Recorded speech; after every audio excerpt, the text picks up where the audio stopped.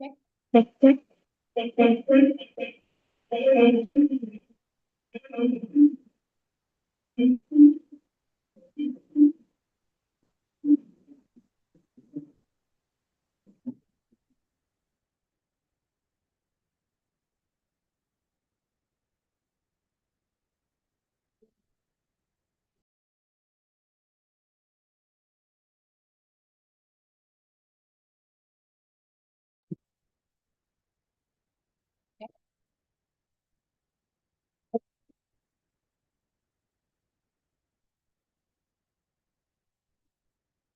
Halo, salam sejahtera. Luar biasa dulu, saya, kebajikan, dan salam sehat. Good morning, distinguished guests and participants. We would like to thank you for your presence, and we are attendance of Inspector General dan Bapak Pasha M. PhD Dekan, the Honorable Dean of Faculty of Psychology, Universitas Bayangkara Jakarta Raya, the Associate Professor, Dr. Wustari Elma Manjaya, emphasized as a psychologist and the faculty of leadership. The Honorable Vice Deans of other faculties and all other university official, who I am unable to mention individually, the Honorable Keynote Speaker, Bapak Muhammad Ali SS, MA PhD, from Director Productivity Development and Tenaga Kerja Republik Indonesia, and all of the speakers from Dr. N. We would like to thank you and welcome you to International Seminar on Psychological Safety in the Perspective of with that, and with the truth.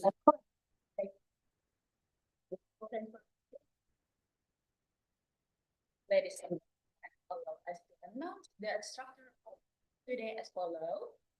First is opening, second, Indonesia National Anthem and Psychology here. Third, opening remark by the Dean of Psychology Universitas Bayangkara Jakarta Raya. Fourth, keynote speaker presentation. Fifth, opening remark by the moderator. Sixth, presentation by all speakers and discussion. Seven, certificate awarding to all speakers. And eight is closing. Where the schedule event that we will follow together.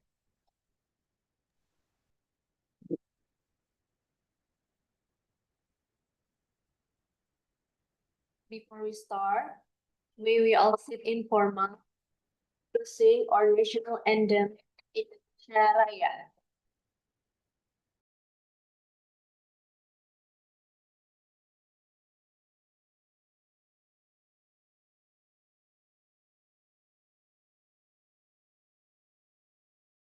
Where the schedule event that we will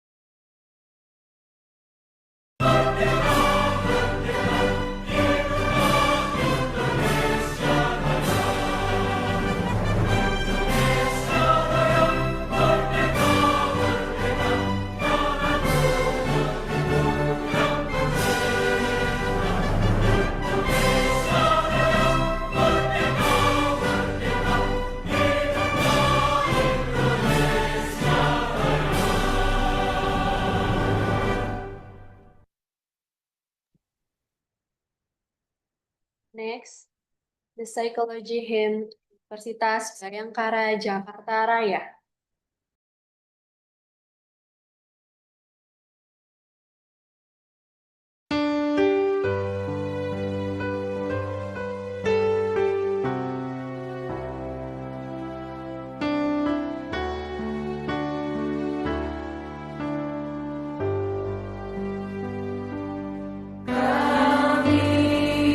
Civitas Akademika Psikologi Ubarajaya, setiap kami Dharma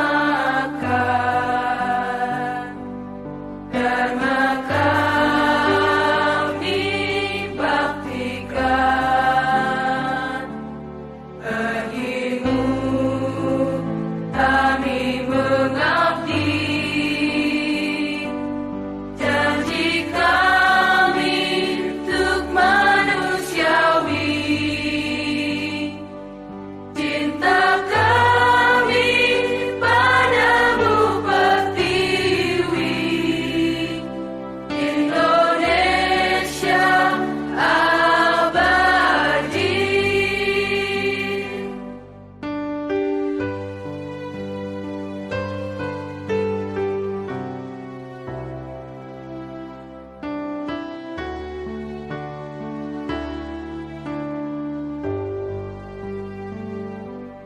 Kami Civitas Akademika Psikologi Ubarajaya, setiap kami Dharma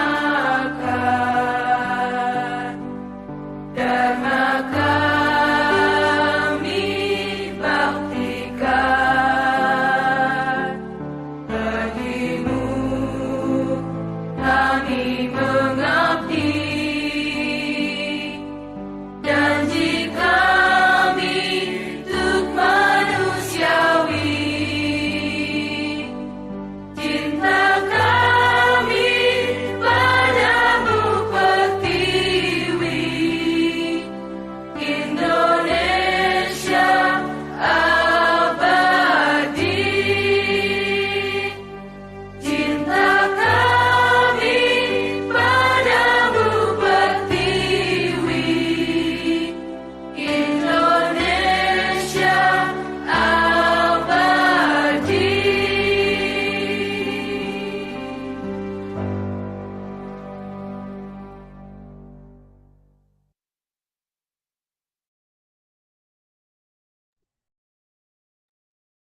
Ladies and gentlemen, and now we will be opening the international seminar with the remarks from the Dean of Faculty of Psychology, Universitas Bhayangkara Jakarta Raya, the Associate Professor Dr. Rustadi L. Mangunjaya, M.Org.Psy, as a psychologist. Please welcome.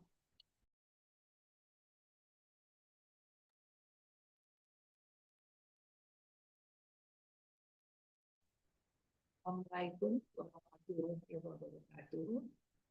Good morning, everyone. Salam sejahtera bagi kita semua. Swastiastu, Budaya, salam kebajikan. Distinguished Rector Universitas Bhayangkara Jakarta, ya, Irjen Pol Purnawirawan Profesor Dr. Andes Bambang Karsono, SK, MF PhD, Dekran. All the respected Vice Rectors of Universitas Bhayangkara Jakarta. Our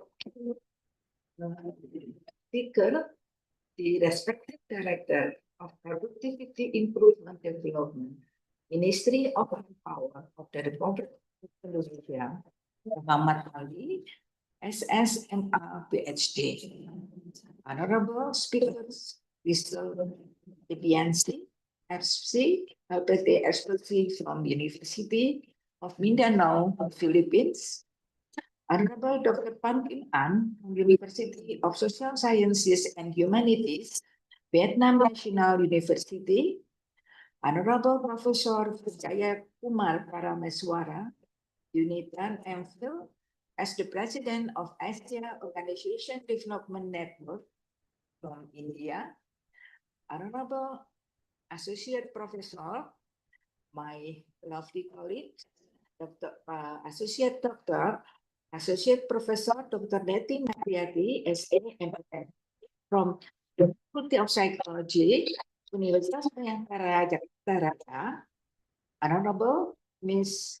Theresia Walton from the Centrum for Excellent Leadership, the Netherlands, and Honorable Professor Richard Kim, PhD, President of International Association of News and Cultural Psychology from Korea.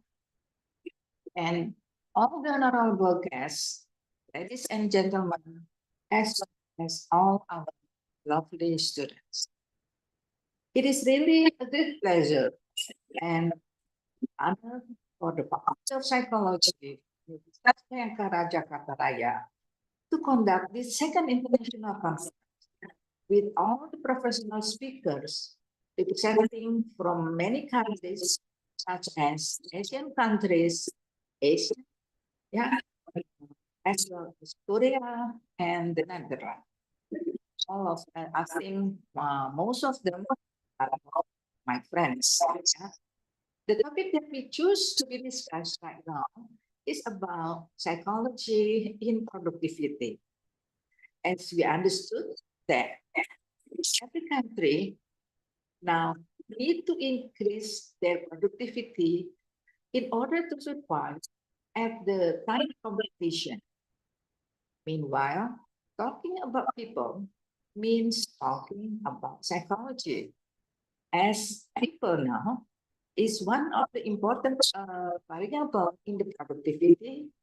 So we would like to discuss about the role of psychology in the productivity.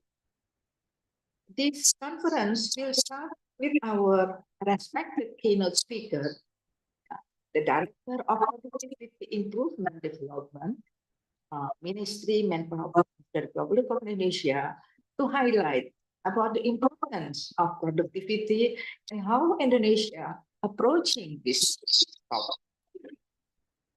So, when we talk about the psychology and productivity, we will listen to highlight how cognitive behavior and organizational factor interact to shape the safety and productivity in various contexts. We also would like to discuss about the relation between psychology and productivity that highlight the latest innovation in psychology, ranging from technology, scientific approach, and how the implementation of both motivation in order to increase the productivity with the case in Vietnam. Yeah. Boosting productivity with psychological safety. Also will be discussed about how the psychological safety in the working environment will boost the productivity. As we understood that not only the competency, but also the environment, feeling safety when you talk, when you giving ideas is very important. And also we will follow the discussion and how the occupational safety, psychological well-being, and productivity influence each other in the ever-changing dynamics of the workforce. Psychological, this conference, the discussion will be closed by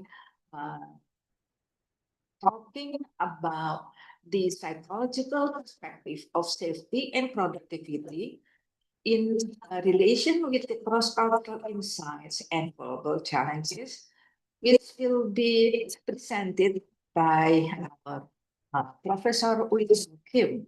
Yeah. Okay. So we hope that this conference about psychology and productivity is only just one of the events that we can conduct together, which will be followed not only by sharing ideas, but also with the collaboration of research, as well as collaboration of program that will enhance our collaboration as well as deepen our understanding and contribution in relation with how people in psychology will increase the productivity. So thank you very much for your participation and please kindly enjoy the conference. Assalamualaikum warahmatullahi wabarakatuh.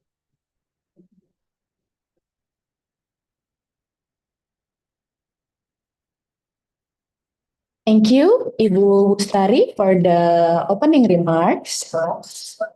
Ladies and gentlemen, we will now proceed to the keynote address session. It is a great honor for us to welcome our distinguished keynote speaker, Bapak Muhammad Ali SS, MA, PhD, from Director of Productivity Development, Kementerian Ketenagakerjaan, Republik Indonesia. He will deliver a keynote address entitled International Seminar on Psychological Safety from a Productivity and Psychology Perspective. Without further, please join me in welcoming Bapak Muhammad Ali.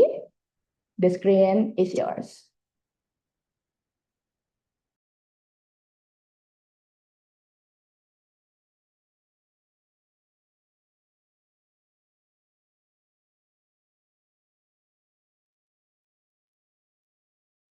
Good morning, everyone. Can you just hear my voice, please? Good morning, Bapak Ali. Yeah. Anyone can help me to become an operator for my slide, please? Or I can do by myself. Yeah, if you're willing to present your presentation yourself, Ali, it will be nice. But if you need the Or, operator, yeah. will help. Please just help me to become an operator, please. Yeah. You're not send the.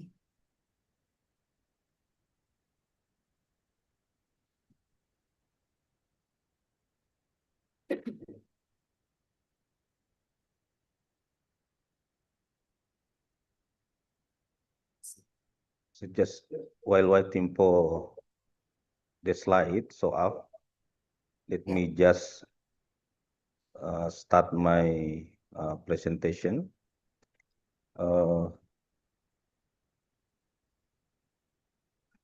Assalamualaikum warahmatullahi wabarakatuh, and good morning, distinguished guests, faculty members, and dear students. It is my great honor to present to you today on a national productivity enhancement policy in the psychological safety perspective. I hope these materials respond to what the committee expect to me to deliver in this international seminar. I am Muhammad Ali. I am the Director of Productivity Enhancement Development at the Directorate General of Vocational Training and Productivity and Development, Ministry of Manpower of the Republic of Indonesia. So today's session, Productivity Goes to Campus, represent a critical bridge between policymaking and academic discourse. We are here to discuss how psychological safety becomes not just a workplace concept, but a fundamental pillar in supporting Indonesia transformation toward total vector productivity-led growth and achieving our vision of Indonesia Emas 2045. The question we will explore together in this, how can we transform Indonesia productivity trajectory through the lens of psychological safety, and what role can university play in this national transformation? If we can come to the second slide, please. So this is the Indonesian employment profile. Let's begin by understanding our current reality. This slide presents Indonesia employment profile based on the latest data from Statistic of Indonesia. What stands out immediately in the dual challenge we face: first, we have a substantial informal sector workforce, which reach more than 60%. Second, a significant portion of our workers have educational attainment at the junior high school level all below. Or as you can see from the screen, it is very apparent that more than 50% of our workforce has only junior high school, which means that also might be some of them only just graduated from elementary school. So here is the critical insight. This demographic typically correlate with lower levels of psychological safety in the workplace, of course. Workers in formal sector or those with limited formal education often face environments where speaking up, suggesting improvement, or admitting mistake feel risky. This create a compounding challenge for productivity enhancement. So we are not just dealing with skill gap or capital constraint. We are confronting fundamental workplace conditions that either enable or inhibit productivity growth. Without addressing the psychological safety dimension, our productivity intervention may only scratch the surface of what possible. If I may come to the next slide. So this slide presents a stark portrait of Indonesia's current productivity landscape, and I want you to see the interconnection here. So we often celebrate our demographic bonus, a young, growing workforce. However, the uncomfortable truth is that this demographic advantage has not translated proportionally into productivity gains. The quality of our human resources remains suboptimal, and our labor productivity continues to lag behind regional competitors.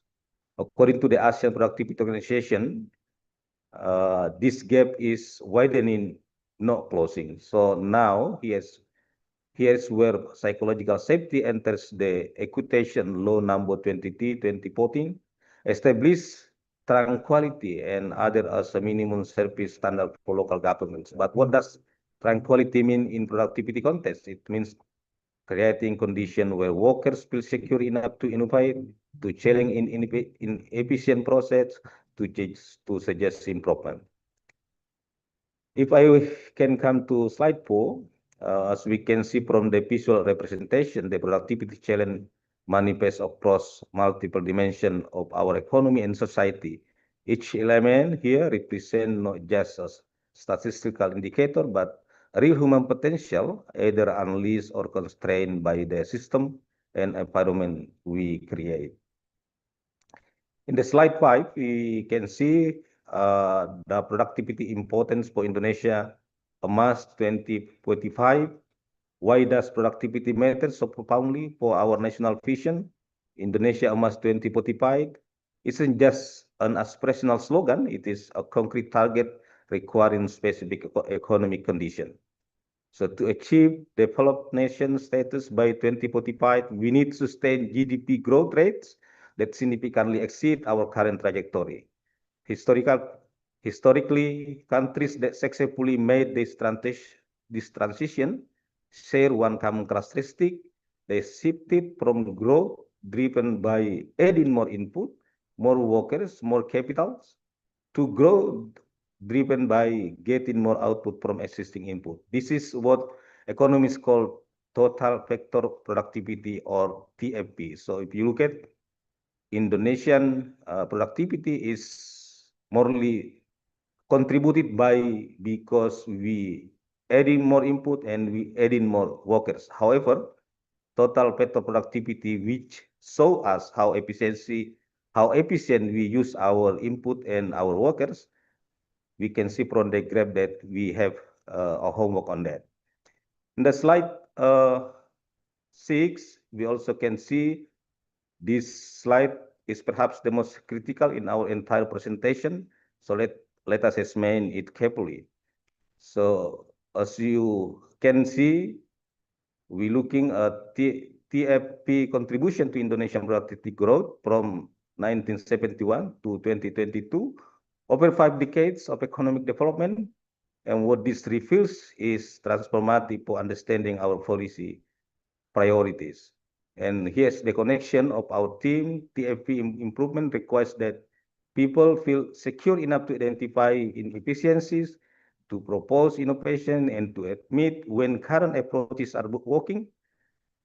Total factor productivity isn't just an economic issue, it is a leadership issue, a workplace culture issue, and fundamentally a psychological safety issue. Let me come to slide 7. What I can explain here.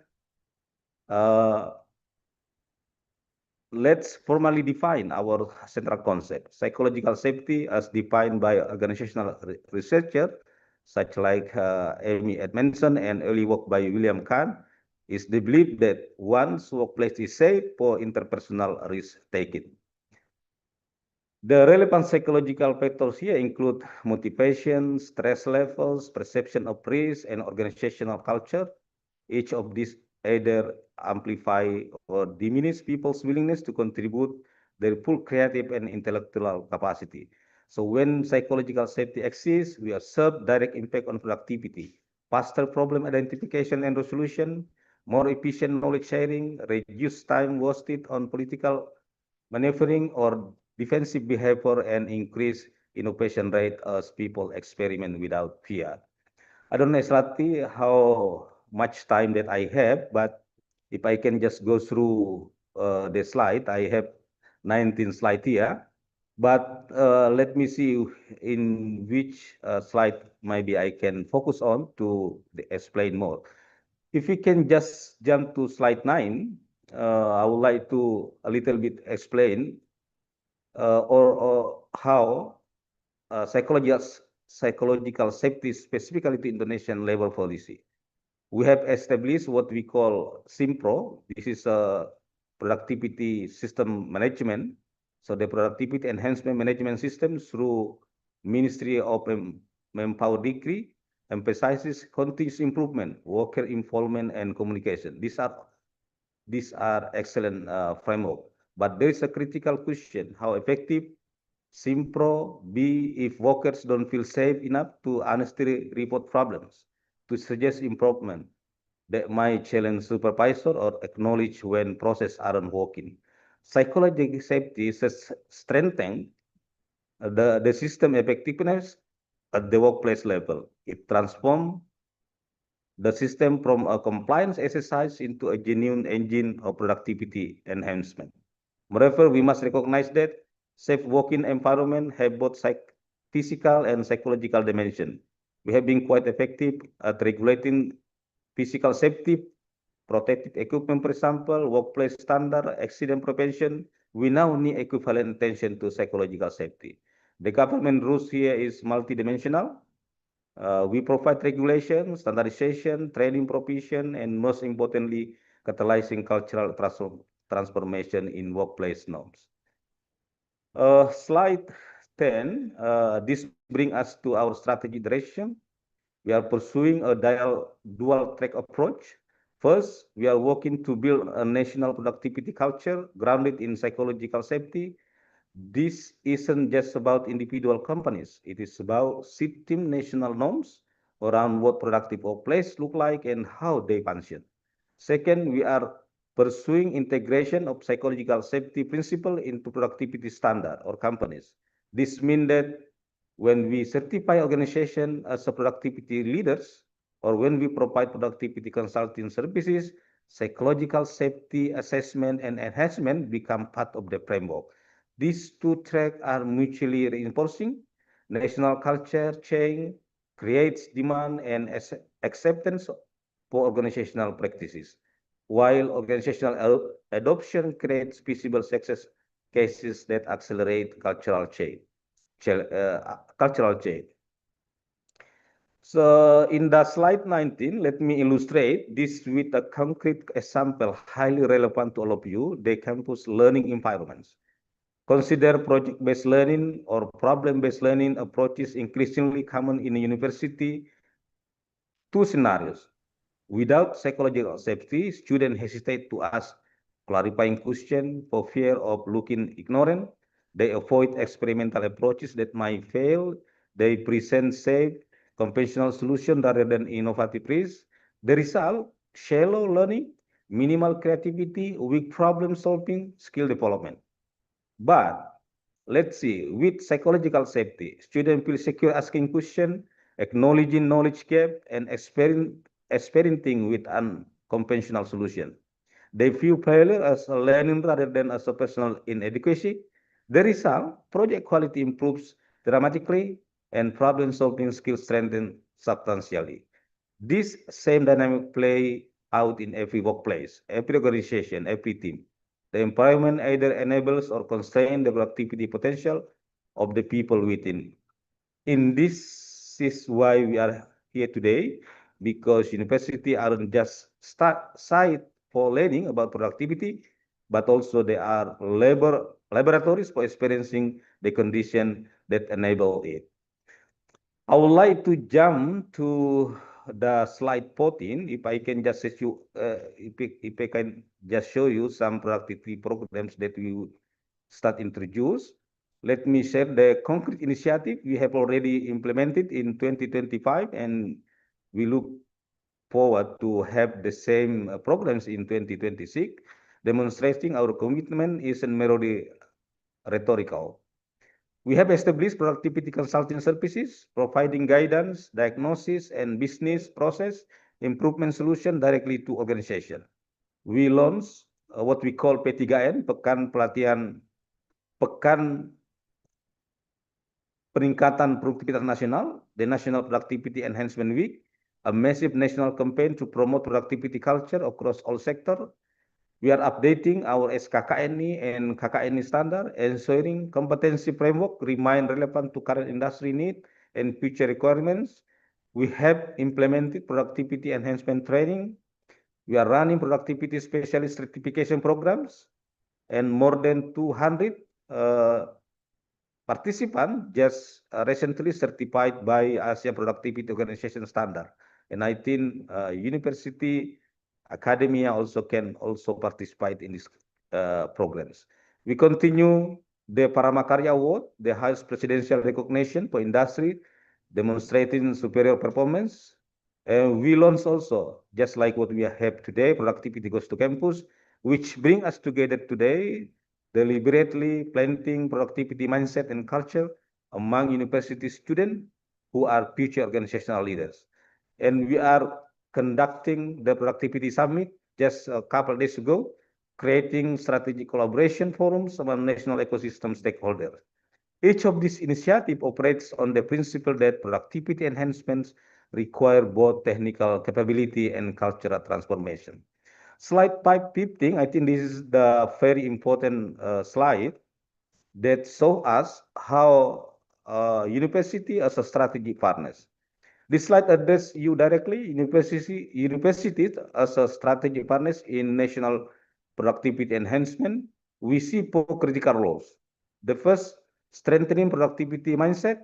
We are collaborating to prepare productivity calculators, develop productivity guidebooks, create podcasts as a public communication media, and potentially develop integrated curricula. The second one, serving as a knowledge and innovation center, university can develop models, methods, and measurement tools for productivity. You can generate best practices and innovation in productivity enhancement through the research conducted in the university. The third, preparing and mobilizing human resources. This means training productivity specialists for industry practitioners and instilling productivity values among students who will become tomorrow's workforce and leaders. Fourth, partnering with government and industry. This could involve executing productivity enhancement project in companies as a part of applied research, student intensive, or final project, creating real-world impact while developing student capabilities. The beauty of this partnership model is its mutually beneficial nature. Industry and government gain access to research capabilities and fresh perspective. Students gain authentic learning experiences. University fulfill their mission of societal impact.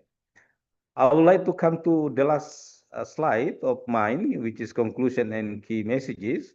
As we conclude, let me crystallize the core messages that I hope you will carry forward. First of all, the causal chain. Psychological safety enables total petrol productivity growth, which fundamentally support achieving Indonesia Emas 2045. Second one, recognize that total petrol productivity is indeed the key to sustainable development. But total factor productivity cannot grow without innovation, organizational learning, and courage to experiment, all of which require psychological safety as a foundation.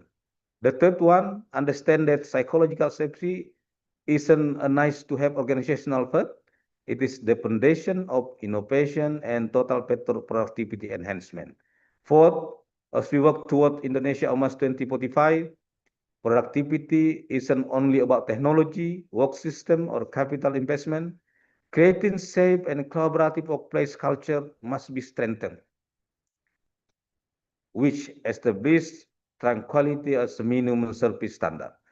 Finally, strengthening psychological safety isn't optional. It is a strategic necessity in our national productivity transformation toward Indonesia Emas 2045. Let me summarize simply that psychological safety creates the condition where people dare to try, dare to speak up, and improve continuously.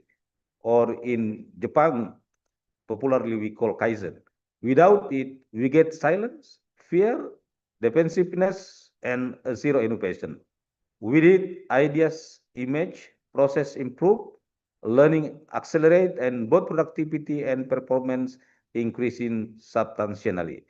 Therefore, let us commit to building sustainable collaboration for national productivity transformation. Thank you for your attention and engagement. I want to leave with you the final thought. The transformation we are discussing isn't something that happened to you. It is something you can lead. Every interaction you have, every team you join, every organization you touch represent an opportunity to create conditions where people feel safe enough to bring their full creativity and capability to productive work. The Ministry of Manpower stand ready to partner with university, with students, with all stakeholders in this vital national mission. Let's work together, guided by the values of what we call berakhlak in the civil servant doctrine. And I think thank you very much. I'm happy to take any further follow-up that we can maybe have in the future. Again, thank you very much. I end my presentation. Assalamualaikum warahmatullahi wabarakatuh. Thank you very much, Bapak Muhammad Ali, for the insightful keynote presentation. And to show our gratitude, kindly accept the certificate from us. The certificate will be displayed on Zoom screen. The certificates will be given by the Dean of Faculty of Psychology to Ibu Wustari. Please join us. For all participants, please turn on the camera. We have to take a picture.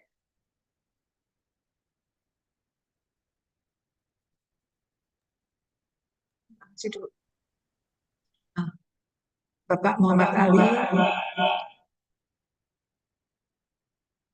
terima kasih banyak atas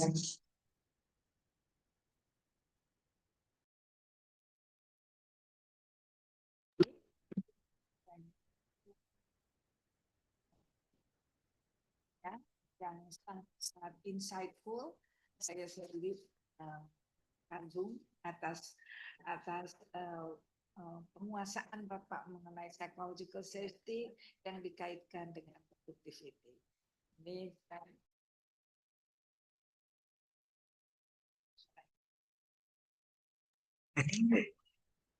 ulang lagi. Oke. Tadi rupanya nggak kedengeran ya. Agak bergema, Ibu. Oke.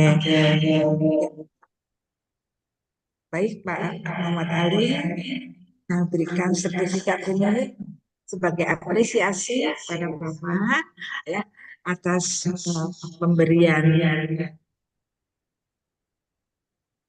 yang sangat inspiratif. Terima kasih.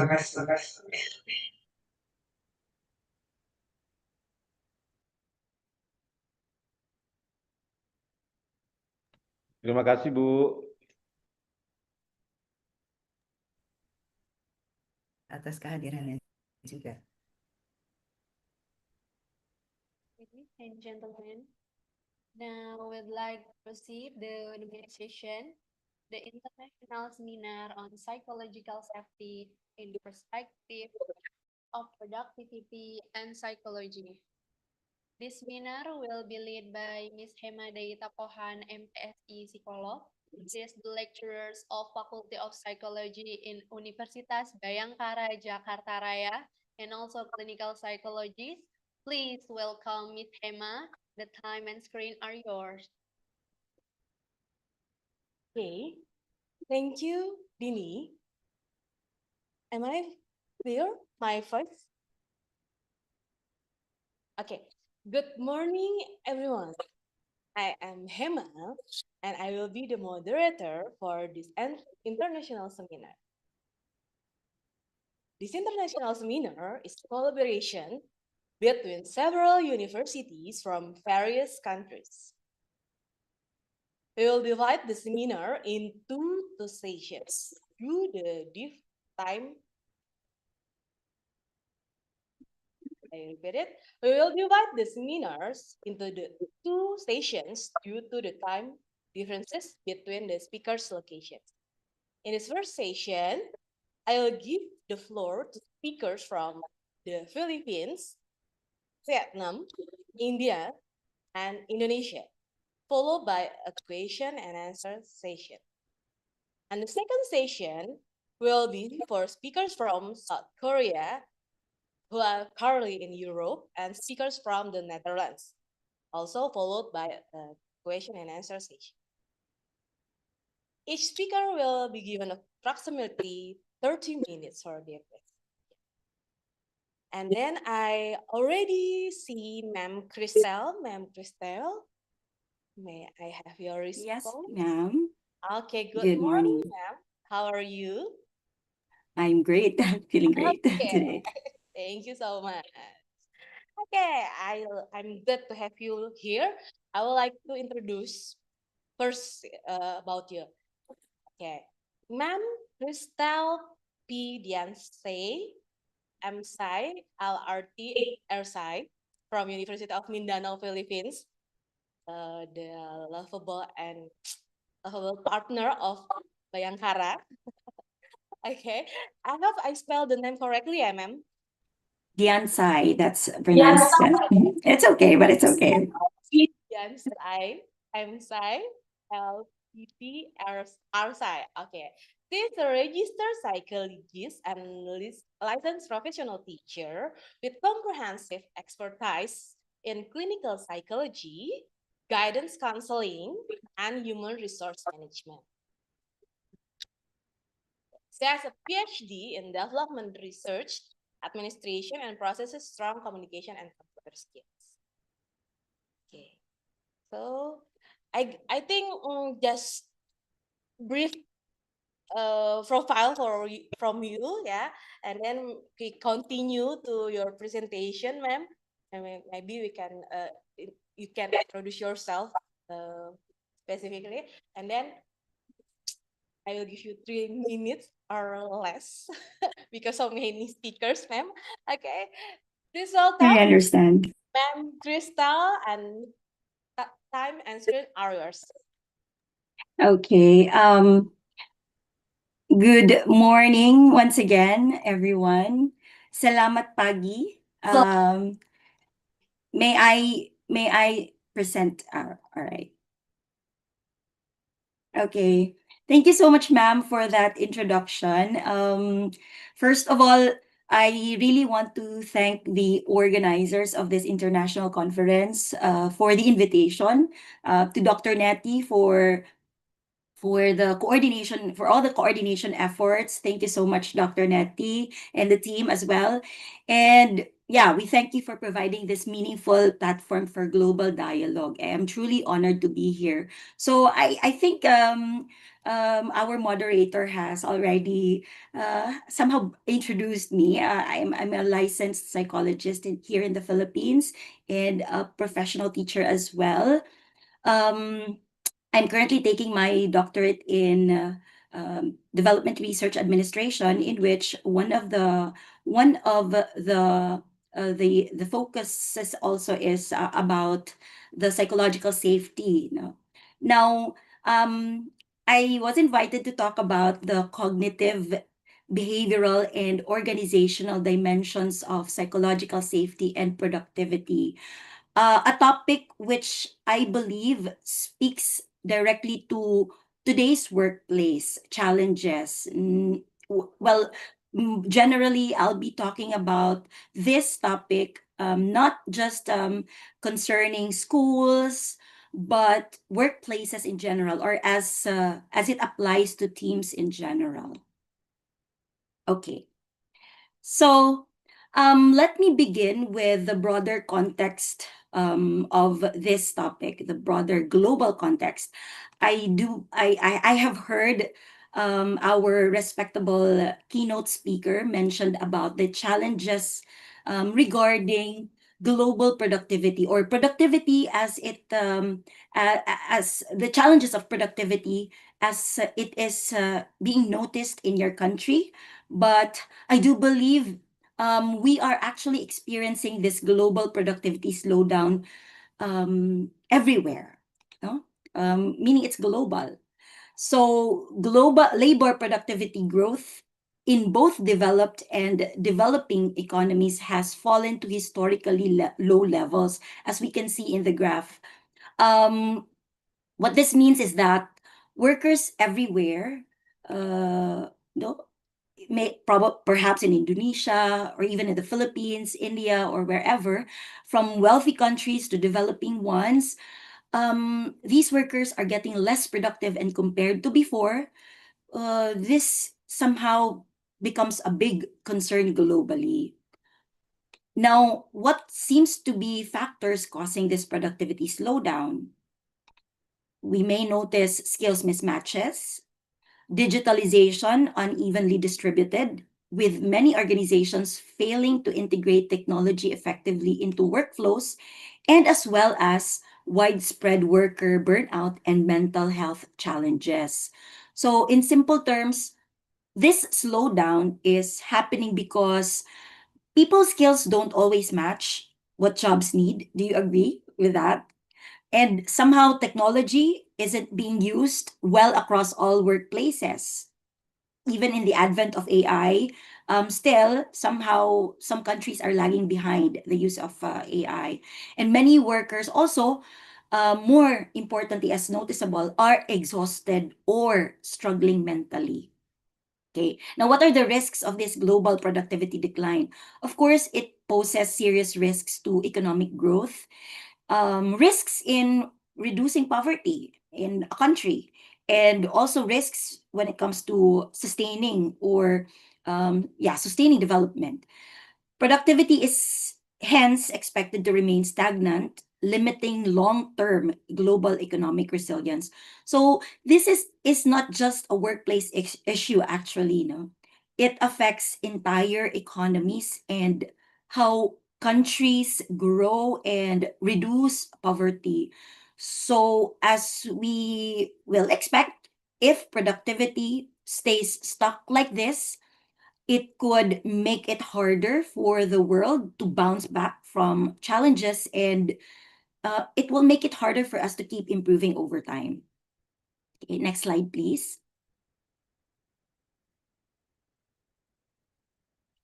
Okay, next slide, please. Okay, so at the center of this issue are burnout, mental health, and psychological safety. So burnout and mental health challenges intensify in workplaces lacking psychological safety, where employees feel unable to speak up or ask for help.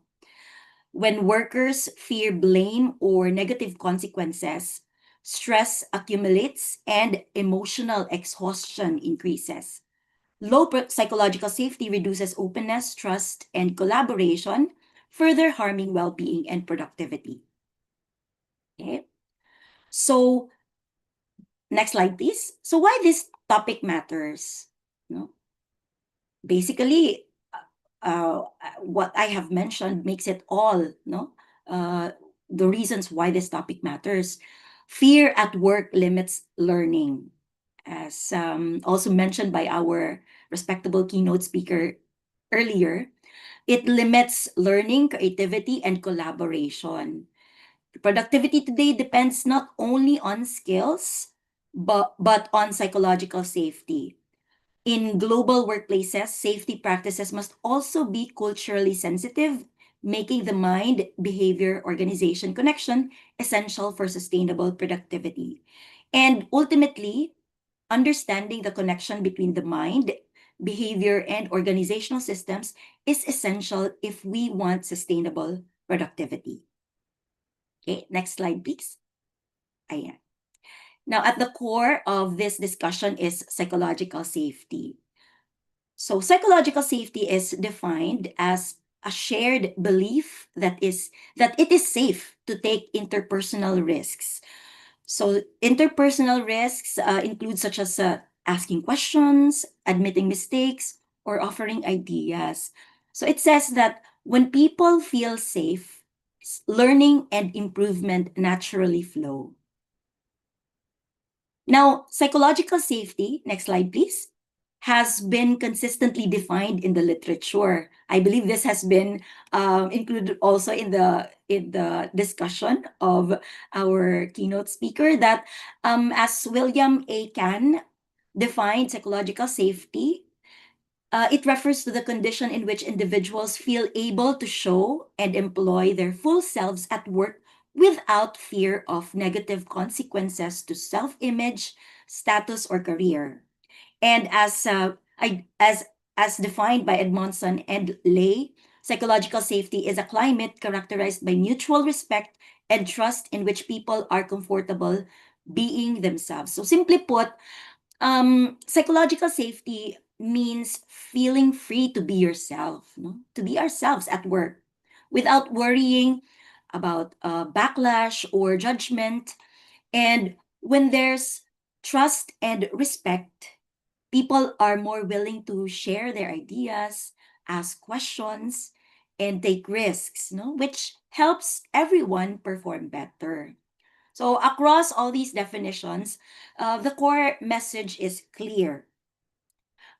Reducing fear and building trust enables people to engage, contribute, and perform. Okay, so that's it.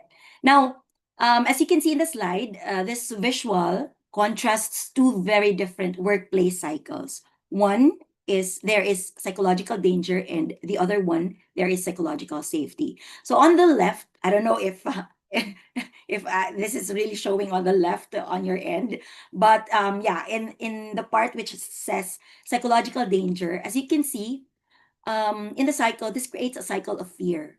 No, people hesitate to admit mistakes. People or there is the blame increases here, and different views are withheld, and shared knowledge declines. Okay, so there it goes to show that collaboration also declines where there is psychological danger. However, as you can see in the right, where there is psychological safety, the environment creates a positive cycle. People feel comfortable admitting mistakes, they learn from failure, and they openly share ideas and make better decisions. Right? So it's simple. Fear shuts systems down, while safety enables learning. And as mentioned by Dr. Muhammad Ali earlier, it also enables innovation and productivity. All right. Okay, next slide, please.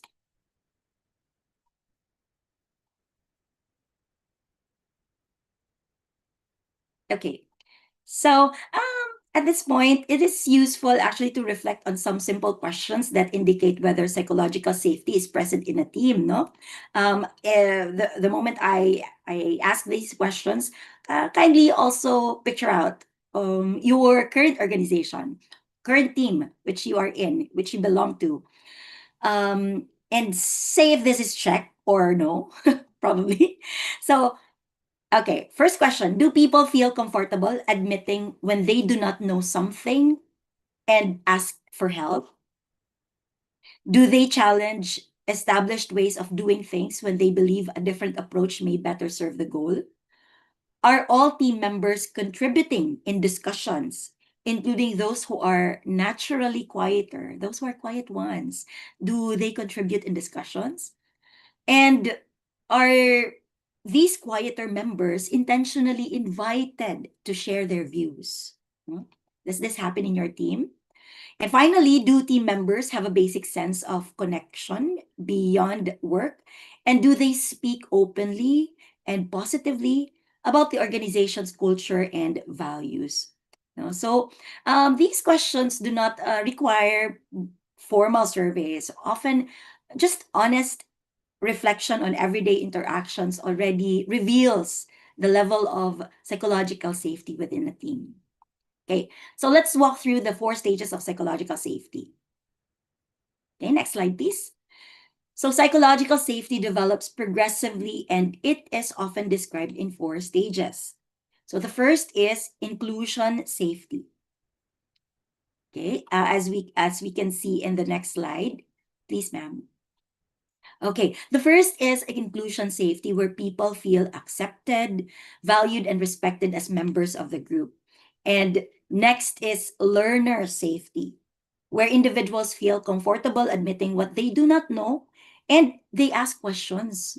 They ask questions because they feel it is safe to ask questions, allowing learning to take place. And this is followed by contributor safety, where people feel confident sharing ideas and contributing meaningfully without fear of criticism.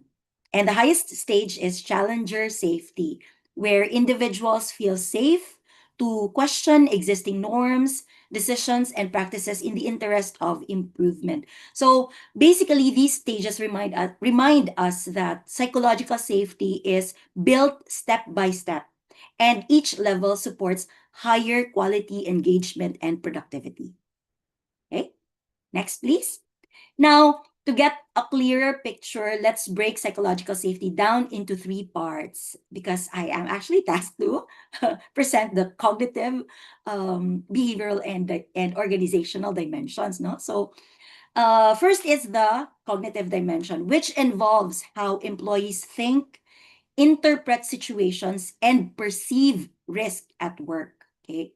So basically, this is all about how people's minds work at their jobs, how they understand what's going on and whether they see things as safe or risky. Okay. First, psychological safety influences several core mental processes, including attention and focus, risk interpretation, error detection, sense making, and decision making patterns. So, in simple terms, when people feel safe, they can focus, of course, they can focus better, they notice problems sooner, and of course, they make smarter decisions. Okay. Next, when psychological safety is low, employees tend to interpret new tasks and changes as threats. Now, this is the key here, no? But when psychological safety is high, the same situations are more likely to be interpreted as opportunities. Okay? So this cognitive framing matters because how people think about a situation directly shapes how they behave at work. So if people feel unsafe, they see changes as scary or dangerous. But when they feel safe, they're more likely to see those same changes as chances to grow or improve. In my 5 years of experience in the human resource field, I can somehow attest to this. I can somehow attest to this. When people feel unsafe, they see changes as scary or dangerous. But when they feel safe, they're more likely to see changes as something to look forward to, because they perceive it as opportunities rather than a scary situation. Okay. Next, fear, anxiety, and self-protection consume cognitive resources. Psychological safety frees mental bandwidth enabling better task execution, faster problem solving, higher working memory capacity. So when people aren't busy working or protecting themselves, they have more brain power left to do their work well and think quickly on their feet. May I excuse myself for a while? I have to charge my laptop for a while.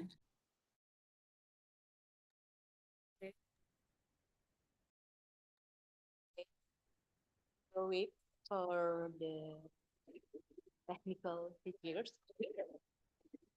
Maybe for those who has question, please write your questions in the chat box using the format _, institution, and then for location, and then question.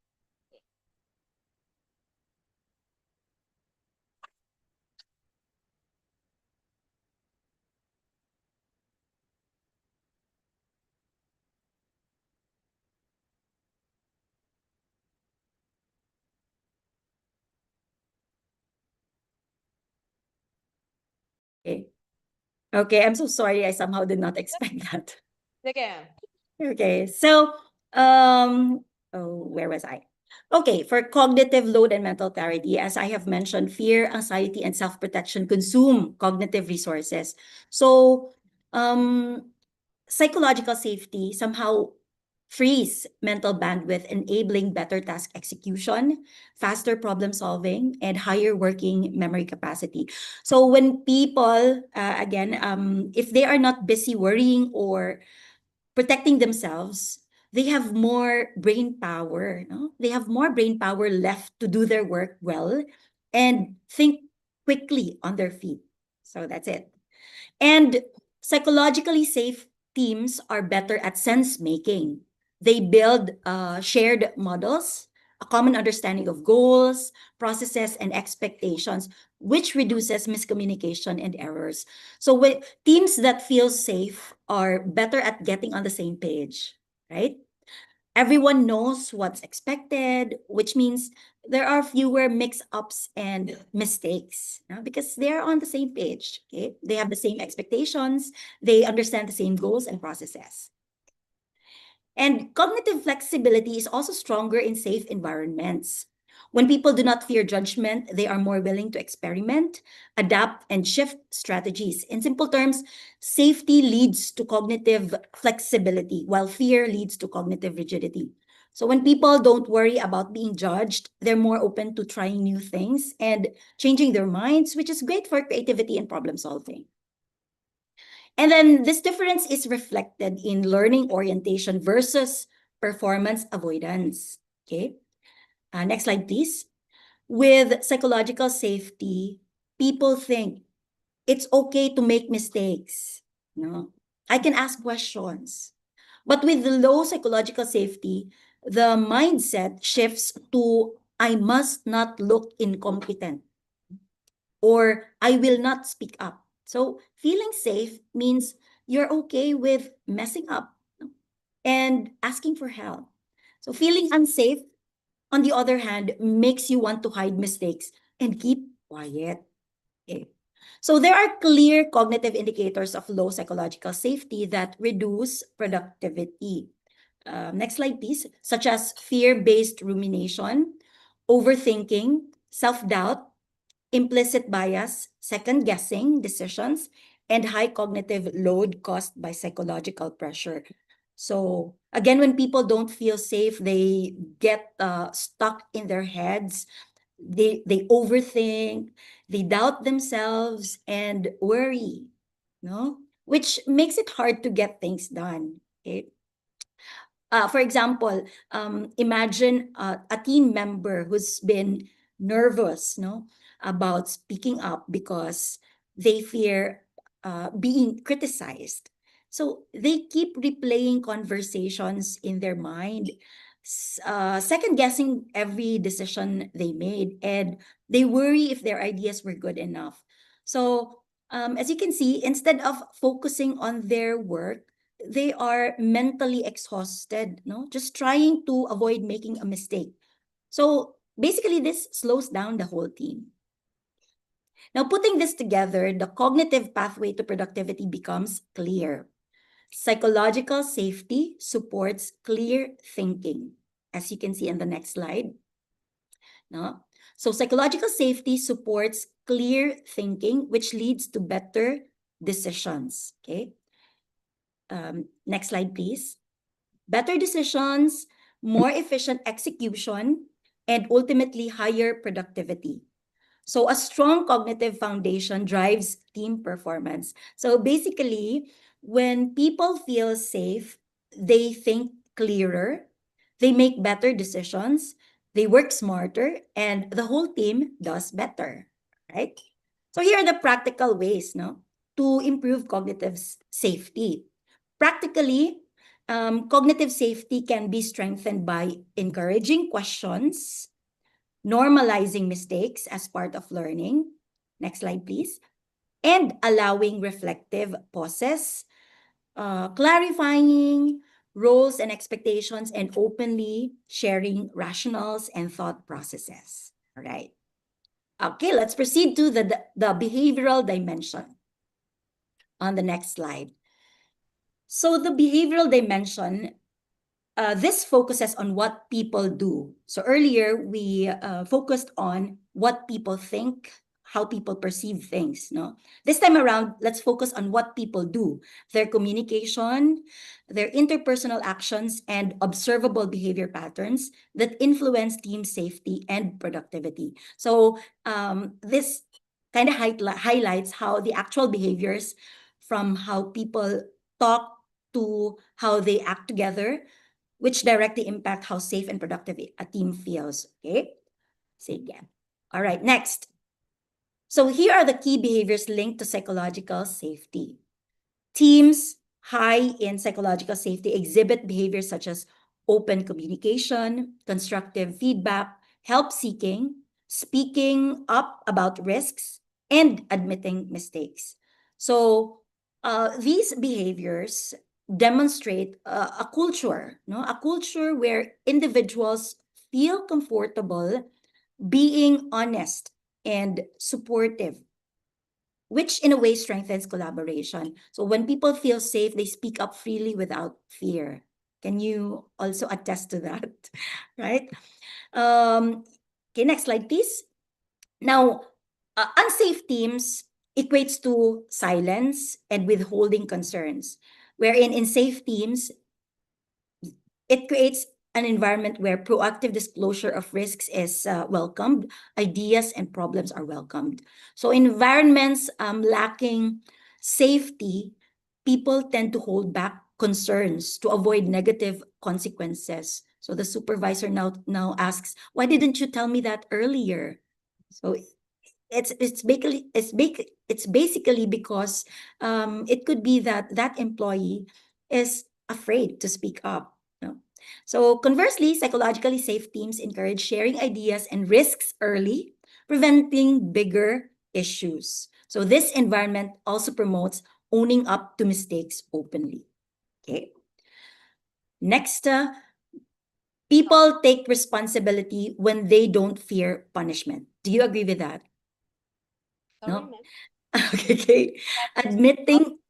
I have to speak up. 5 minutes left. Okay, thank you so much, ma'am. Okay, so people take responsibility when they don't fear punishment, no? And admitting errors early reduce costs and better learning. Okay. Can we go to the organizational dimension right now? Okay, so basically that's it for the behavioral dimension. Okay. Can we proceed now to the slide 30? Okay. Okay, slide 33, please. Okay, so anyway, organizational dimension as a third dimension in creating psychological safety. This refers to the systems, policies, culture, and leadership structures that support or hinder psychological safety at a macro level, just to cover all the dimensions, all right, since I have 5 minutes left. Okay, so this means beyond individual behavior, The whole organization's framework plays a crucial role in either supporting or blocking a safe environment. Now, this is crucial because even if individuals behave well, organizational systems can either reinforce psychological safety or undermine it, right? So organizational structure is very important. Okay, next slide, please. Now, culture communicates what is rewarded, tolerated, or punished. Now, a safety, supportive culture values transparency, humility, collaboration, and learning. The culture sets the tone by showing what behaviors are truly accepted and encouraged, right? Now, let's proceed to the systems that enable open communication. Okay. Okay, next slide, please.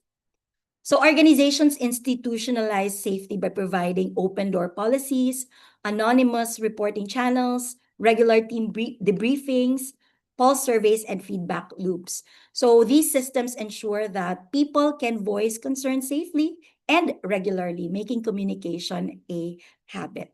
Yeah. Now, also leadership is very important.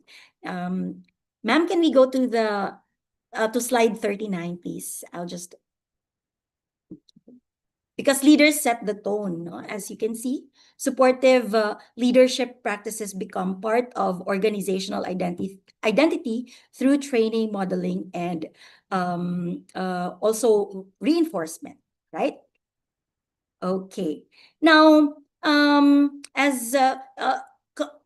here are somehow the common barriers, no? Common barriers to psychological safety in an organization. Okay? It includes rigid hierarchy at slide 45. It includes rigid hierarchy, punitive culture, fear-based management, unclear workflows, and lack of communication channels, and the absence of mental health support. Okay. Now, these create an environment where people hesitate to speak up. For example, in a punitive culture, what do I mean with punitive culture? Mistakes are met with blame instead of learning, no? So employees choose silence over honesty. So if leaders are unapproachable or communication channels are unclear, people avoid asking questions or sharing their ideas. So eventually, this fear and silence undermine both psychological safety and performance. So basically, safety thrives when accountability focuses on learning, improvement, shared responsibility rather than the punishment or blame, right? So when accountability is about growth and team effort, people feel safe to take risks and innovate. Okay.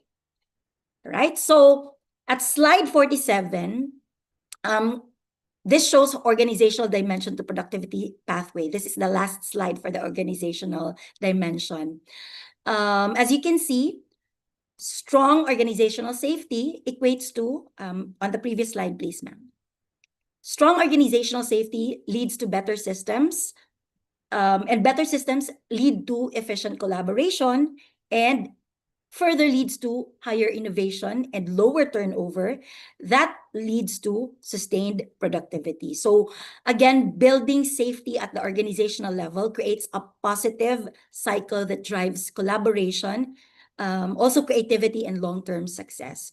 So to sum it all up, psychological safety and productivity come from three main things. As I have mentioned earlier, it comes from how people think and feel about safety. So that's the cognitive part. And it also comes from what they actually do, like speaking up and helping each other. So that's the behavioral side. And then the bigger picture of it are stuff like company culture, policies, and leadership that either support or get in the way of feeling safe. So that's the organizational part. So all these three work together to make teams thrive. Okay, so right. So let me end my talk with this quote by John Sweeney. Safety is a basic human need. People with a sense of security and belonging are stabilized for learning, creating, innovating. A group of wonderfully cared for, confident individuals will generate great ideas. So this perfectly sums up well why psychological safety is essential for productivity and innovation. So thank you very much for your attention and the opportunity to share these insights with you today. Terima kasih. Thank you so Kembali, much, ma'am. Okay, thank you, Ma'am Crystal. My highlight is safe first and Mhm. healthy, and then more productive. Okay. Okay. Correct. Okay, thank you so Very much. well said, Ma'am Emma. Maybe send a virtual response and virtual hug or send virtual rope or send virtual applause. Thank you so much. And then we move to second speaker. Maybe there's a little changing. Maybe we can move to Ibu Dr. Neti Merdiati from Indonesia, from Faculty of Psychology, Universitas Bayangkara, Jakarta. Oke, Bu Neti sudah is already here. Oke.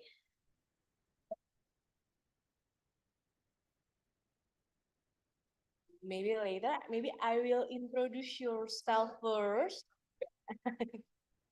Maybe I maybe I will introduce yourself first. The Associate Professor Dr. Neti Merdiati, MSc, MM, is an academic and practitioner in organizational psychology and HRM, or Human Resource Management, specializing in transformational leadership and organizational culture. Currently serving as the chair of the Indonesian Aviation Psychology Association. They actively advocates for psychological safety and mental health in the aviation sector. Dr. Ati has a background in psychology and management, and is experienced in developing national and international training modules, seminars, and webinars. Her research extensively examines the relationship between local culture, leadership, and employee psychological well-being in the context of change and disruption. Maybe just brief introduction about Dr. Neti, and then we move to Dr. Neti. Dr. Neti, you have 30 minutes. Or okay, I will use my headset. You can switch off. Yes, thank you very much, Ibu Hema. Okay, before I start to present my presentation, I would like to say thank you to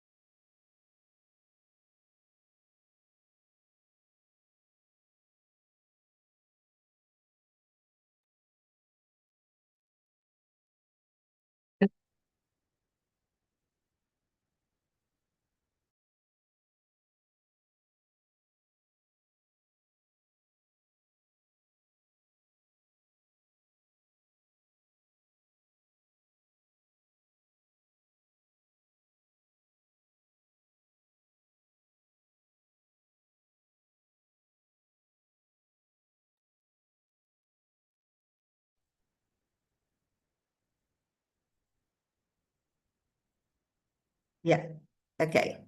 Is it my voice? Okay. Well, okay. Is it okay or echo inside? Okay. Okay, I will use the speakers inside in this room. So it's not will be to make the echo.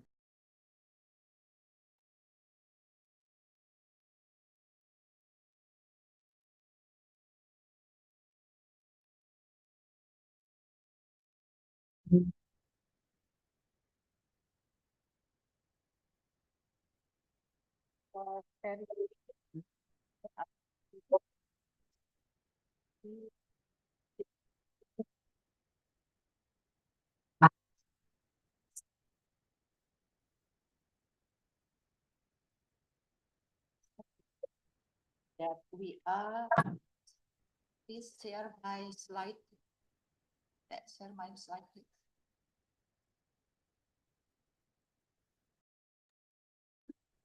Yeah.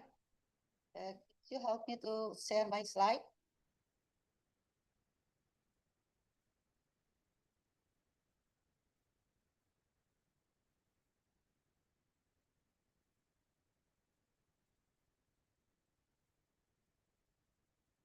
Rehan? Okay. So waiting to my slide to present that I want to say something about psychological safety in the AI disruptive right now. So we are all aware that artificial intelligence has transformed how we work, how we make decisions, and how organizations operate. Could you please move this slide?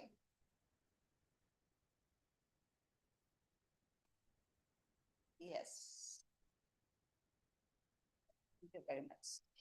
So we are aware that artificial intelligence or AI transform how we work right now, how we make decisions, and how organizations operate. Like Mrs. Crystal said before about organization, nearly every sector is experiencing this transformation right now in the organization. However, I would like to emphasize one important point: technology evolves very rapidly, but human psychological readiness does not always progress at the same pace. In decisions, I will invite you to look at productivity, not merely through technological sophistication, but through the psychological experience of people working along.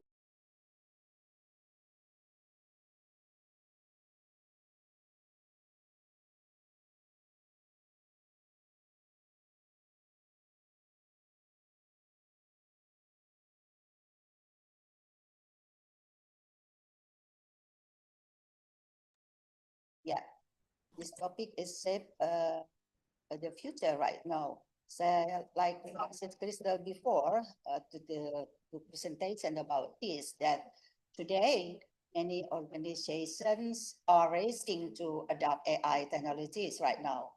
Significant investments are being made in automations, data analytics, and intelligence systems.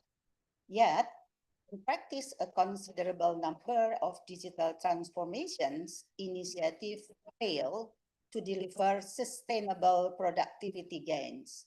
So from the perspective of organizational psychology, this pattern is not surprising. The focus is often placed on technological capability, while employees' emotions and cognitive readiness is overlooked. Just Mrs. Crystal said before about cognitive readiness. So without psychological readiness, rapid technological change will increase stress and anxiety. When individuals feel pressured or threatened, productivity does not improve or it declines. So like in this slide, these AI disruptions, there are 3 points. So rapid AI adoptions, and then productivity paradox, and then the psychological readiness gap. This is the human readiness often ignored. Okay, the next slide, please.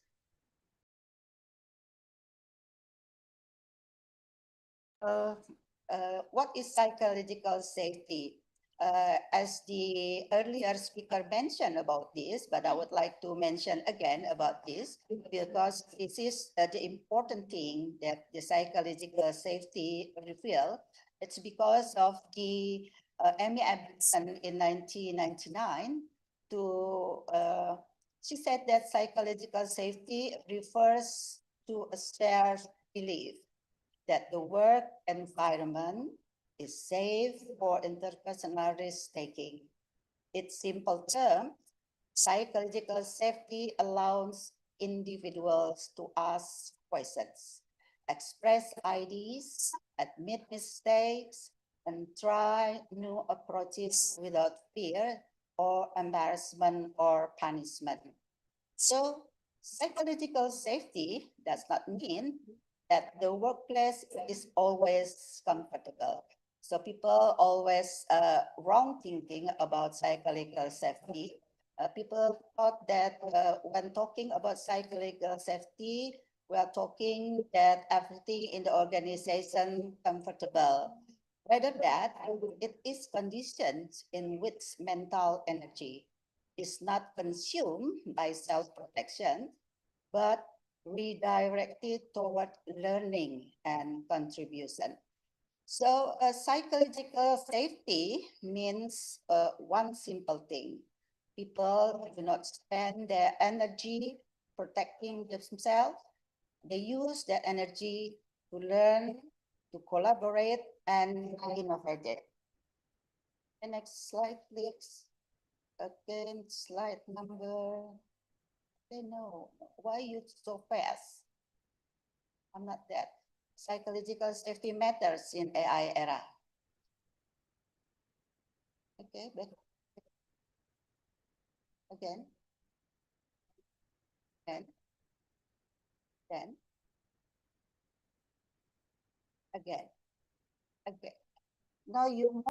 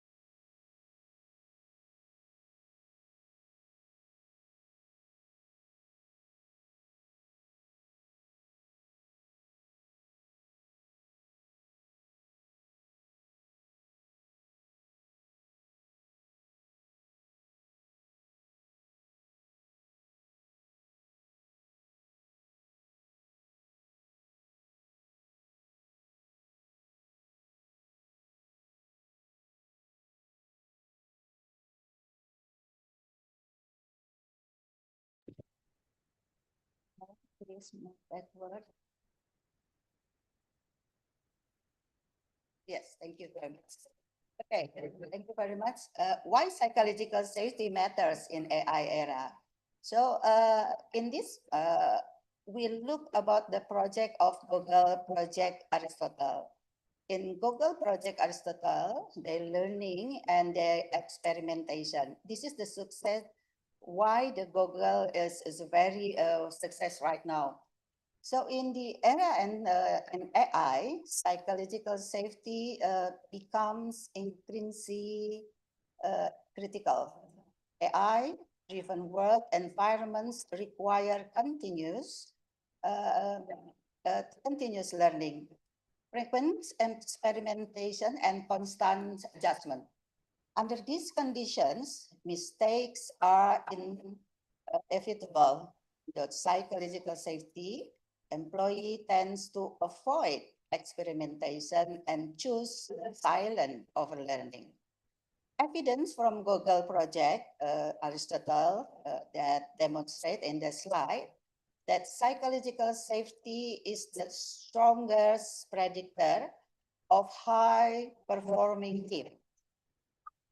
Teams that feel safe are more willing to ask questions, admit uncertainty, and learn from failure. In short, learning cannot occur without safety, and productivity cannot grow without learning. So AI requires experimentation, like I said before. Experimentations require safety. So without safety, we have to safety first.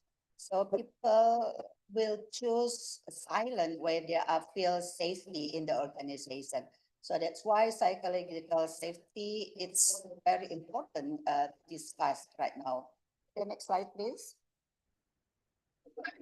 Okay, AI as disruption, impact of human behavior right now.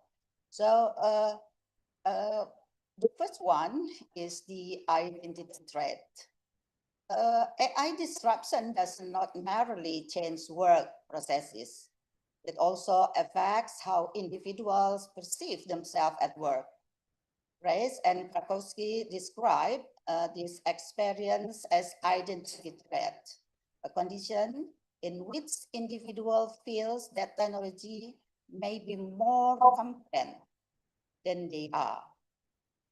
According to McKinsey report in 2023, approximately 50 to 60% of existing jobs are exposed to some level of automation. This reality creates anxiety, uncertainty, and fear of obsolescence. When individuals experience identity threat, the brain shifts from growth mode to survival mode. In survival mode, people focus on self-protection rather than learning, which ultimately reduces creativity and productivity. So this is the why psychological safety talking in AI disruption. Next slide, please.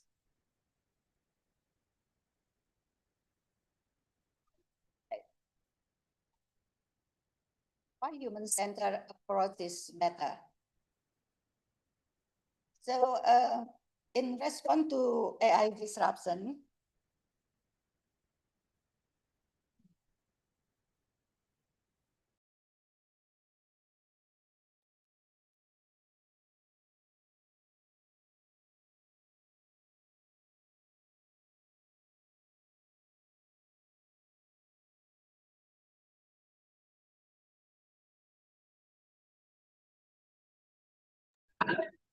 yeah, thank you very much. Yeah, thank you. Why human-centered approaches matter? So in response to AI disruption, many organizations emphasize efficiency and performance indicators. However, sustainable productivity cannot be achieved through pressure alone. A human-centered approach recognizes how the human brains respond to uncertainty. Psychological safety reduces cognitive load by minimizing fear and emotional strain. When cognitive load is reduced, mental energy can be redirected toward problem solving, collaboration, and innovation.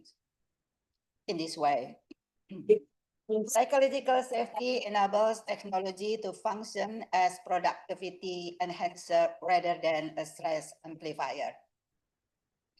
Okay, next slide, please. Okay, so there are 4 pillars that we know about psychological safety that support the human-centered productivity in the age of AI. First, a growth mindset, proposed by Carol Dweck in 2006, encourages individuals to view abilities as developable thought to learning and effort. This mindset allows employees to perceive AI as a learning partner rather than a threat. The second one is positive emotion, such as hope and curiosity, expand cognitive capacity and sustain engagement under pressure.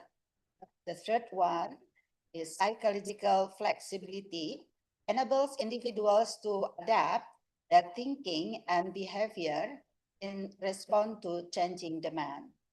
So finally, meaningful work provides a deeper sense of purpose that strengthens resilience and long-term performance. So together, these pillars from the psychological foundation is sustainable the productivity of the employee in the organization. Next slide, please. Okay, we're talking about psychological mechanism. Psychological mechanism, there are three points in his slide. First one from Gross 2015, and then the second from Bandura in 1986, and then the third from Dechi and Ryan in 2000. These three psychological mechanisms explain how psychological safety enhance productivity. First is cognitive reappraisal, which refers to the ability to reinterpret a situation in a more adaptive way. So the psychological safety allows employee to view AI as a resource and a threat. The second, with Bandura, talking about social learning, when experimentation is normalized and visible, of course, individuals learn more effectively from one another. And then the third one, the mechanism is self-determination from DG and Ryan in 2000. They said that psychological safety supports autonomy, competency, and relatedness as the core drivers of intrinsic motivation. Through this mechanism, anxiety is transformed into the engagement. So the employee feel engagement in the organizations. Next slide, please. So after we know about the mechanism, and then the questions appear. How organization can build a psychological safety? So there are 5 strategies.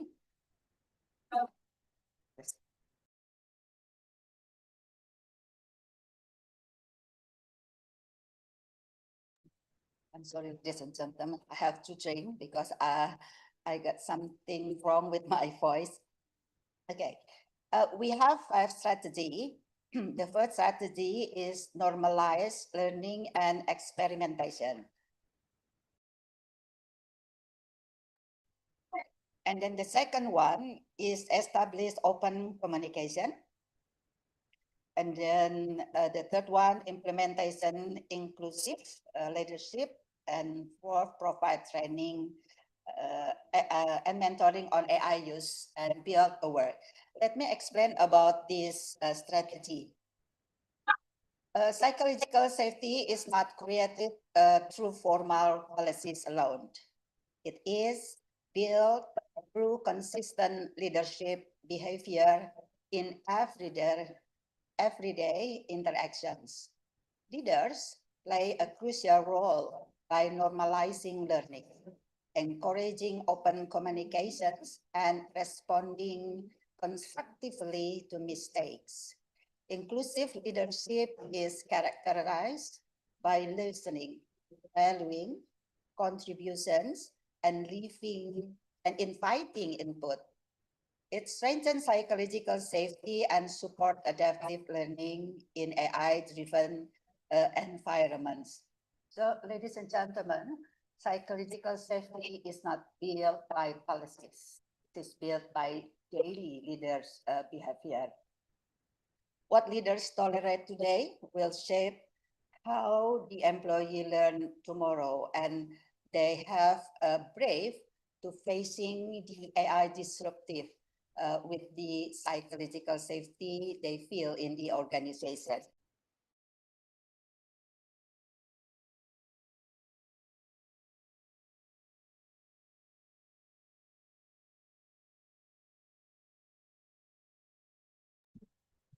Yeah, we move to the example of the 3 organizations that the several global organizations demonstrate the potency of psychological safety in AI transformer. So Google's project Aristotle, Microsoft with the Learn It All cultures, and the NB Bank, Agile approach share a common principle.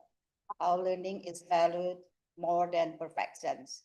So the cases illustrate that psychological safety accelerate adaptation and supports sustainable productivity regardless of organizational size. So talking about psychological safety, we're not talking about how big the organization. The every organization can do the psychological safety. How people working in the organization feeling safe, and then they will do and work and very productivity to increase their performance by feeling they see the work as a meaning, and they see the work as a place for they to improve their capability with the AI disruption.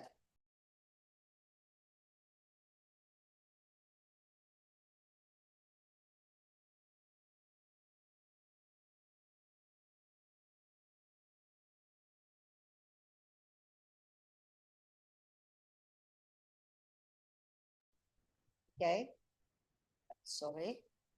We move to the conclusion right now. In the age of the artificial intelligence, productivity is no longer determined solely by how advanced our technologies are. It is determined by how safe people feel to learn, to adapt, and collaborate with those technologies. Psychological safety is not a soft issue. It is a strategic foundation for sustainable performance and long term. So for organizations to need to success, they have to do the strategic foundation. What the employee will reveal their performance, the very good performance. So thank you very much, ladies and gentlemen. This is the short presentation for me. Assalamualaikum warahmatullahi wabarakatuh.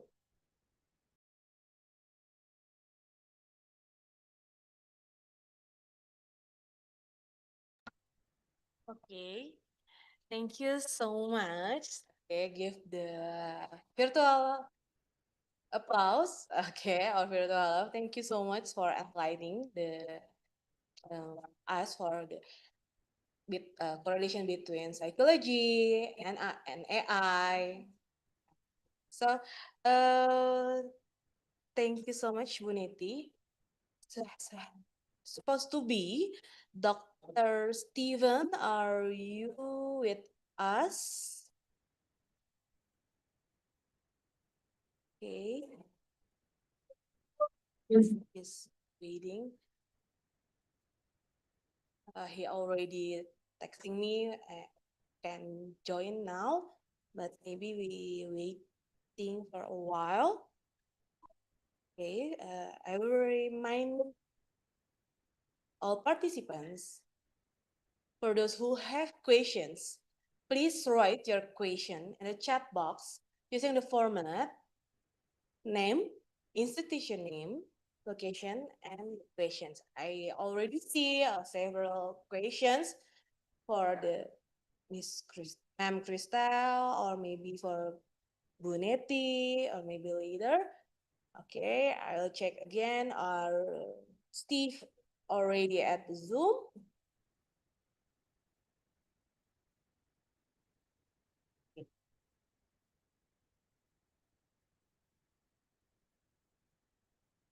Yeah.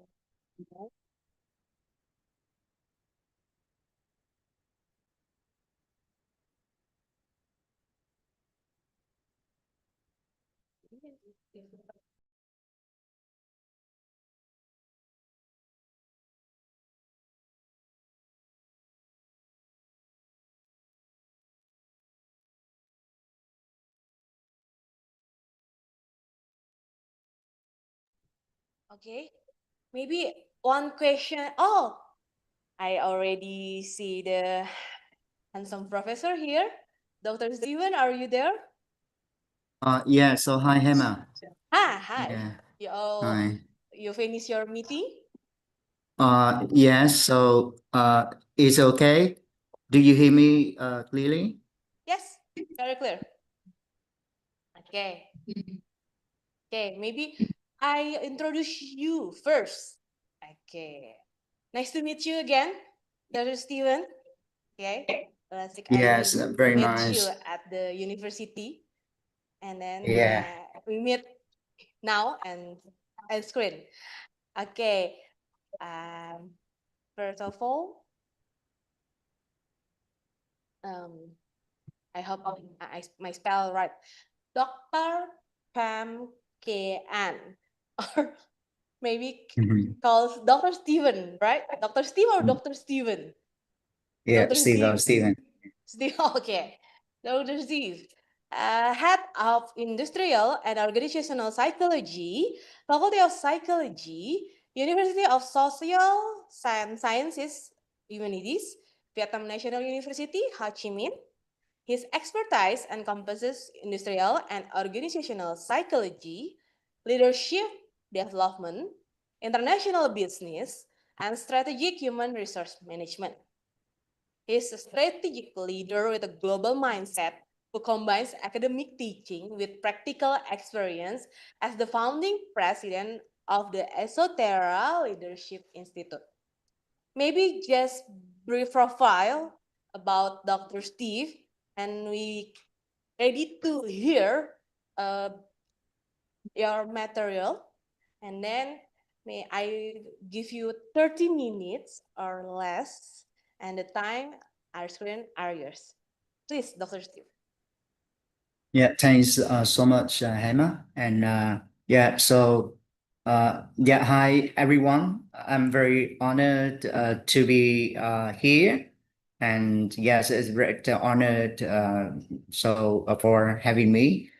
And yes, you know, my Vietnamese name is Anh, and yes, my English name is Steve. Yes, and so today I will share you within the 30 minutes. I will share you a little bit about one of my research on work motivation. So our conference is about productivity, and you know, productivity is a very big topic. But when we think about productivity, so we may have a question like, so how we can have productivity, how we can define productivity, and what it means when we say productivity, right? And so, from my experience working for multinational company and doing research in IO psychology, productivity means about the performance. Okay, productivity is about human, right? Productivity is about the facilities or the tools that the people use for working, right? And but the most important is the motivation, motivation. And so, yeah, productivity is not about, so beyond about the facilities, beyond about the tools, right, equipment that you have, uh, beyond the system that you have, right? But motivation is something that we say the inner power is very important, right? And so I will go on with some of the findings from my research, and my research is focused on multinational company in Vietnam, very like the e-commerce company. Yeah, so yeah, let go on the content. I don't want to see times from you anymore, right? So just go to the content now. Yeah, Hema, yeah, so yeah, you can skip this slide. Okay, about me. Yeah. So go to the next slide. Yeah. And so I will say you about some theories about motivations, and of course I will emphasize about the Kovacs 10 factors models. You know, it's very like emerging model in terms of the motivation the theories. And the third topics I will share you about the issues of work motivations, perceived by employees in a multinational company in Vietnam, right? E-commerce company, right? And so we can have a look on what, right? The employee in a company they perceive, they think about the work motivation, what make them feel happy and what make them feel like energized and what make them feel like satisfied and what make them to have high level of productivity, right? And the last contents, I will share you some about the concepts, you know, some about the concepts that we can, and so what the future research that we need to do more to explore more about productivities and work motivation. And so next slide. So next. I guess, right, you may know on these motivation theories, right? So for example, the first one is Maslow. Maslow is very own the theories of motivation. And whenever we talk about motivation, you know, we think about Maslow. And some of you may confuse why I put here. But Maslow is now many experts they explore hierarchy of Maslow in different way, you know. So for example, beyond the 5 level of Maslow, so what next, right? So some experts they say, beyond the sales actualizations, actually there are some of the other things that the worker or managers may consider, like so for example, like the human needs, right? Psychological, about the safety, about the love, about the esteem, about the sales actualization. But some other they say, maybe in terms of the, for example, the Generation Z, you know, Generation Z, Gen Z, and Gen Alpha, they may look beyond the sales actualization.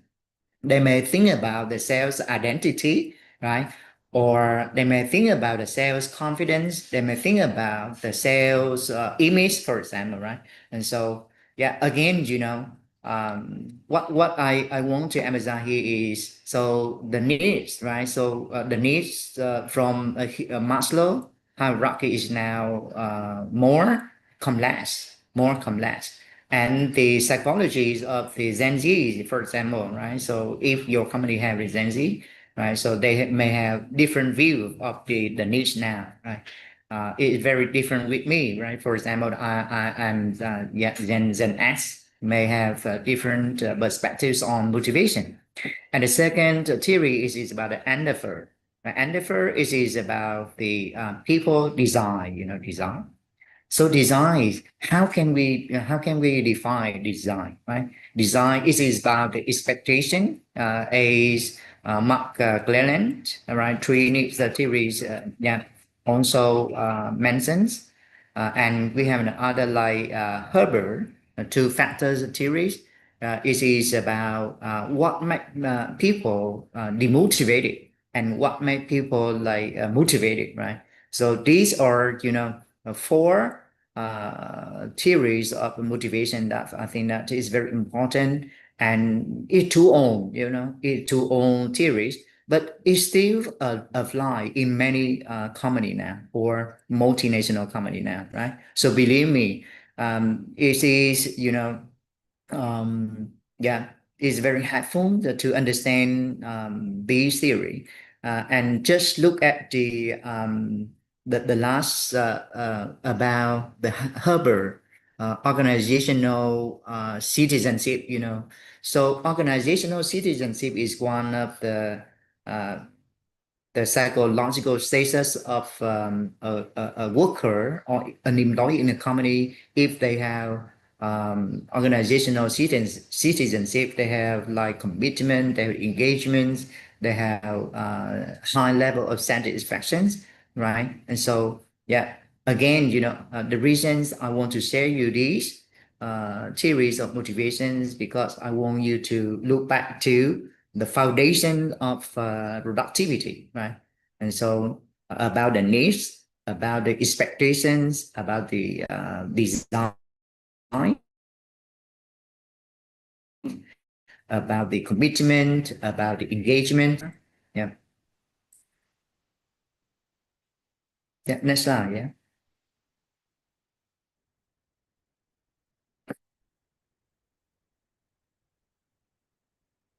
So, yes. Yeah, and we also have some other Adam equity theories of motivations, and we have a Bloom, the expectancies theories. And so these theories, they mention more about psychological needs, So for me, when I do observations and I ever work as the head of HR for many multinational company, my experience is that people or workers, when they think about the productivity, or when they think about the motivation, right? So normally they have the extrinsic, and the other side is about the intrinsic motivation, right? And some people or some worker, they like extrinsic, right? They like the salary, they like the good job, they like the good environment, they like the good relationship with their colleagues and something like that. But on the other side, a group of people, they may not they may not consider about the extrinsics, but they may look into themselves, right? So they look into the what they say is about the inner, right? So they look for the fairness, they look for the feelings, yeah, the positive feelings, yeah. They look for like the empathy, right? They look for more the interpersonal relationship, right? And so, and these are, so the Adam and Vroom, right? Vroom theories explain us about like, so not only the extrinsic motivation, but also the intrinsic motivation we need to consider, right? Because people, again, we have the some kind of the external and some kind of internal as well, right? So yeah, you may, for example, this morning you may wake up very early, right? You join this conference, and you may very excited to listen, right? To me, or listen to other speakers today. But if what happened, right? If you have not had the breakfast, you're very hungry. You cannot have your focus. You cannot have your concentration, right? So you lost your focus, you lost your concentration. So that's the external factors that impact to your motivations or your interest. But if you have like energies, right? Yes, you have very high energies and you feel like, oh, it's very excited to listen to Dr. Steve, listen to Dr. Nettie and other speakers in this in this conference. So you feel like, okay, yeah, I am very excited to listen to the speakers now. So again, I want to emphasize all these theories. It is about motivation theories. And these theories provide us the landscape of motivation, right? So, and motivation is come from the outside or external, and some the motivations it come from inside, right? So that we say about the inside out, inside out. For me, the inner power or inner motivation or intrinsic motivation is more important than the extrinsic motivation. Okay, yeah. And so I think that, yes, we move on the next slide. Yeah. And as I say, yes, from my perspective, I work with many leaders, business leaders, business managers, and I work with different levels of employees in a company. And I think, yes, so the intrinsic motivation is very important. For example, we have like the persistence, and you have intensity, right? Intensity. So direction is something that, yes, you have, but how much the energies that you put into your work, how much the energy that you have in your in the things that you are working on, right? So, for example, today we have a conference. So, how much the conference, how much the energy that we can put in on, and so and yes, so back to today workplace environment. So, working environment today, so we have different generation, right? So we have the Gen Z, we have Gen X, we have yeah. So if you have any question, just send put into the chat box so I can respond to you. Yeah. So next slide, Hammer. Next slide. Yeah. So if we look at this one, right? So I summarize all the theories here, and you can see, yeah. So the top one and the bottom one, right? And so the top ones we say about the digital constructs. So what means the digital constructs? So digital construct is more like this is a large distance, right? So but on the right side, if you look at so for example, we can have like work design theory, we have sales regulation theories, we have the goal setting theories, right? So these are three theories that normally, we need to understand. And most of the people in the workplace today, they focus on, for example, how the goal that you have in your life and in your job, right? It linked to immediately to your productivity and your motivation, right? So for example, so again, yeah. So what time you wake up this morning? Have you set up the goal for your conference or not, right? And when, right? So for example, and sales regulation is about, so how you can have your self discipline, right? How you can how you can control your emotion, right? How you be aware of yourself. So self regulation is also very important, that you can balance. Okay, so when you have stress, when you feel like unsatisfied, when you feel unhappy, when you feel not going on with your colleagues, right? So how you balance? So self-regulation is very important. And self-regulation is about your psychological ability, And so it is about the emotional intelligence. It is about the sales, personal resources that you have, for example, resilience, you have, or the capacities that you have, right? So that's it. And the work design theory is about, it is about like affect your motivations, immediately, yeah. So I am sharing you three typical motivation theories in terms of psychologies, in terms of the IO psychologies, and so we say it's about the goal setting. It is yourself. Yeah. We say it's about the self-regulation. It's about yourself, right? Work design is something about, it is not controlled by yourself, Work design, it is from the company policy. It is about the workplace environment. This is about the KPI. This is about the performance indicator. So something that you cannot control, right? And so, and again, so that's the reason why we still confused about. So what make people feel like satisfied and motivated and they have high productivity? But for me, again, for me, from my perspectives, I think that's goal setting clear and smart goal should be the number one, right?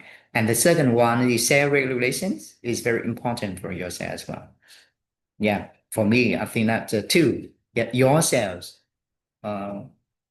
your resilience, your psychological status, right? Your emotional intelligence, your self-discipline is more important than the work design. Yeah. Yeah, so different experts, they have different perspectives. But for me, I on the side of the sales, right? Or I on the side of intrinsic motivation, not the extrinsic motivation. Okay, so yeah, so can you move the next slide, Hammer? And yeah, so a case in Vietnam, I will share you a case that I did research with my student. Yeah, we did research on the work motivation from I remember that like 300 employees from a multinational company in Vietnam, e-commerce. Yeah, so can you move to the next slide? Yeah, ma'am. Yeah. So this company again, that the e-commerce like Lazada, like Shopee, and in Vietnam we have many different forms like Tiki in Vietnam. Yeah, so I guess in Indonesia you may have the e-commerce platform as well, and the nature of work, right? The nature of work in e-commerce or the shopping, yeah, or shopping is very complex, and the workers working in the e-commerce always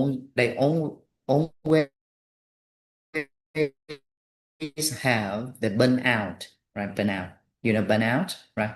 Or stage that you feel tired, but you need to work. You feel like you want to get a break, but you need to go to company, right? And burnout is one of the opposite sides of productivity, right? When we say about productivity, we expect higher performance. We expect like happiness. We expect like the high performance. But the burnout is about like low performance, low productivity, and no one liked to be burnout, right? So me too. And so, but again, many multinational they have, that recent years and recent months, especially after the COVID-19, right? So the layoff everywhere, right? Layoff everywhere from United States to Canada, from South Korea to China, from Singapore, Malaysia, maybe Indonesia as well, right? Yeah, and Vietnam, right? But yeah, so when people lost their job, they they burn out, and so yeah, and yeah, so so go to details of this research case. Okay, next slide, Emma. Yeah, burnout is about physical, emotional, mental exhaustions. Okay, exhaustions accompanied by decreased motivation. Decrease. This is about demotivation, right? Lower performance and negative attitude toward oneself and other. So burnout is not good at all, right? I would not recommend you or encourage you to be burnout, right? So next. Yeah, next slide, Hema.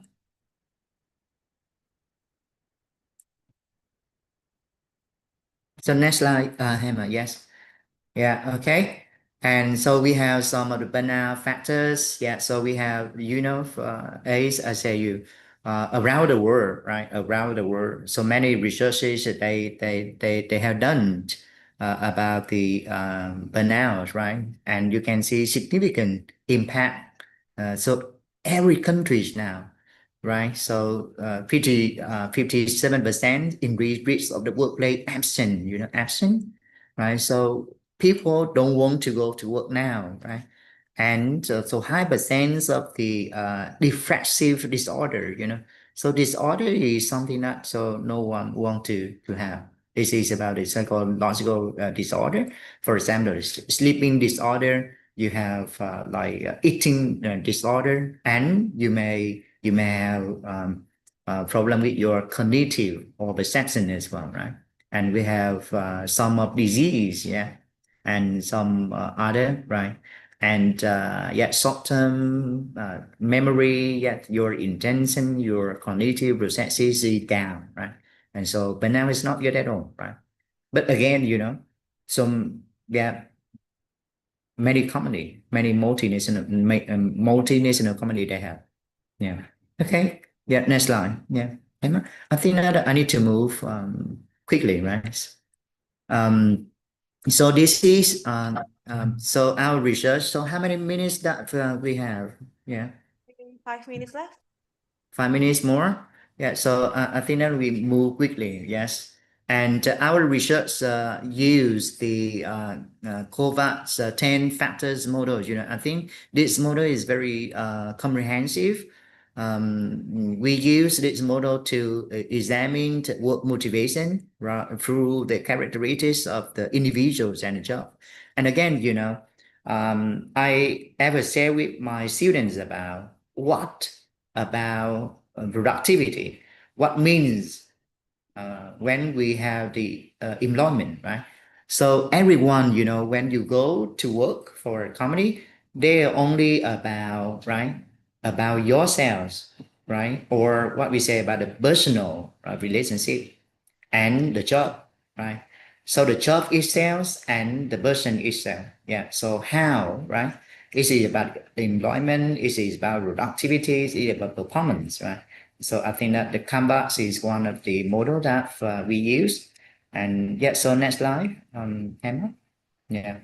And you can see here some other research, right? Some other research done by many scholars, and they do these research, they try to identify so what or what elements or what factors that make people motivated, or what elements or what factors that make people feel happy to have high level of productivity. And on the left side, you can see 10 motivation factor here, right? So we have like good ways, we have a good working conditions with job security, and we have a long list here, 10. And on the table, you can see the number there, right? The number. So the number one is on the top of priority, number two is on the second, number three is on the third, right? And if you look on this table, right, you can see, so number one, the good ways, right? Good ways, there mentions about 1, 2, 3, right? So 3 researchers identified that good ways is one of the top priority of motivation, right? So it means when we do talk about productivity, right? So we need to think about how much the salary that we need to pay for the employee. It's true, right? It's true. But I want to you to look for more about like psychological factors. Like for example, if you look at the number 2, right? Number 2, so you can see job security. Job security on the left side, the fourth, the fourth, number 1, 2, 3, 4, right? Job security. Job security is also one of the factors that many workers or many employees they're looking for, and job security is about your psychology, So no one wants to lose their job, right? No one want to be demotivated, right? no one. Yeah. So, and we have some of the concepts about like middle age crisis. Yeah, you know that middle age crisis, middle age crisis, right? Or we have in Vietnam, so many experts and many people share about middle age crisis or 35 years crisis and something like that, right? Job security, right? And so this table provide you a landscapes of how about work motivations and how you can design your HR policies and strategy that you can enhance productivity for your company. Okay, next slide, Hammer. And this ones, I also collect some of the research, use the COVAX 10 motivation factors again, And so how about Vietnam again? So if you look at this, number one, also good wages. Yeah, good wages, right? Good wages. Salary again, number one. Again, you may be confused, right? But people, basically, we need money. We need income for our daily life. Right? So that's the reason why salaries is already on the top one. But look at this, you can see the number two, right? In Vietnam, you can see number two on the top priority is about promotions and growth in organizations, especially in Vietnam, the young generation, Gen Z or some employees, they always looking for meaningful jobs. Meaningful jobs is mean that like the job that they have opportunity for personal development, right? The job that they feel like they have value, And so if you look at this one, right? So number two, about promotion and growth in organization, you see, so most of company in Vietnam, if you want to have a high productivity, high performance, right? You need to create a working environment that people like to learn, right? And people like to develop their personal career. Okay. Yeah. Next slide, Hammer. Yeah. And yes, I think that we move. We skip this slide. Okay. Some of the basic information. We go to the model, research model. Yeah. So next slide, Hammer. Yeah, so this is research model, and you can see here, our research focus identify 1, 2, 3, 4, 5, 6. So 6 elements in the work motivation, not the 10 like COVAX, because in Vietnam we do literature research and review, and we come up with this model. And let's see the result. Okay. Yeah. Next slide. Okay. So so the training promotion is not relevant, and the working relationship is not relevant. And so the reasons that the variable is not were not accepted, not relevant, because the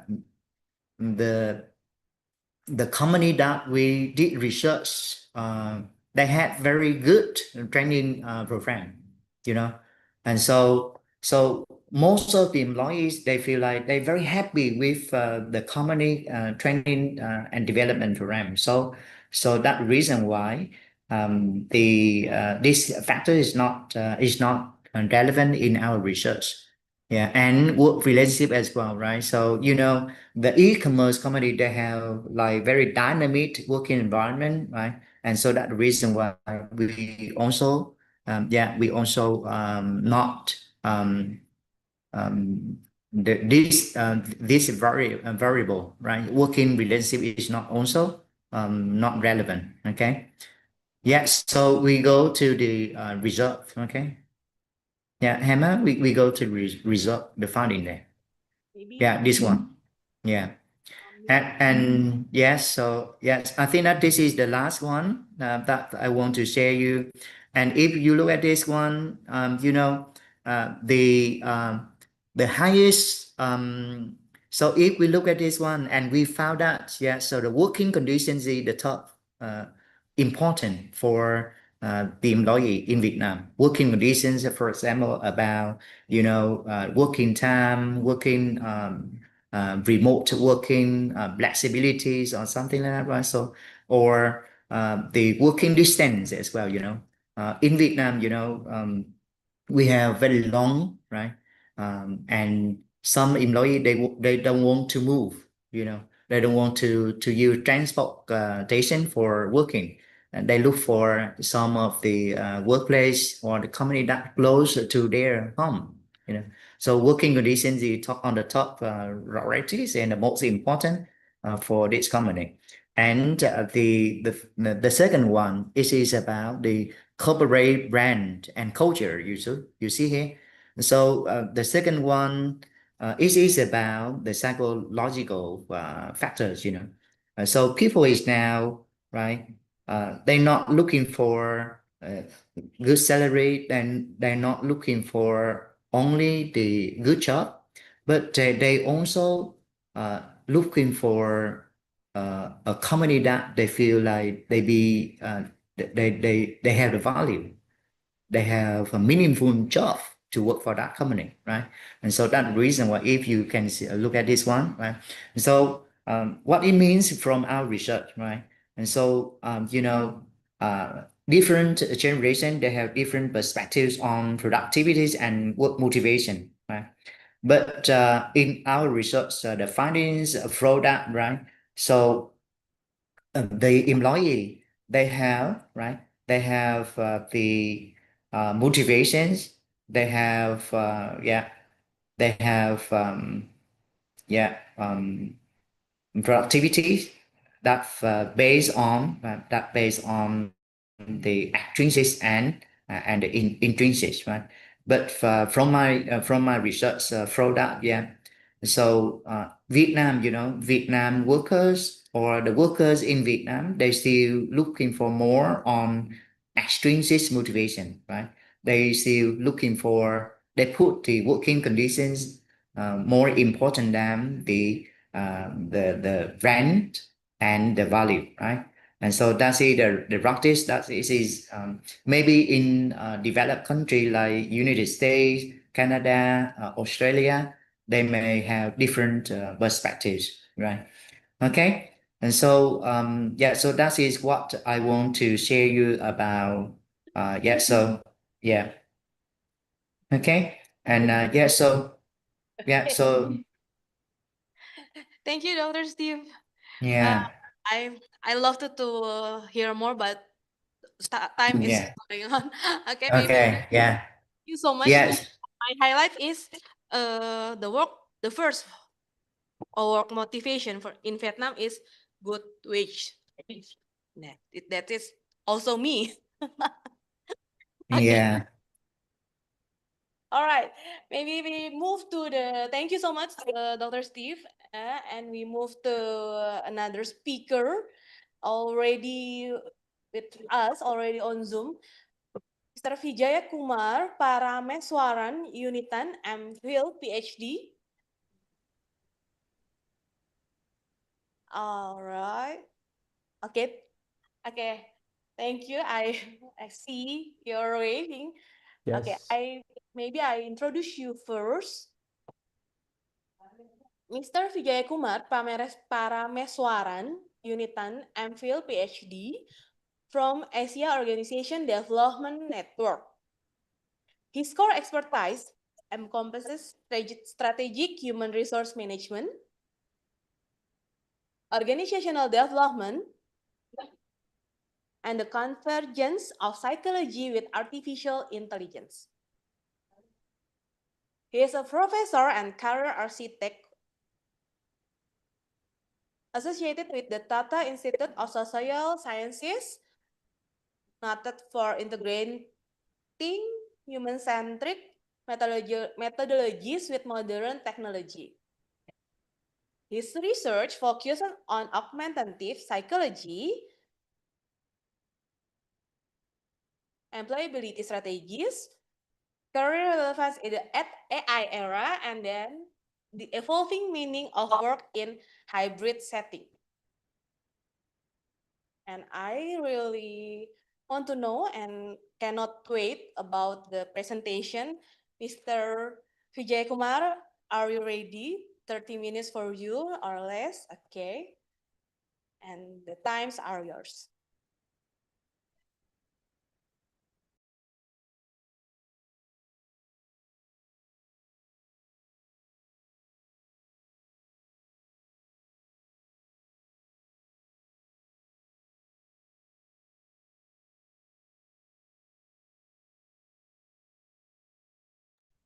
Am I audible? Yes. All right. Thank you for having me. I'm very grateful to the organizers for inviting me, especially Professor Ustari and all the help rendered over a period of 10 to 15 days by Professor Neti.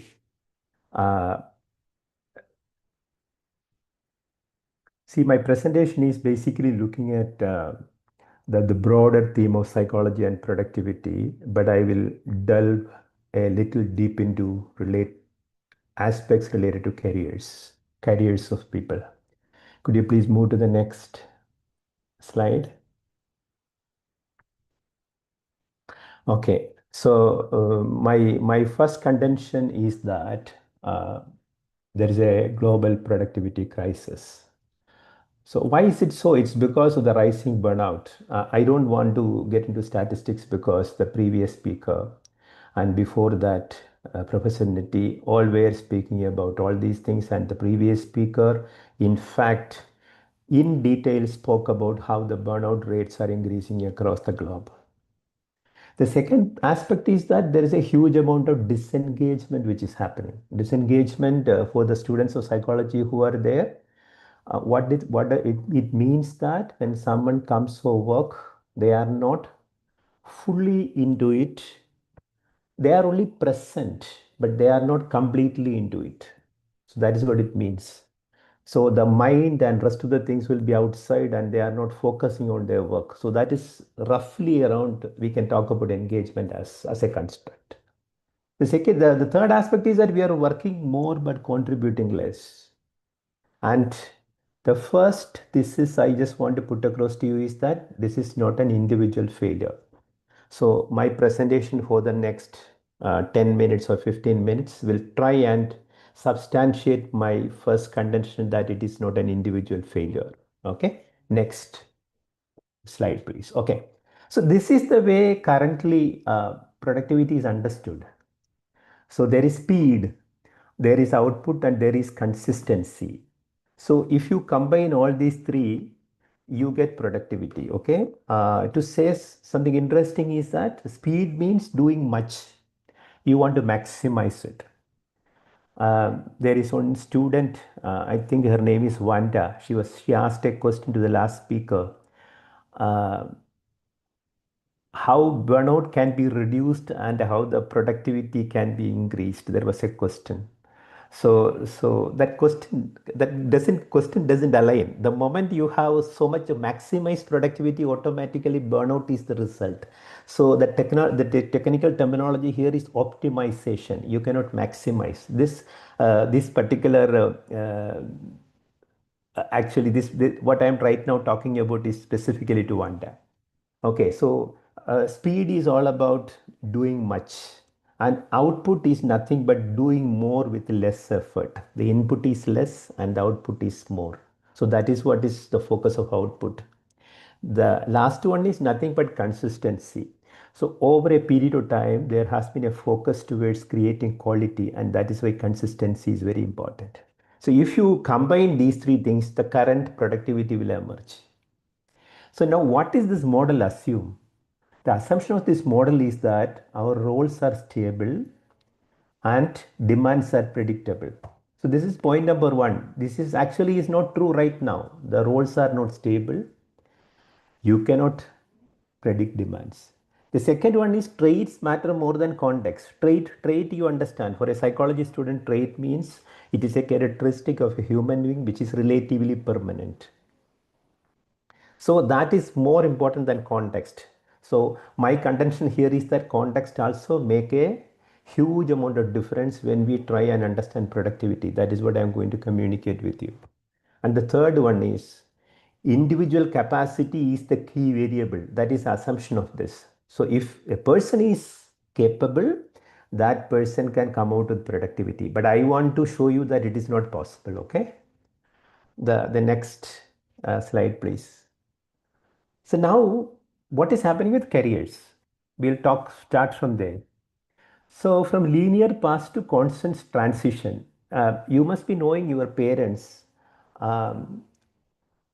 They must have joined for a particular job, and they must have got actually promotions, and over a period of time they worked in the same organization. They must have retired or they must be working there right now. That is not going to be the case in the coming days. Every person is changing jobs within 2 years, either by choosing a new job or by adding skills. Let us take psychology. Psychology as a subject, if I ask somebody 5 years back, what is the kind of job opportunities for you? They would say that I can become an industrial psychologist, I can become a clinical psychologist, or probably they would say I can work in some schools, and the options are very limited. But things are not like this right now. If a psychology student after the post graduation or after the graduation, if the person is good at statistics, that person can move to data analytics, which is a new job. So in 2 years time, if you enter a particular job and if you can actually add skill of data analytics, you can be a data analyst next day. Or if after doing your post graduation, if you are interested in design, you can learn a little bit of design thinking, then you can be an instructional designer. It's a very different job right now the market is giving to psychology students. So like that, if you look at it, there are huge opportunities for psychology students everywhere, provided you can add little more skills somewhere. So you can be very good at health, you can be very good at policy, you can be very good at sales for that matter. There are so many organizations, they are getting into mental health and they need sales people. And if you are very good at communication, you can be a salesperson tomorrow. So things have changed drastically. That is precisely the reason I say the linear paths are not working. It is transitioning all the time. I hope you understand what I'm trying to say. The second point is the gig economy and the portfolio careers and digital disruption. The digital disruption part, many people have spoken before with artificial intelligence, so on and so forth. So I won't spend much time on that. Let's look at gig economy. Can someone respond what is gig economy for you? Can you give some examples to me? If someone knows, anybody knows about that? What is gig economy? Can someone write it on the chat?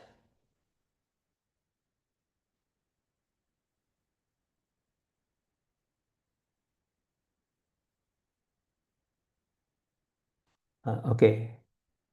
Gig economy means that what you see currently, the people are very temporary working without much job security, like Uber drivers, like the person who is coming to your home to deliver the food from Swiggy or Zomato or any of the major agencies. They are all basically gig workers. Or the pool of drivers, they come to a company every day and the manager calls that, okay, you are here for 2 days and that is your job.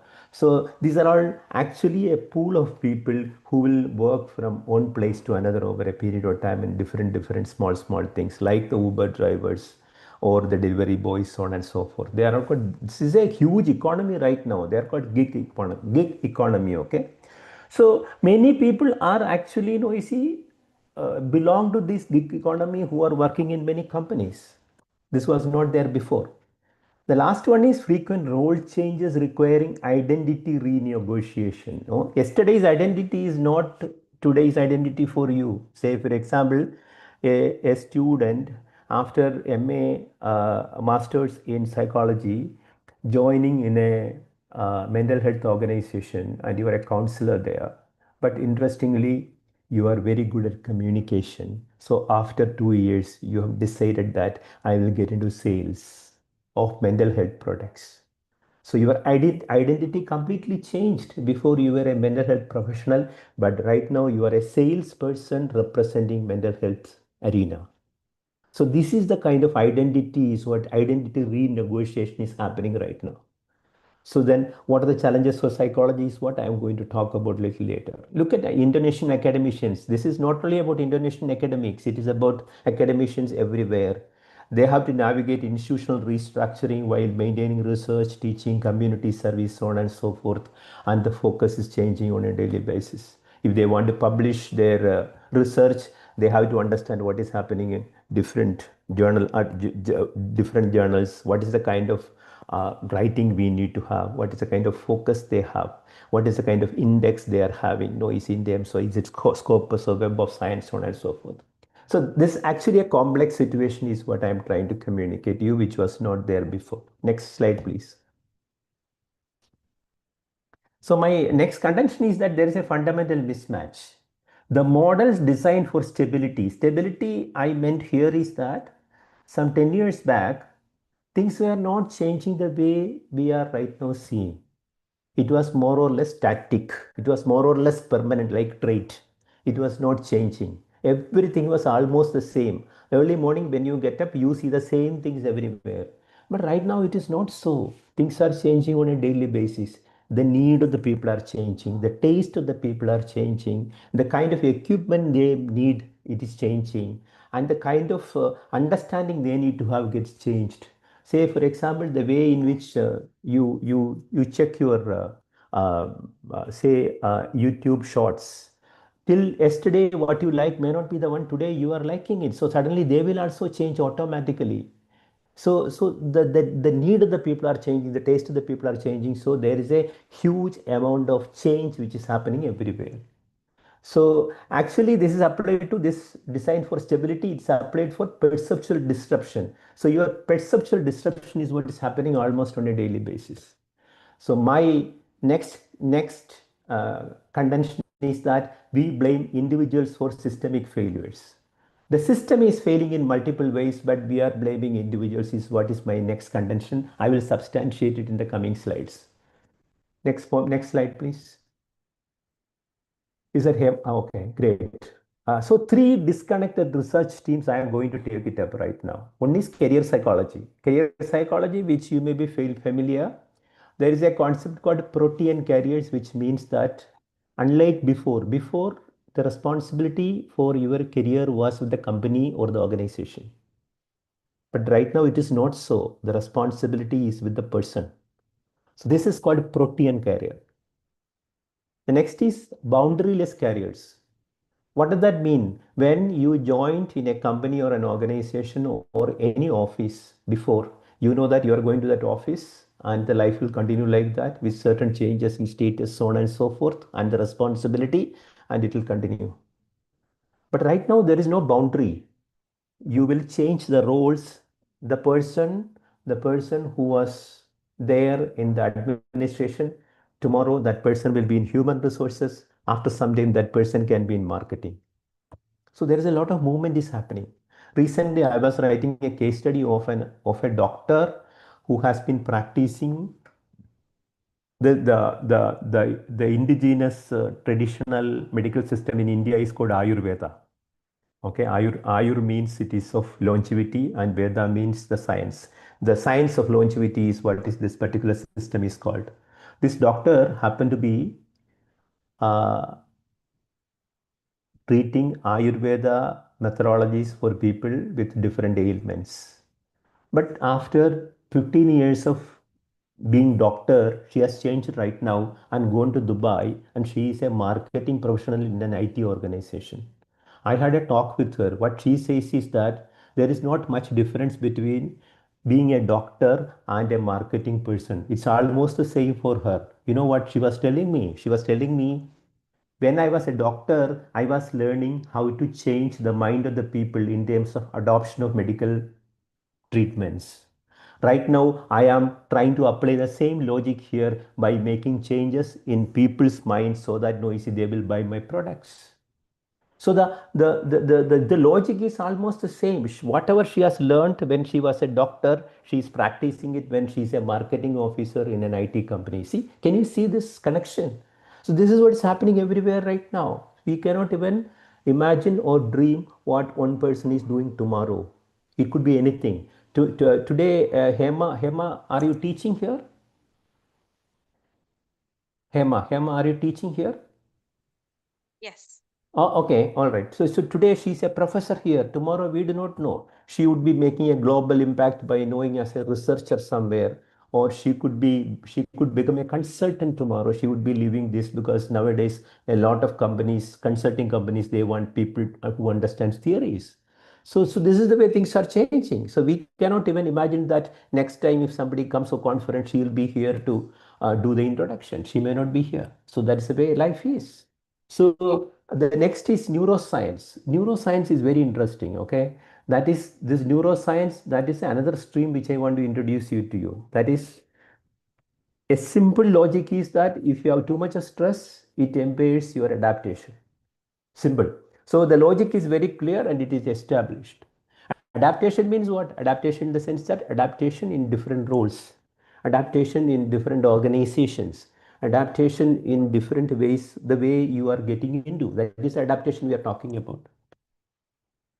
So organizational studies, what organizational studies is saying, institutions undermine capacity.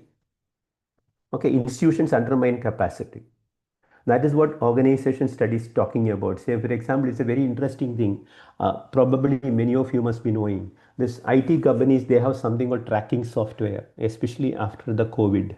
What happens is that if a particular person is working at home and if the person is not working for 5 minutes, suddenly the person who is sitting in the office will know that that person is not there in front of the computer for 5 minutes because the mouse is not moving. This is called tracking software. So in many companies, they have openly told the people. In many companies, they have not disclosed it. So what kind of impact it will have on the kind of the people who work there? So this is something many of the organization studies talking about nowadays, and that will have a lot of impact on the way they understand the organizational situation, and that connects with what Professor Netty was talking about, the person before, that is psychology, psychological safety. So this is the way we have to connect it, understand it, okay? And the neuroscience bit, if you talk about that, I will talk about in the next slide, okay? Each illuminates one facet, none connect. Now, in the coming another 5 minutes time, we will try and connect this and put it across to you. Next slide, please.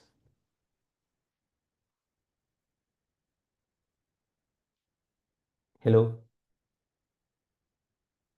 The slide is not moving.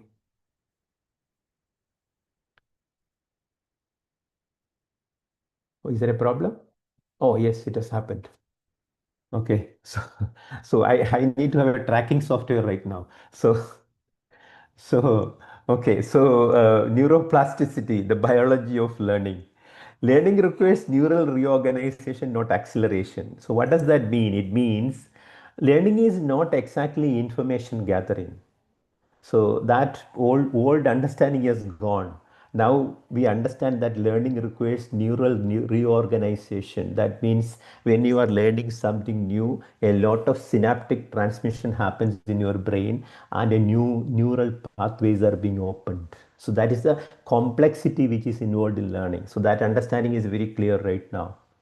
So, and we also understand if there is chronic stress, everybody spoke about stress, everyone spoke about burnout, and that impairs cognitive flexibility.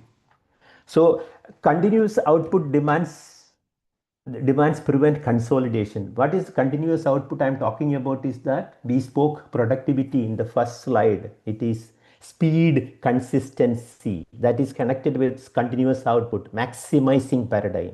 So that actually prevents consolidation in your brain because it was not a problem before because things were not changing. If things are changing on a daily basis, when a person will get time to consolidate, because neural pathways are getting rewired on a daily basis. How consolidation will happen is the question. So now systems emphasizing speed paradoxically prevent adaptation. All right, so there is Muchi to me. Hi, sorry, I'm disturbing you. She wants to ask me something. Good. So we'll talk about that. Okay, so the next slide, please. Epigenetics. So that is another stream of biology which talks about how context shapes capacity. So if the context is very positive for you, the way you are trying to work is very different from if the context is actually chaotic. So what it says is that the gene structure will not change, the gene expression will change based on the kind of thinking you have based on the environment. If you are very stressed, the way it happens within the gene is very different, the expression will change. And if the situation is wonderfully great for you with a lot of psychological safety, the way you work could be different. So low productivity may be an appropriate biological response to a pathological condition. So this is my contention here. It's a biological biological representation itself. Okay, that's the way it happens. It is not psychological per se. The biology also supports it. Next one. This is very interesting. There is something called embodied regulation. Okay, there is a theory called polyvagal theory by Stephen Burgess. So this is coming from there. Okay, cognitive performance requires physiological regulation.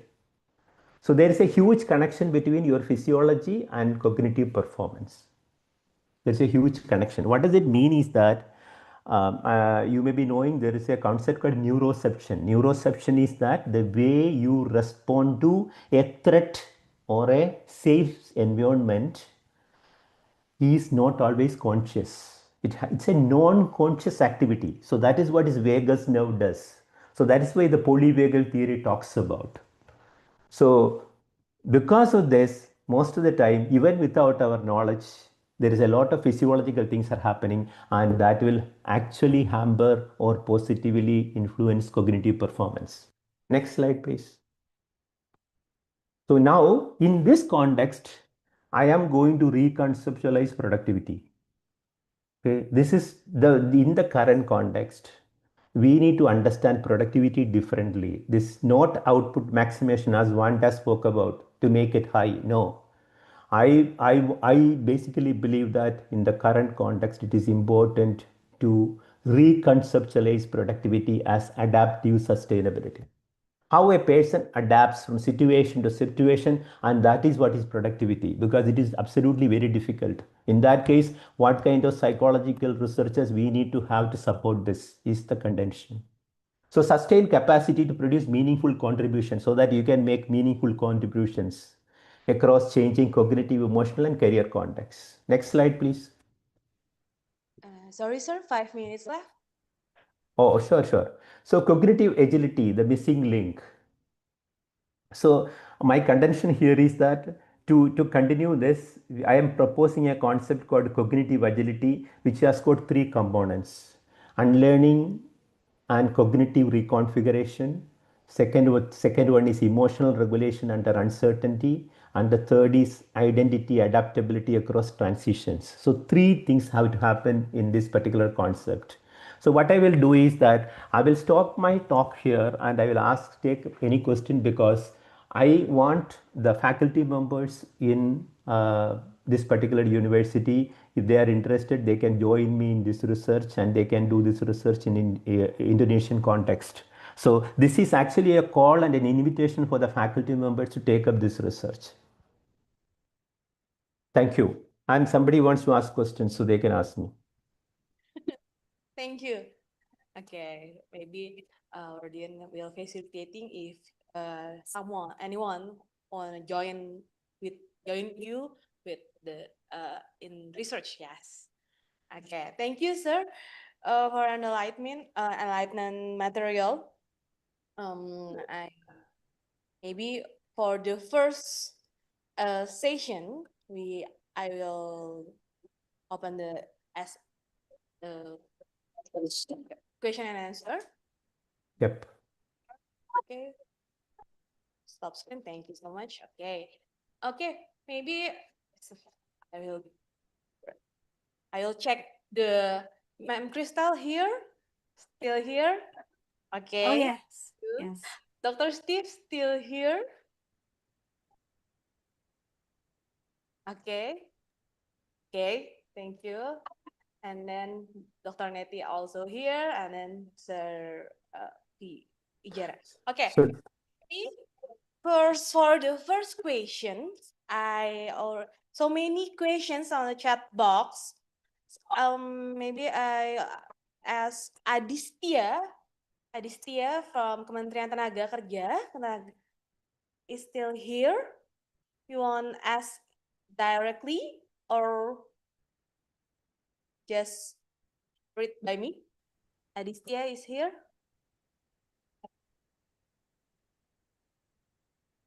No? Okay, maybe first questions from Miss Crystal, Ma'am Crystal, from Adistia. Oh, yes, Miss Hannah. Is there any possibility to create productivity culture in a low psychology safety maintenance setting? How about this? Okay, is there a possibility that low psychological safety can exist in a what's that? In a Is or there can still exist? Okay, can productivity can still exist in a low psychological safety environment? Yeah. Okay.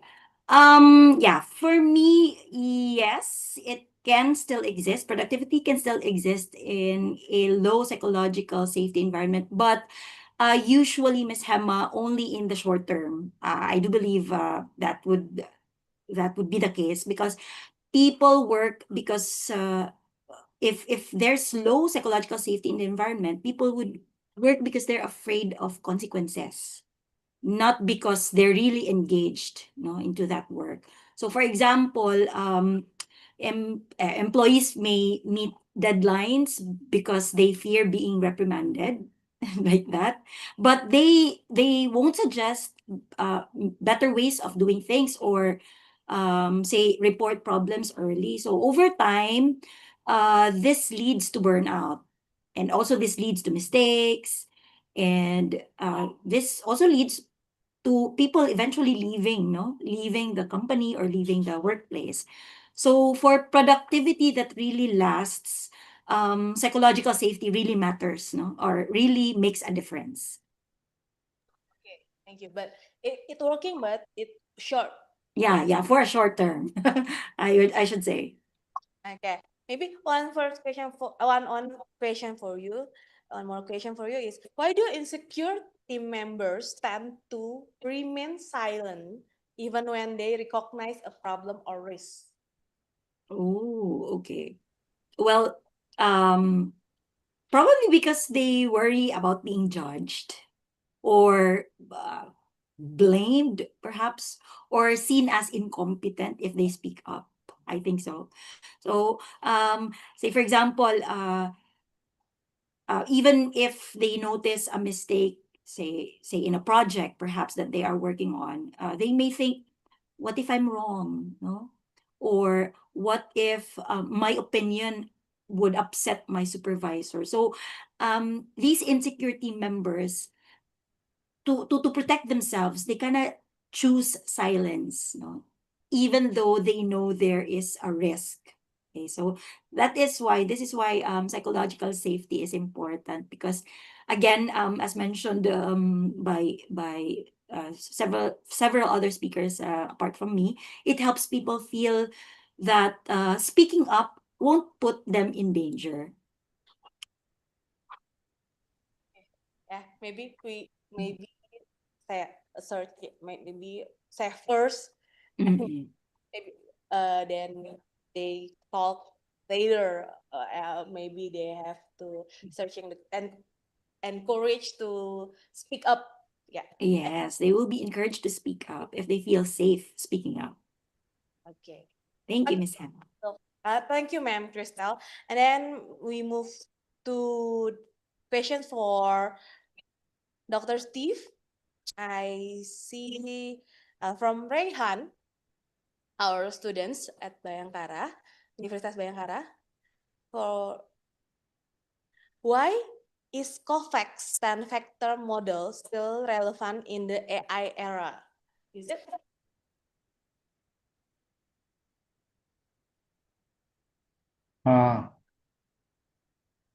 Yeah, so very interesting questions. Yeah, it's very, very interesting.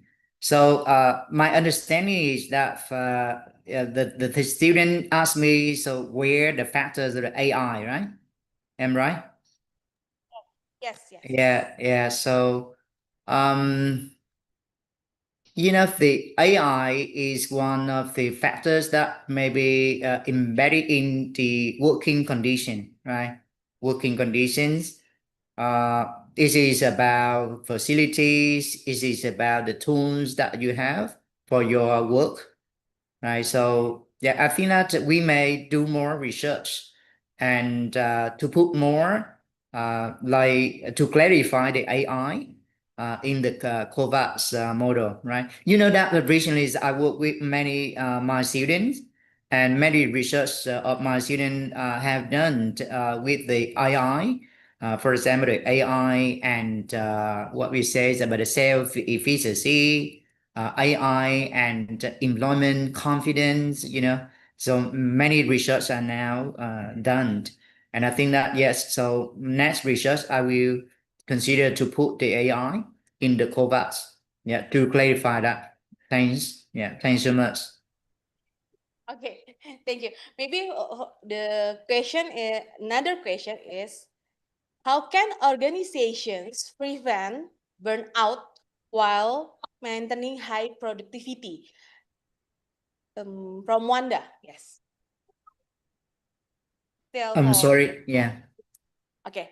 How can organizations prevent burnout Oh, while yes. maintaining Okay. high productivity?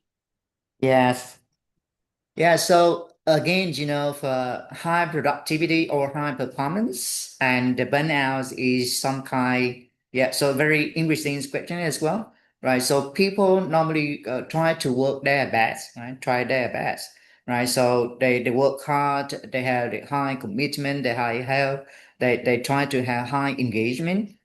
And if, you know, again, if they do not have self-regulation, right? Self-regulation, it means that they cannot balance, okay? They cannot balance. So when they feel tired, right? So they need to take a breath, right? Or when they have the deadline, right? So they meet the deadline.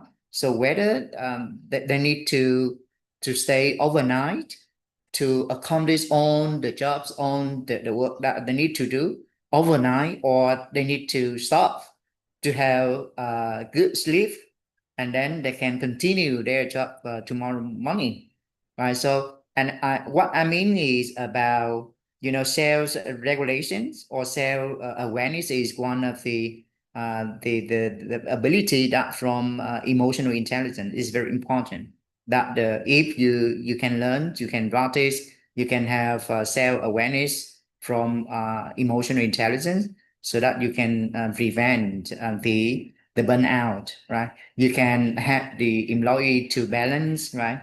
To balance, yeah. So the commitment is not about like work to die, okay, or die to work, right?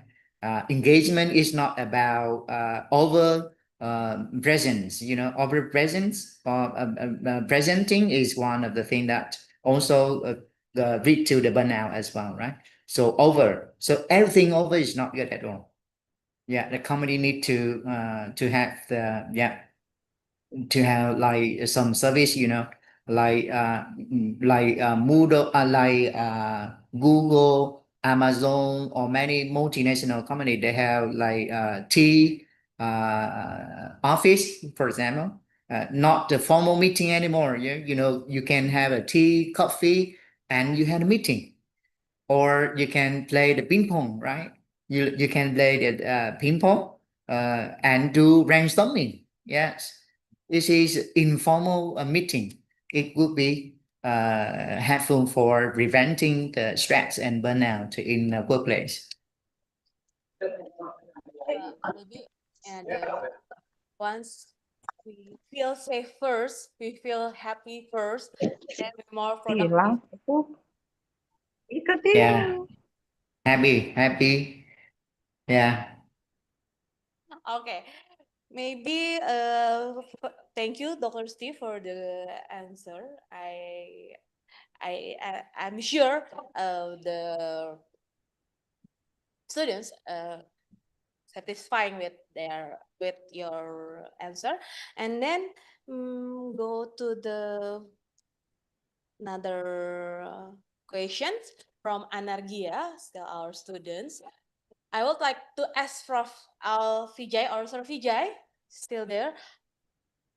How does chronic stress biologically reduce productivity, and why do many organizations still ignore this evidence? Sir Vijay?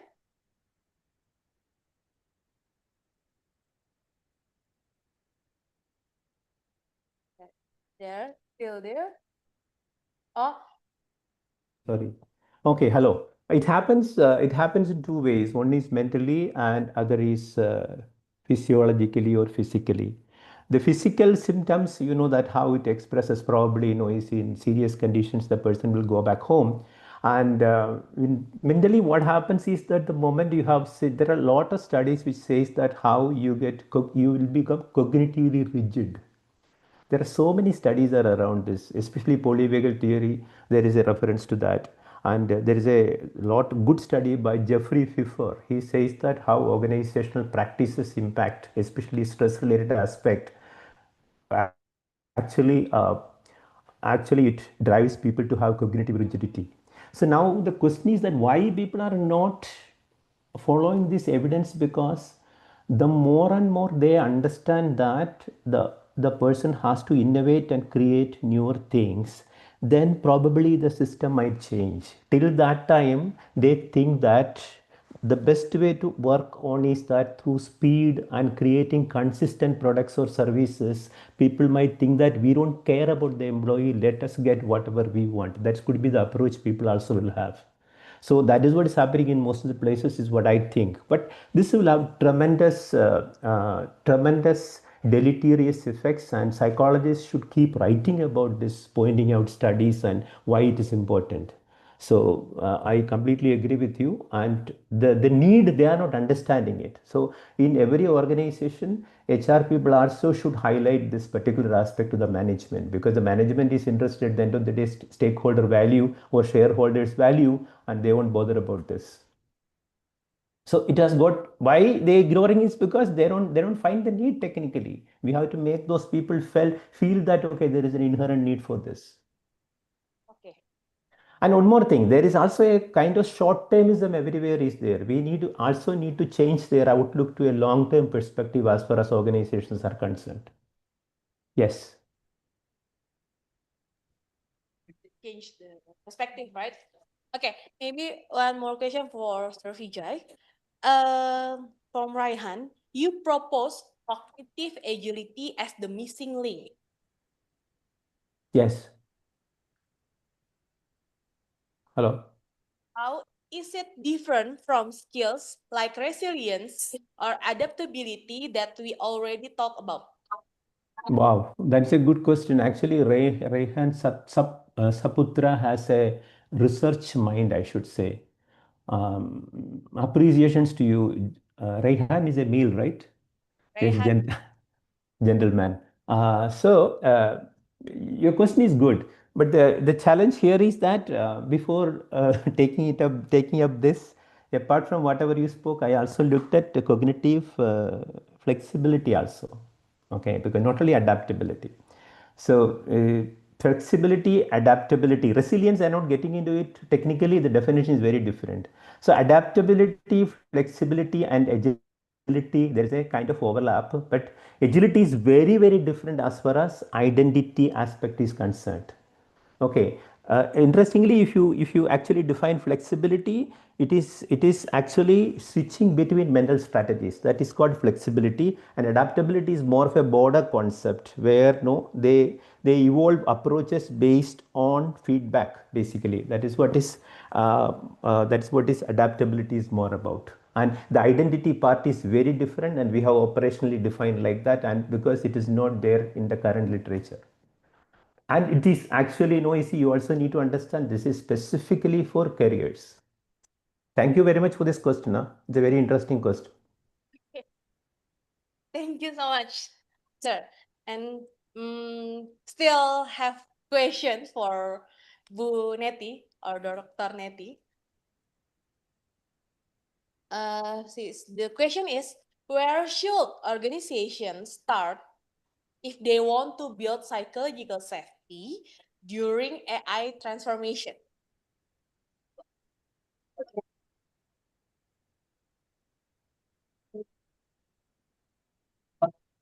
We know about AI right now. AI is already disruption to any organization. So to implement it is a question that how to build a psychological safety during AI transformation. So everything when we are talking about organization, we're talking about leaders. So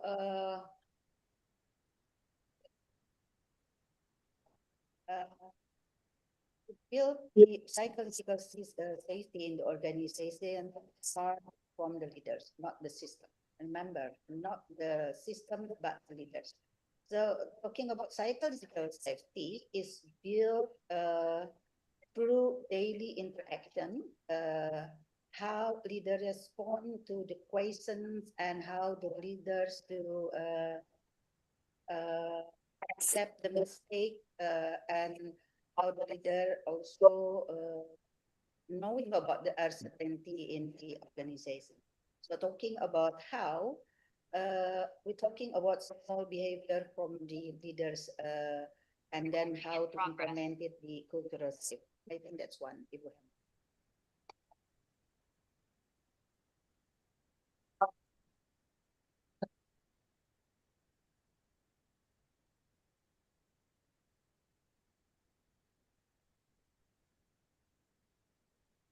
All right. Thank you, Dr. Neti, for the answer. And maybe I want to invite one participants asking directly. Is there one? Anyone? Maybe raise your hand.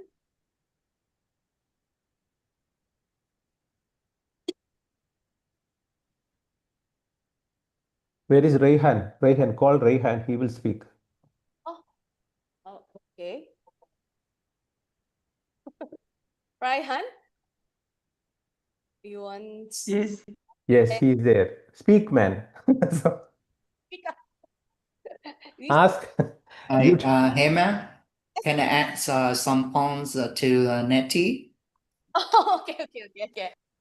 Yeah, actually, I did a research with my colleagues here about psychological safety, and the question is very interesting, about psychological safety and the AI transformation. So transformations is a process that you can consider like the psychological safety is there are three pillars there, right? So the first one is trust. You can consider like trust as a foundation, right? Trust a foundation for everyone. When we have trust, right, we connect to each other, right? And then we had other other columns in psychological safety, like the open communication, right? So everyone willing to speak up, right? Everyone willing to share. So that is, and when you had a willing to share, and then you can connect to others, and then we have we can build good interpersonal relationship. Right? So I think that so the organization can start with trust, building trust in psychological setting, and then nurture about the open communication, right, at the second step, and then go to building interpersonal relationship in the transformation process.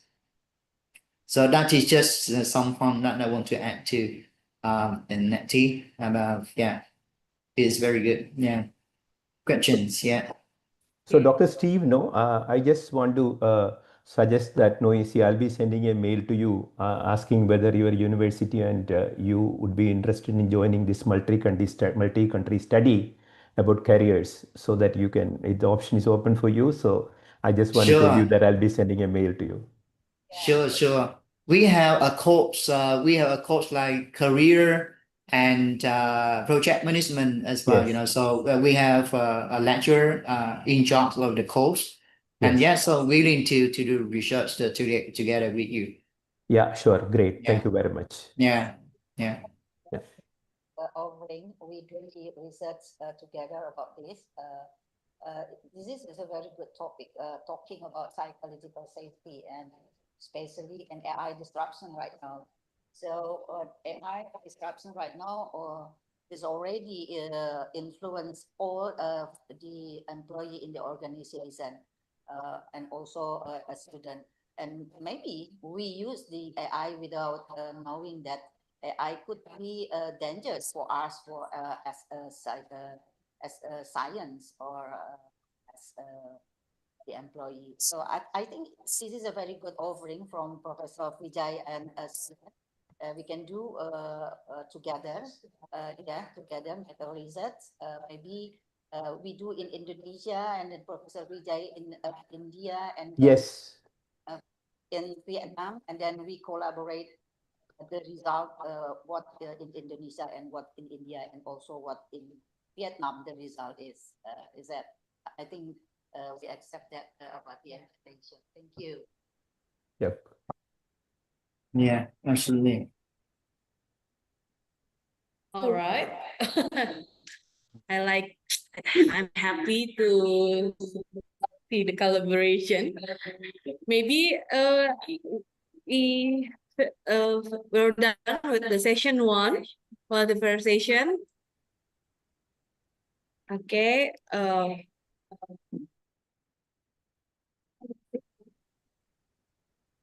And give some applause, virtual applause for the fourth speaker. Okay. Okay. Thank you so much, Ma'am Crystal, Dr. Steve, Prof. Vijay, and also Dr. Netty.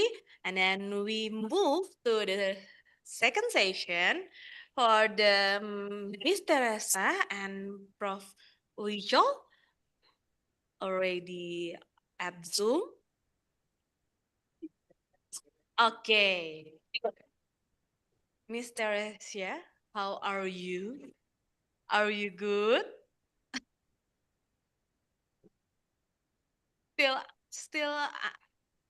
Still mute.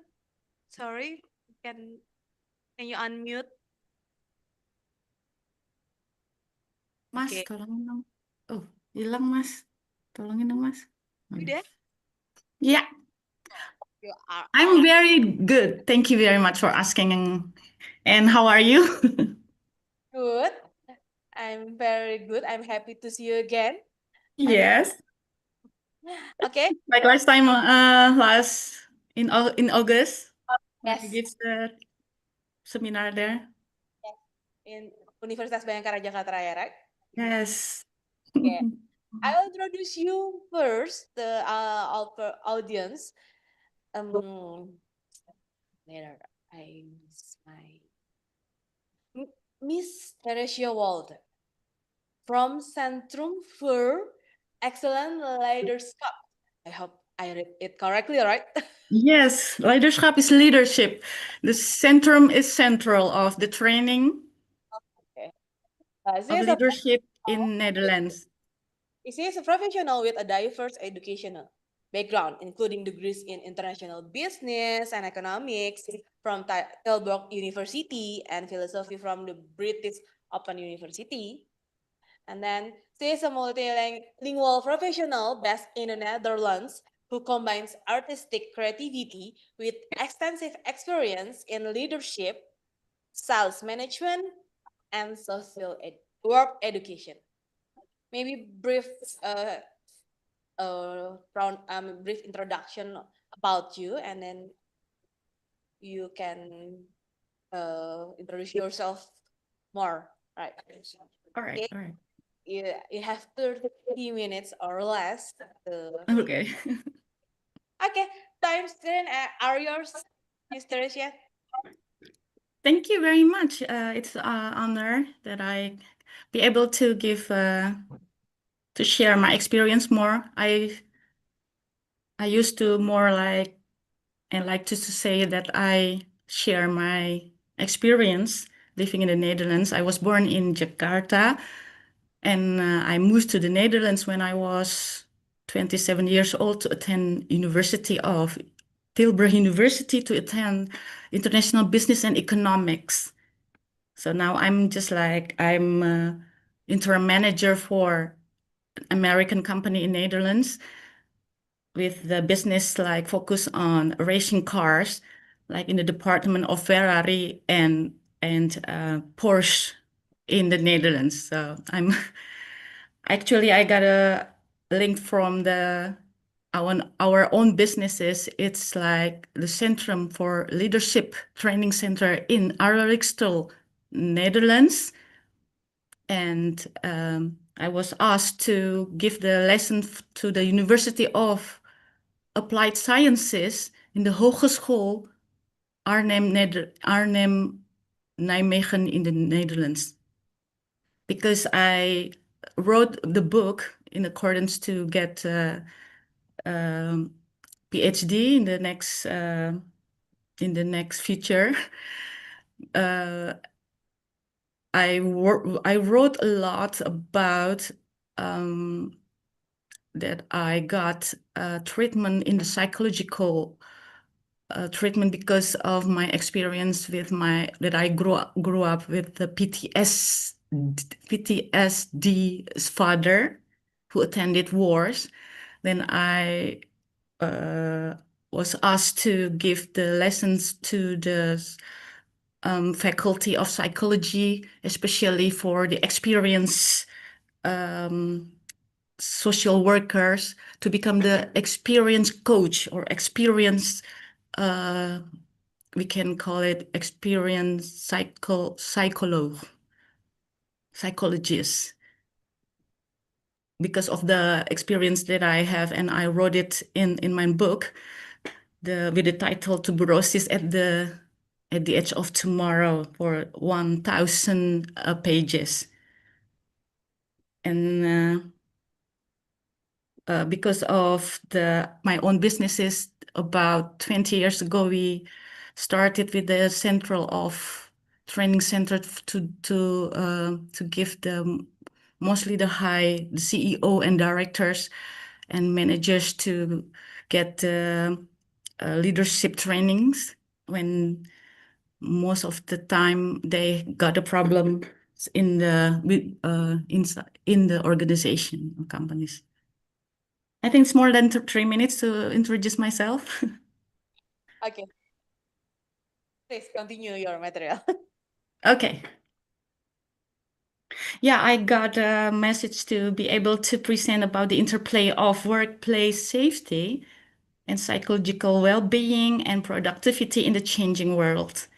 So if I can begin with my presentation, it's more like maybe I can underline that all the stories that I will share here, it's much more because of the system in the Netherlands as a country.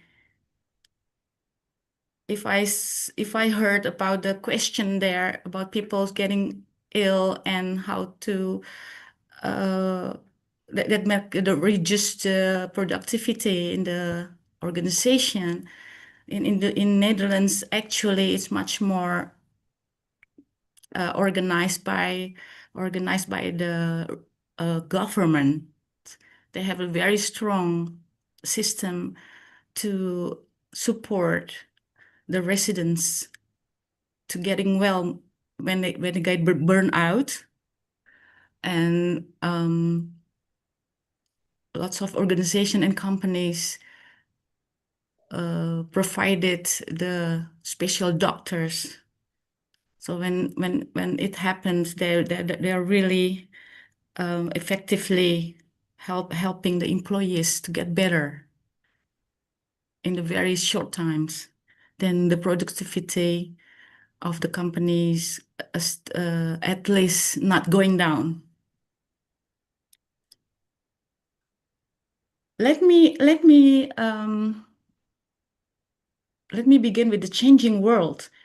Like we all know that the world is changing. We look around us, for example, at climate change now it's happening in Indonesia, and in Europe.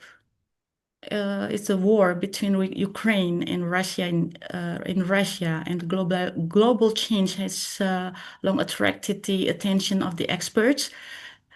And that is about the research of Warren Bennis, the professor from MIT. He was also the advisor of United Nations president. And about the changing world, he co-authored with Kenneth Ben and Robert Chin to write a book with the title The Planning of Change. It's underlined when they found about VUCA, volatile, uncertain, complex, and ambiguity. And in this seminar, I want to make an example about the company like Tata Steel. Both the company, Dutch company before, and still located in the Netherlands. So if you talk about the company and organization of the Asian Indian culture company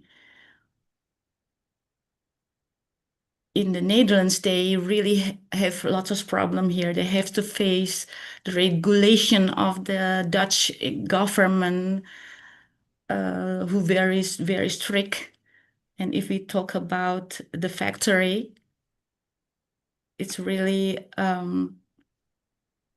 faced lots of complaints from the politics party. Like I mentioned here, the greening movement opposes the development of the factory industry, but then the other way around, the other liberal party of the government, we call it VVD, they really support the factory because of the businesses. They really supported the industry and factory owners to stimulate the residents become a very good businesswoman individually. But then the other way around, people who live around where the factory located, they really have problem with the smoke. For example, the pollution. They really also suffer their health from the pollution. In the other way, the government of the Dutch government really needs this factory because it's very important to produce the steel, everything about steel here. But then in the other around, they also have to face lots of talk about the psychological safety. People who work there, in the other way around, they are the employees of the factory. They need to work there to get the income for living, but the other way around, they have also to face problems with their health, and because of that, they also have a problem with the stress.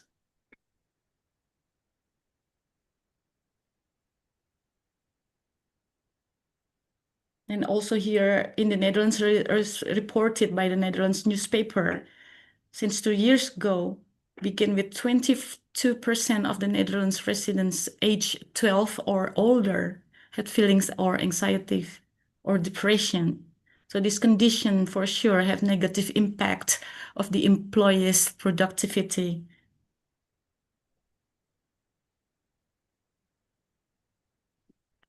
So the changing in the world that mentioned also as a focus of the research of Professor Warren Bennis, it will give an effect for the psychological safety at work, and also the psychological well-being that could be also is not good managed by the good leader. It will reduce the productivity as well. And if I can focus on the psychological safety at work about this subject,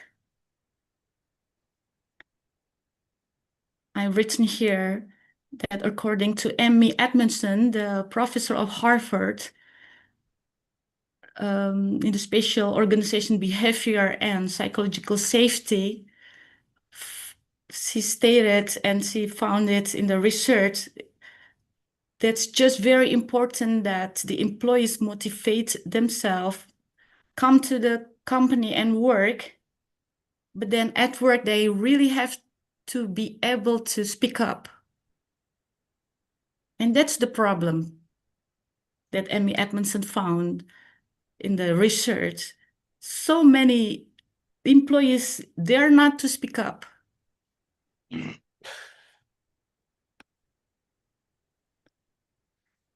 Until she gives a very strong example about the accident between KLM and Pan Am flight in 1977.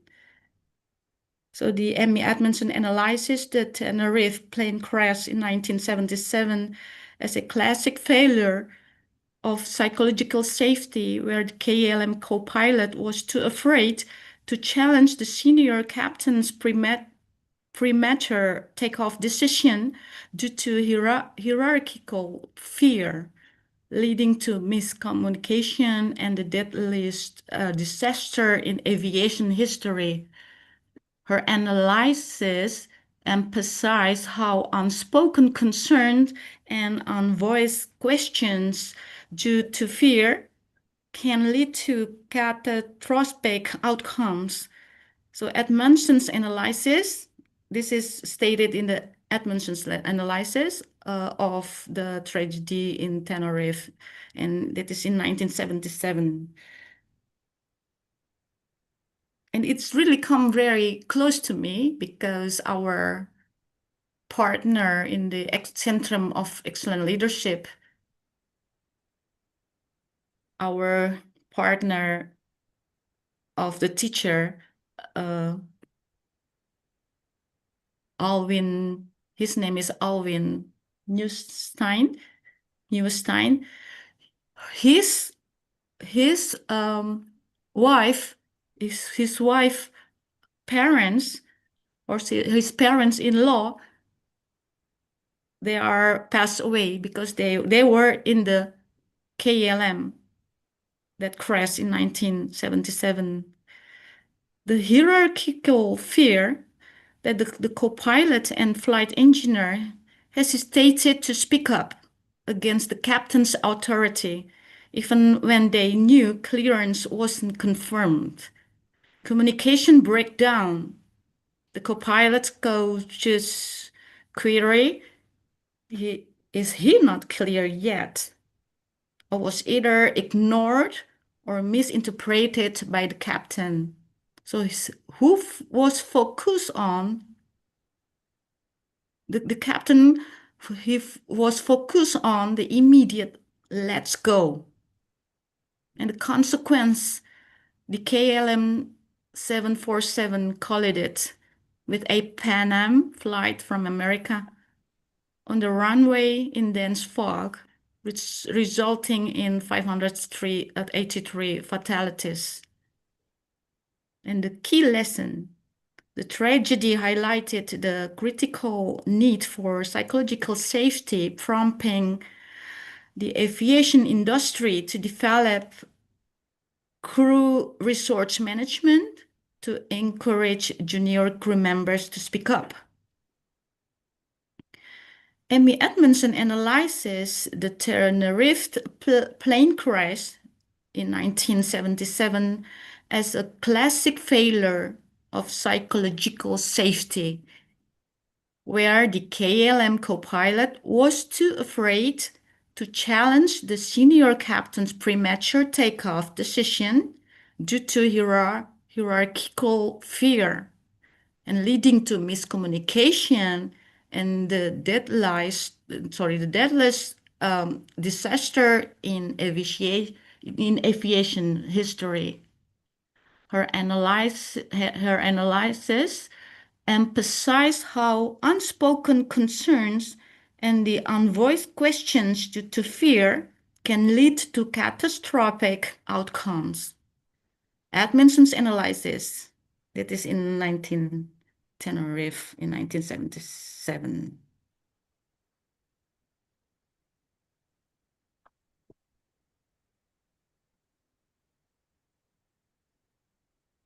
And if I can share a little bit about where I work for in the Netherlands, that's an American company.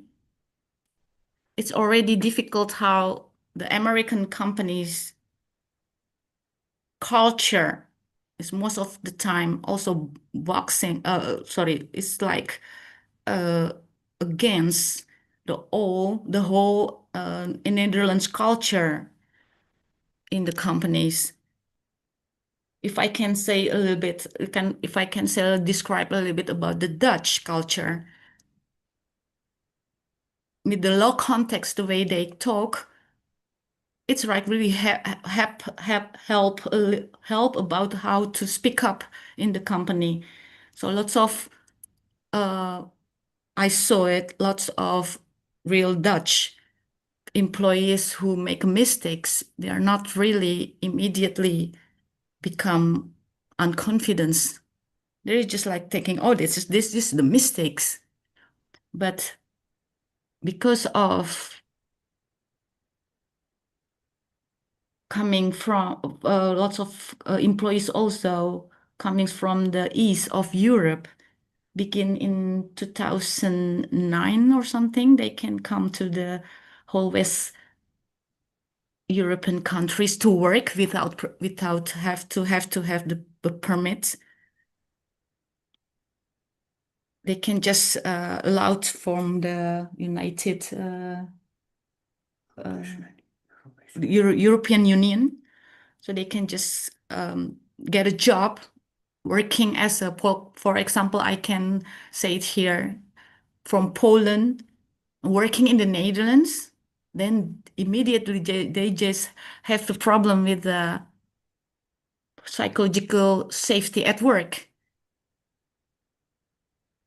Mostly they come to me and say, can you, Ms. Tricia, please tell this director, because I have problem with this, I have problem with that. And I said, why do you think what happened that makes you have to talk to the director through me? And I just realized because of maybe also the Dutch language is not really good. They have a kind of Dutch lessons at school at the office, but they're still very difficult for that. So we are just also welcome now to speak just in English, but still it's not about the language itself, but it's about how difficult for them to speak up. I can see sometimes if I see the background of the, for example, this case, I say it's like Poland, people from Poland, maybe because of their culture and they are maybe of the country with the history under USSR, and maybe the culture like the religion more like Catholic, that maybe because of that they really not be able to speak up. Sorry, Miss. 5 minutes left. Yes. Thank you.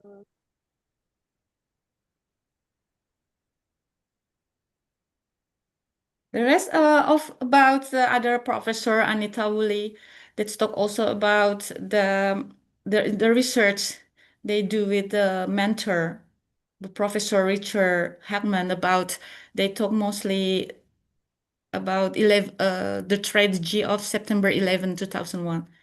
It should not be happen actually. And Professor Richard Hackman here observes about for example, the CIA, the FBI teams were complacent about their badges more than their guns. And they are smart people who graduated from Princeton University. They were like very smart students at that time, and they were unable. But then at work, they were like unable to listen to each other because maybe they felt more like they are the most smartest, intelligent, and then powerful. They are working for CIA and FBI. And they, for example, the FBI, one of the FBI person said, "Don't put this information on paper, otherwise the CIA will find out." That is actually the other way around. They have to be able to show the empathy and then be able to work together. And about psychological well-being, in August, I also mentioned about happiness at work from the Professor Cicin Mihai.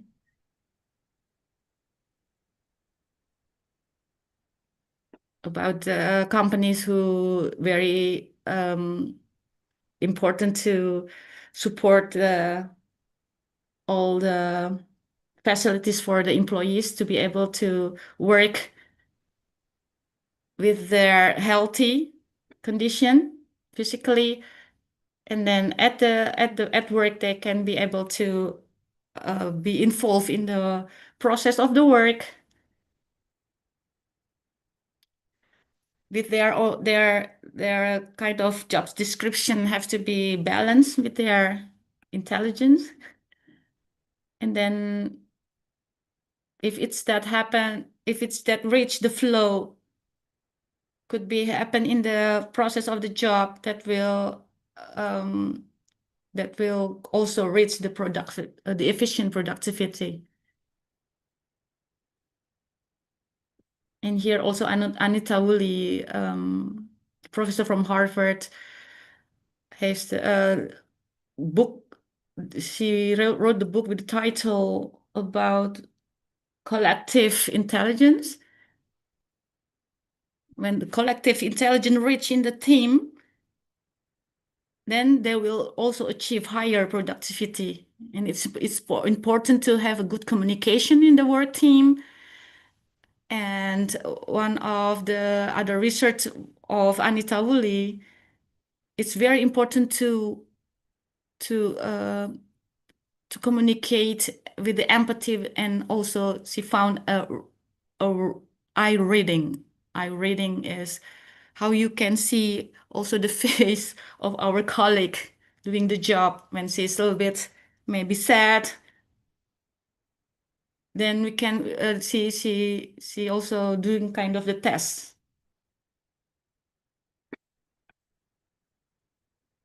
And the eye reading is very important, and the empathy and empathy and having clear work goals in the structure also in the teamwork.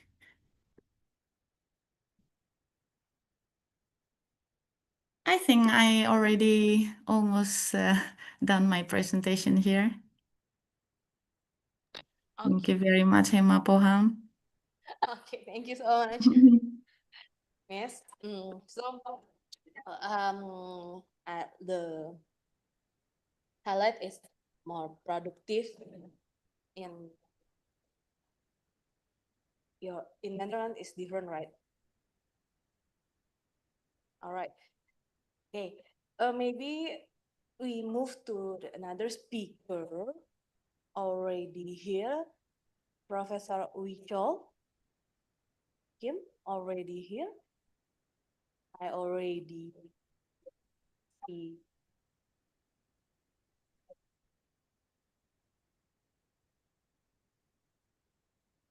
Professor Wichol, are you ready?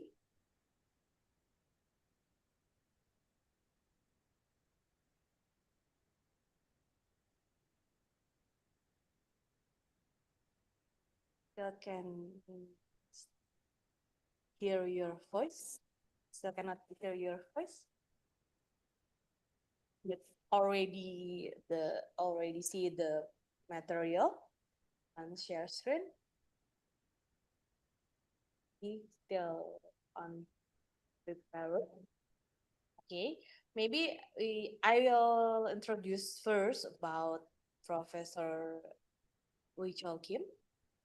Professor Wichol Kim, PhD, is a president of the Association of the Indigenous and Cultural Psychology Korea. A professor emeritus starting March 2025 and former professor at the College of Business Administration, Inha University, South Korea. His expertise encompasses indigenous, organizational, and cultural psychology with specific focus on areas such as leadership, happiness, and ethical management.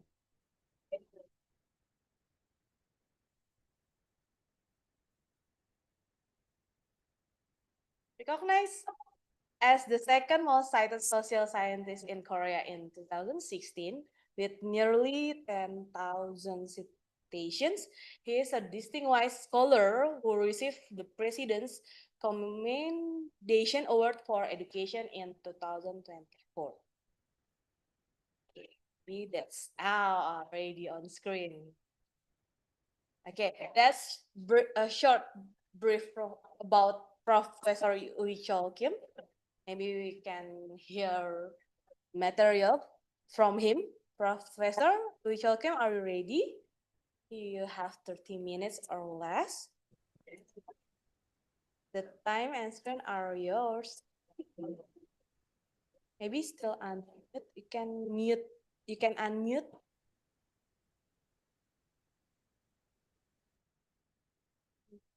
Still.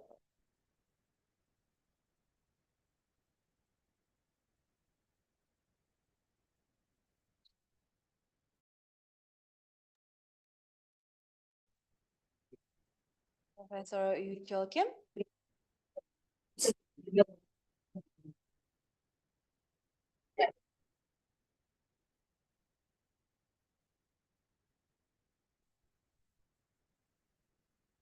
If there's technical issue, we're waiting for him.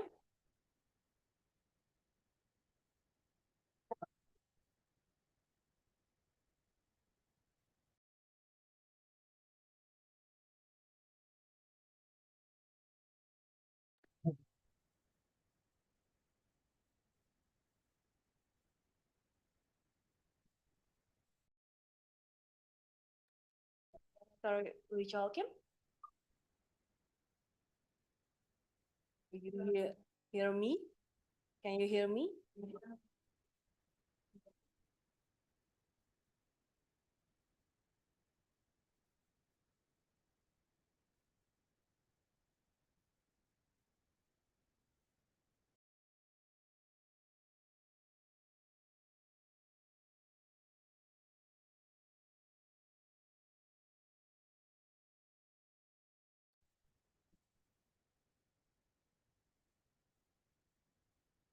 Okay, Professor Yuchal Kim. Ya, saya mentah.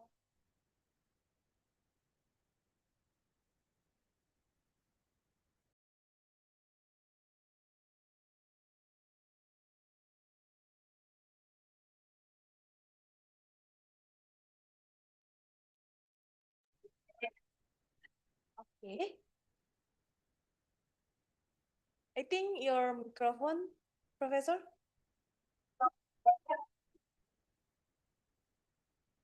The mic already unmute, but we can still cannot hear.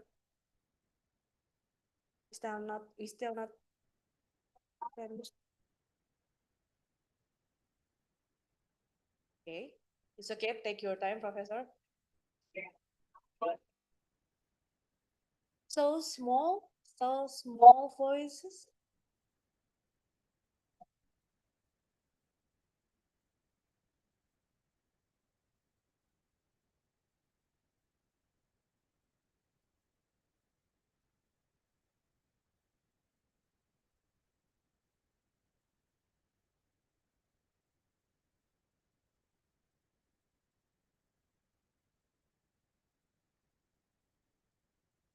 Okay, still waiting for the payment, the fixing the technical issue.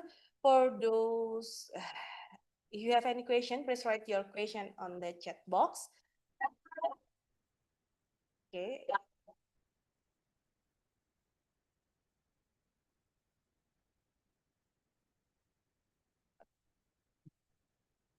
Okay.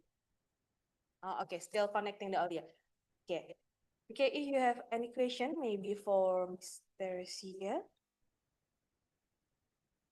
Okay, waiting for the for the Professor Yuchal Kim. Maybe I'll check the chat box.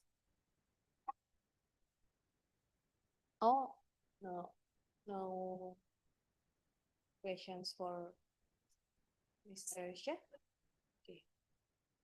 Okay, maybe I ask something. Can you share your productivity tips? Your tips to more productivity, but okay, yes. Can you?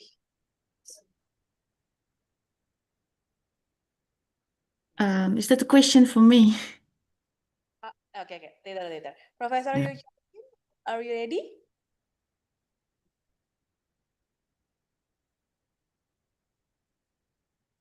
Not yet.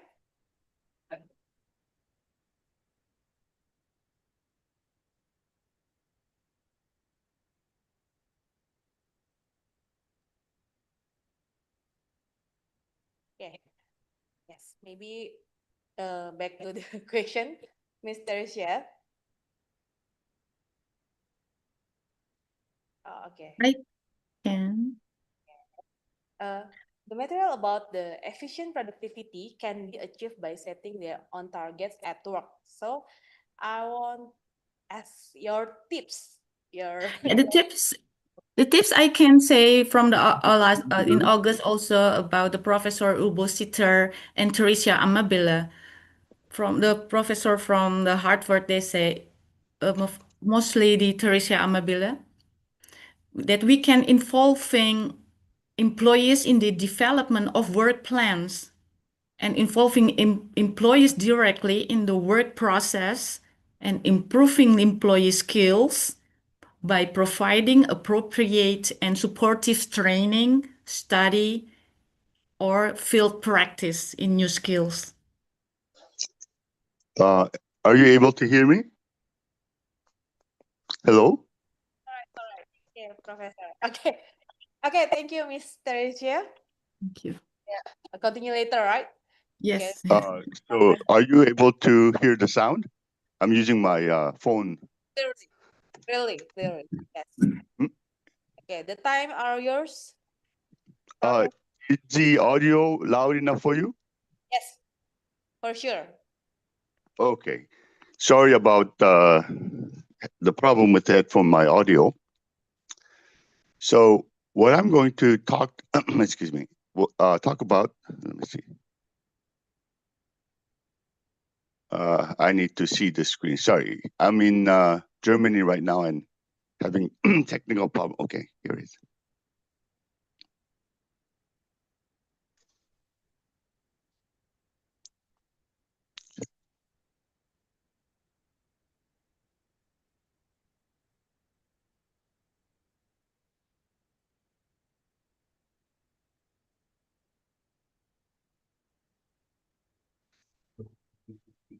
Yes, so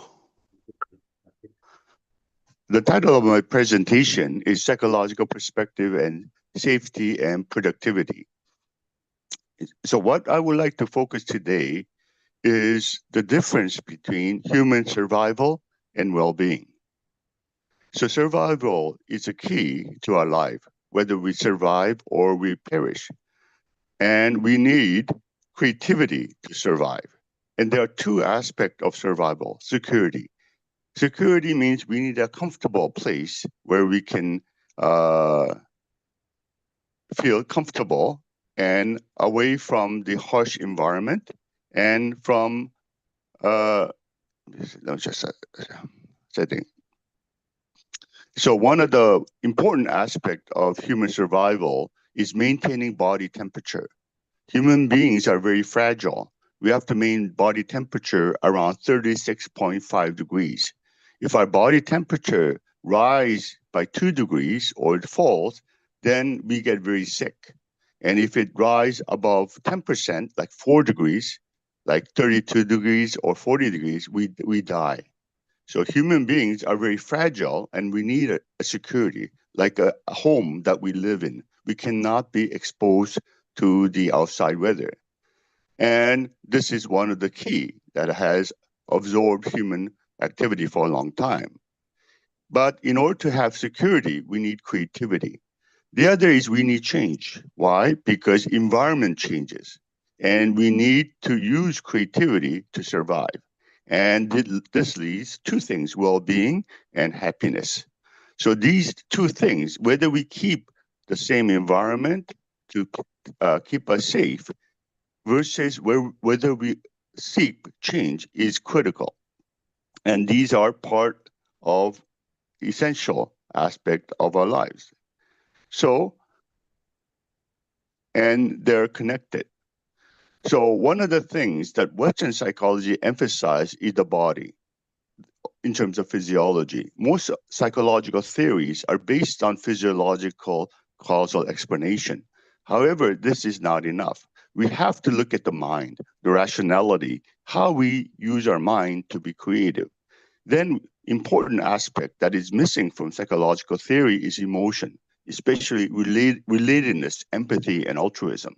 And the last that has been ignored because it's considered unscientific is a spiritual belief system that are critical to both security and happiness.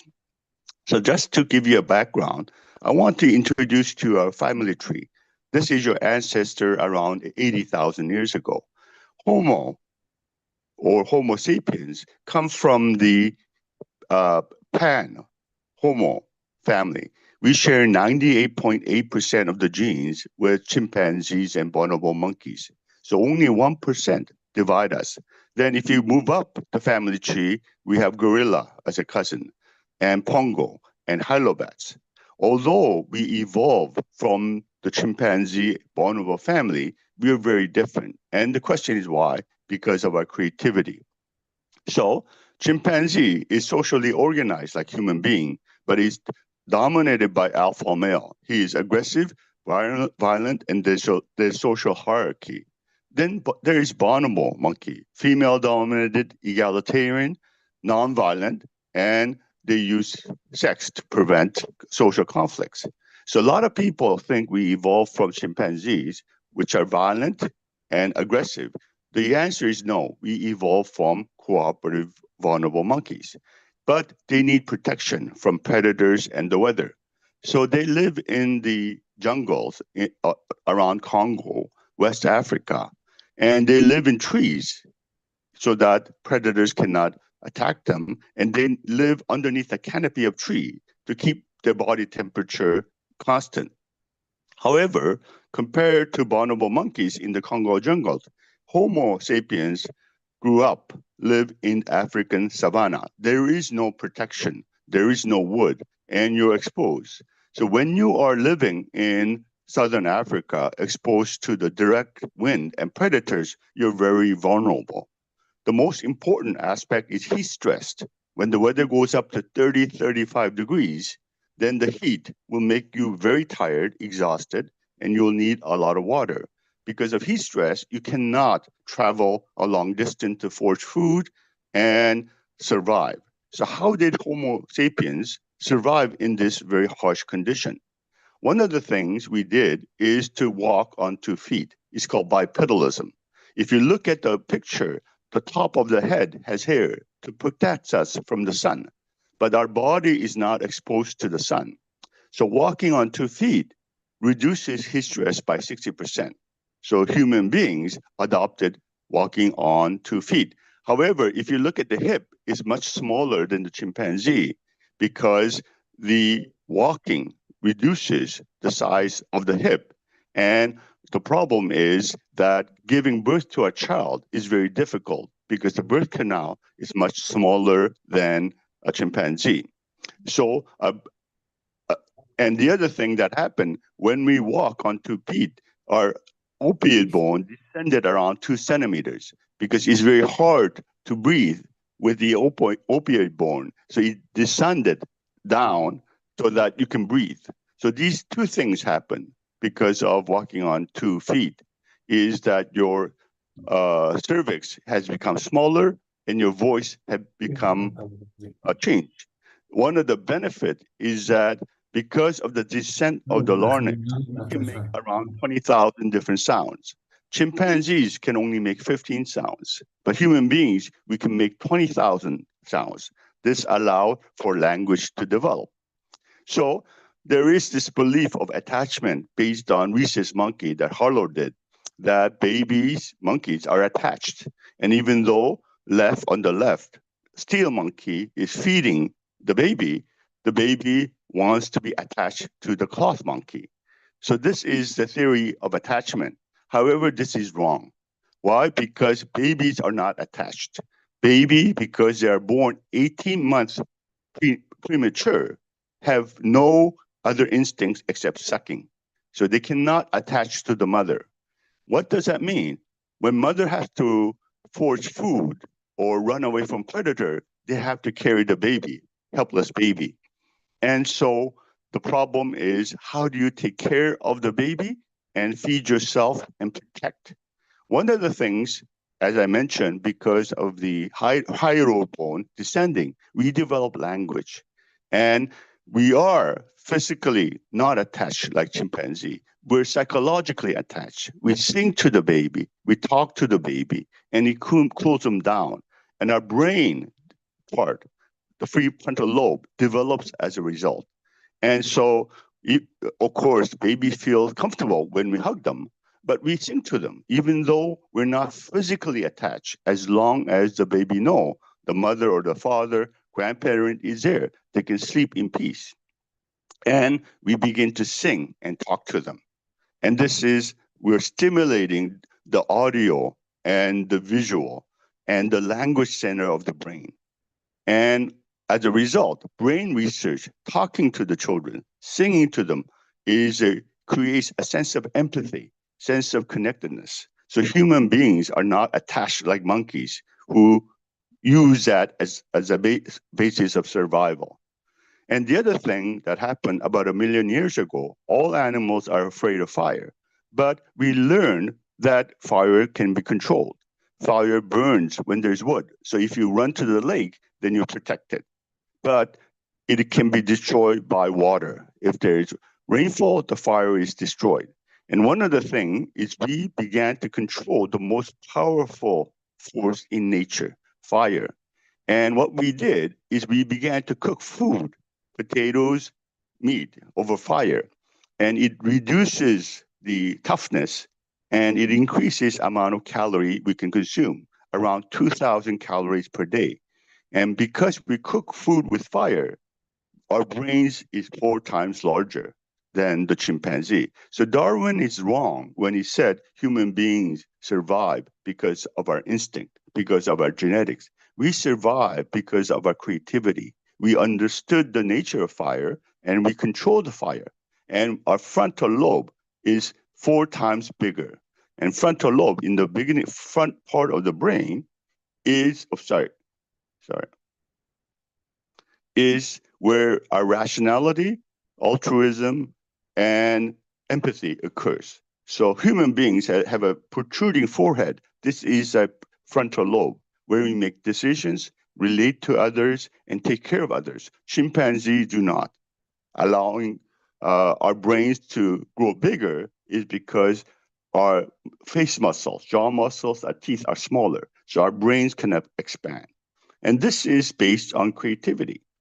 And so to be protected, to feel secure, we lived in a cave away from predators, and we will have fire. And 3 hours a day in the evening, there's nothing to do. You cannot forage food. So you have time.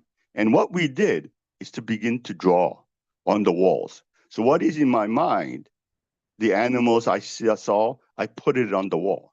Because my memory is very short term, and it does not last very long. Human beings have limited memory capacity. We stored our knowledge on the wall. And this is the first information technology. Human beings are the only animal that can store their learning outside their body.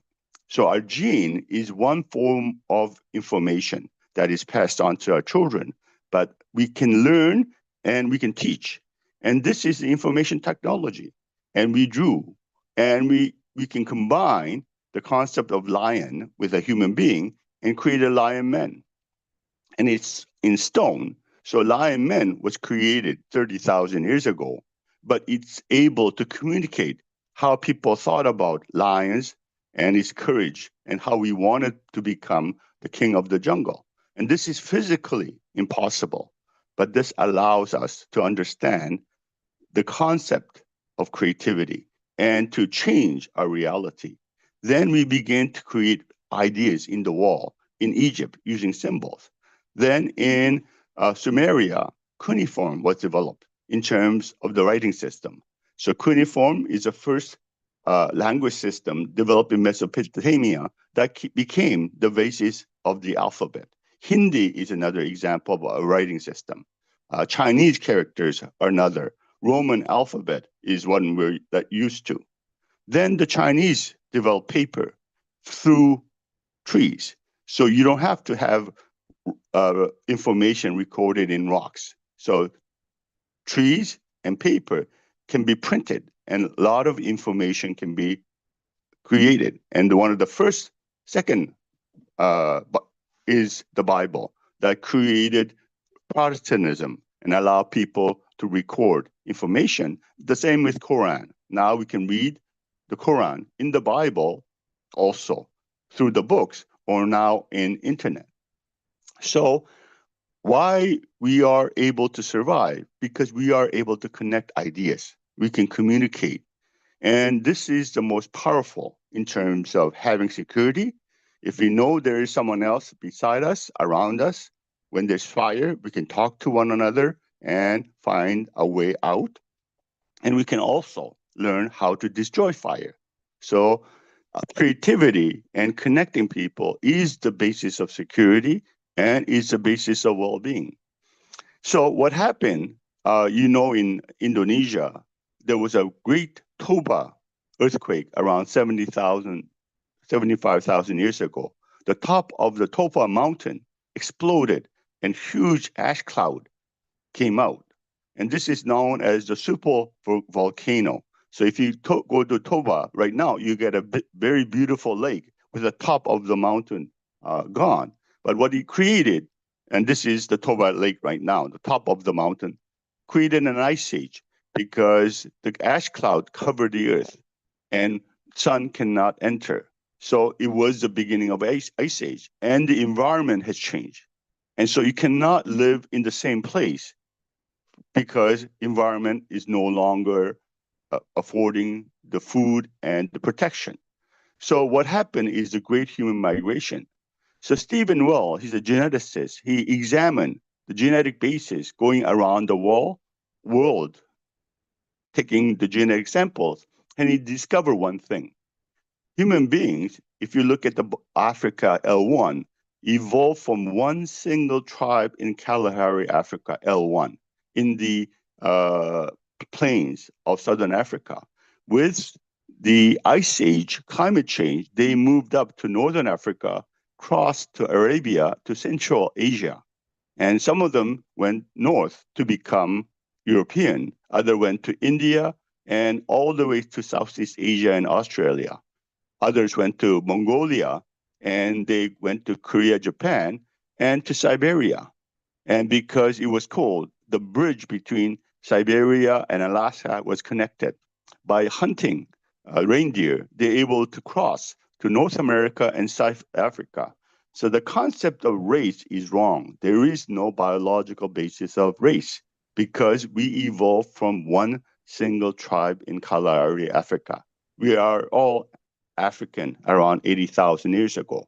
So most of the psychological theory that believes in instincts, biology, and race is incorrect. There is no genetic biological basis of race, intelligence, mental health, and it's not inheritable as we know it, except very few limited cases of genetic disease.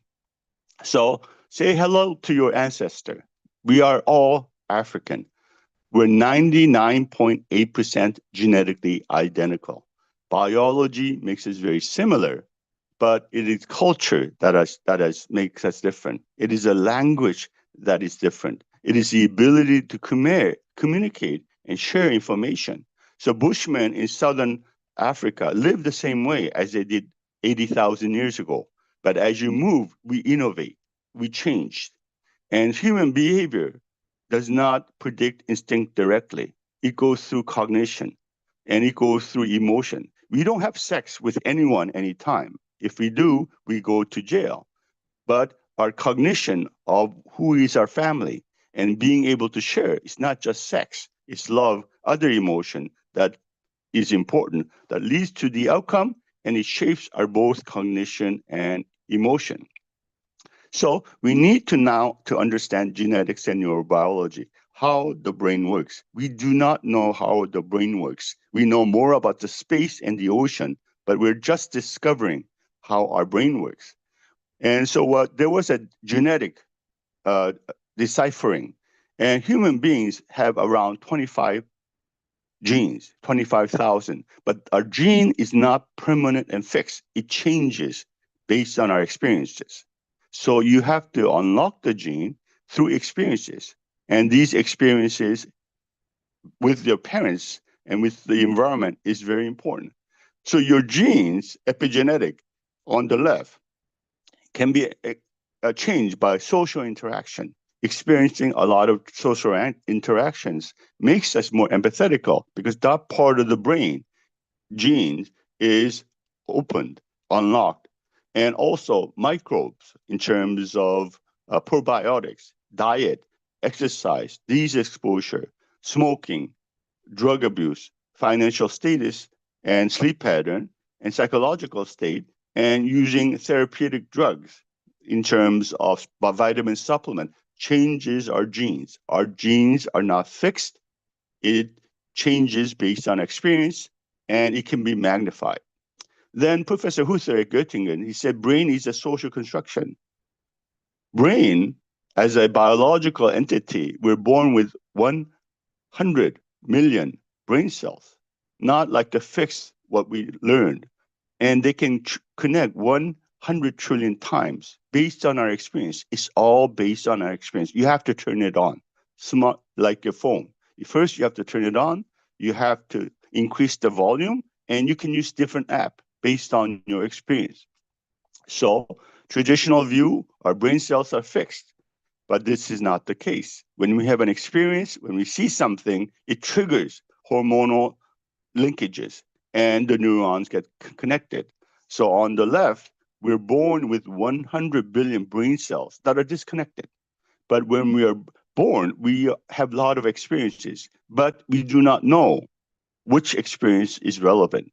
So we learn through childhood for at least 18 months, the certain connections become strong.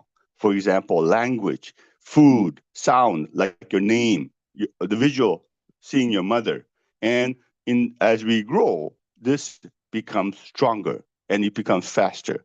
And this is what we talk about when we say family, relationship, and culture. Different connections get stronger in different families and different cultures. And the notion that we are objective is completely false, because whenever there is information coming from our five senses, it is connected to the limbic system where emotions and memories are attached. So whenever we see something physical, like picture of a person, if it's a stranger, there's no reaction. But if it's your mother or someone you love, your brain lights up. So scientists claim we're objective, but that is not the case. We try to be, but this is another lecture. And the limbic system is the oldest part of the brain. Frontal lobe developed around 1 million years ago once we begin to eat more calorie. And the emotion center, limbic system, is connected to the decision making, and frontal lobe is where our empathy and altruism rest. So what is important? We're born with a body, but it is disconnected. You have to turn it on. And through your experience, you begin to understand and develop a mindset. But the most important is your parents. You learn from your parents. But where is parents in Piaget theory? There is no parents. In most psychological theory, parents are not involved. This is a false belief in individualism. We do not survive because of individual. We survive because of family, community, and culture that takes us and make us happy. And psychologists did not study mindfulness, meditation, because we're not doing anything. We're not behaving. But meditating is a very powerful way of finding security and also happiness. So if you look on the left, mindfulness, meditation, or praying improve your working memory, quality of sleep. You become curious, improves your relationship, it reduces stress, increases cognitive flexibility, lower blood pressure, improves cognitive cognition, decreases emotional reactivity such as stress, as depression, increases empathy, help manages chronic pain, and improve immunity. That's why a lot of Buddhists and Hindus pray. And that's why Muslims, they pray 5 times a day. Especially during Ramadan, you have 1 month of prayer. It is very good for your body and mind and spirituality. So what happens when you achieve something on the left? Dopamine is secreted. So when you complete a task and when you're successful, you have dopamine. So meditation increases serotonin. It's a mood stabilizer. And oxytocin is called the love hormone. Just holding hands, being with your family makes you feel good. The endorphin is a painkiller. If you exercise and your body feels a lot of pain, your body induces endorphin to make you overcome pain. Or if you eat a lot of hot food, hot food is not a taste, it's pain. So it endorses endorphin. So people, Koreans, Indonesians, once we eat hot food, we feel good because of production of oxytocin. So the most important thing is not the body. We're 99.8% the same. We're not that different from chimpanzee. What is different is the mind. Our mind is open. Our body is closed. And it can connect depending on our experience through migration or the type of parents we're born with. And so we can take something empty and take colors and a brush, and we can create something that is real, meaningful, like Mona Lisa. She's alive with a smile, and she looks at you. No other animal can create art. Art is information technology, storing information on a canvas. And so Albert Bandura said most psychological theories are problematic because they look at the past, like Freudian, your personality is fixed at age 5. This is incorrect. Or Piaget, or behaviorism. The most important thing is the future. We have a goal, what we want to achieve today or tomorrow, and we regulate our behavior so that we can do what we want later in this evening or spend Christmas with the family. Future does not exist. It only exists in our mind. So human being can think about the future, such as security, such as achievement, and such as happiness. And we change our behavior to reach that future. So some people believe money can buy happiness, so they work like crazy to make money. But does it happiness? Or some people value family, so they emphasize family, security. Some people like to emphasize different excitement. So our mind can envision a future that does not exist and change our behavior, manage our behavior, create scheduling, develop skills to reach the goal.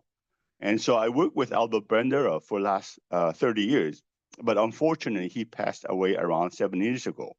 The most important thing is self-reflection. What do you do? So when I have the problem with the audio, what do? I try to fix it. I cannot fix it. Then I remember, oh, I can use my phone. So I turned on the phone to send audio. So I'm using my laptop for video and my phone for audio. And this is what you call forethought and clear intention to make a presentation and execute. And so Bandura says what happens before you behave is critical in terms of decision making. And it is the belief that you can do something. So it's based on the intention, knowledge, and goal. And you have the belief and skill to perform. And it leads to outcome, such as academic grade, such as happiness or well-being. But what is important, in addition to the individual, is the social support in terms of the feedback you get from your teachers through tests and social support. Social support is the most powerful in terms of making you recover from cancer, for your health, and for happiness. We have not looked at it very much. And these are the 4 outcomes. And you can have agency at the individual level, relational level, or collective level. So since I only had 30 minutes and we had some audio problem, everybody's want to be happy and everyone want to be healthy. But why aren't people happy and healthy? Because they have a wrong assumption. They believe money can buy happiness. A lot of Indonesians, because it is economically not fully developed, faces many economic financial problems. And they believe if I have money, I can solve all my problems. Yes, money can solve problems, but it cannot make you happy. And this is a research done by behavior economist Isserlein, who show that money or income can increase your life satisfaction up to a certain point, medium point. Then the effect is non-significant. So developed countries, you can see the slope flatten, does not feel happier because Indonesians is underdeveloped, but they're as happy as Northern Europeans. And the question is why? Why are Indonesians happy, smiling all the time? And whenever I visit Indonesia, I feel happy too, because I'm with other Indonesians. So this is based on creativity. Chimpanzees experience despair, fear, hatred, greed, suspicion, and they are stressed. And this is done by Robert Sapolsky. They create stress for ourselves. We are able to change despair to hope, believing in Christmas, Ramadan, a brighter future, and having confidence, and also having empathy and sharing, and to develop trust. Human beings created hope, confidence, empathy, sharing, and trust. And this is both basis of security and happiness. Kahneman studied 450,000 people and looked at their daily emotions. And he noticed as your income increases, one in gray blue, your satisfaction increases. But at the median income, emotion or happiness does not. And so the longest study of adult development is Harvard. They studied human Harvard graduate for 85 years. And they looked at your DNA, your personality, IQ, your genetic basis, everything that is possible. And also study your wife, your children, your grandparents. And what did they discover? Does money buy happiness? And so these are the results. Robert Waldinger was surprised. Relationship is the most important.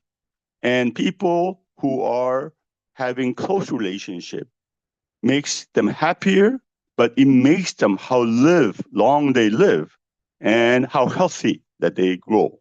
People who have good relationship live 10 years longer than people who live alone, eat alone. They die 10 years younger.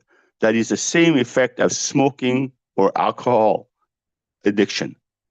Having close relationship protects us, makes us secure, and it makes us happy. So this is what they did discover: close relationship and warm relationship. Of course, Indonesians know this, and they're happy when they eat with other people and when they come home. Indonesians, I haven't seen many eating by themselves unless they're forced to. But a lot of Americans and Japanese and Korean eat alone. And as a result, they're not happy. And so how do you spend your day? By yourself or with a friend? And even a longitudinal study looking at the brain has the same result of nuns who donated the brain.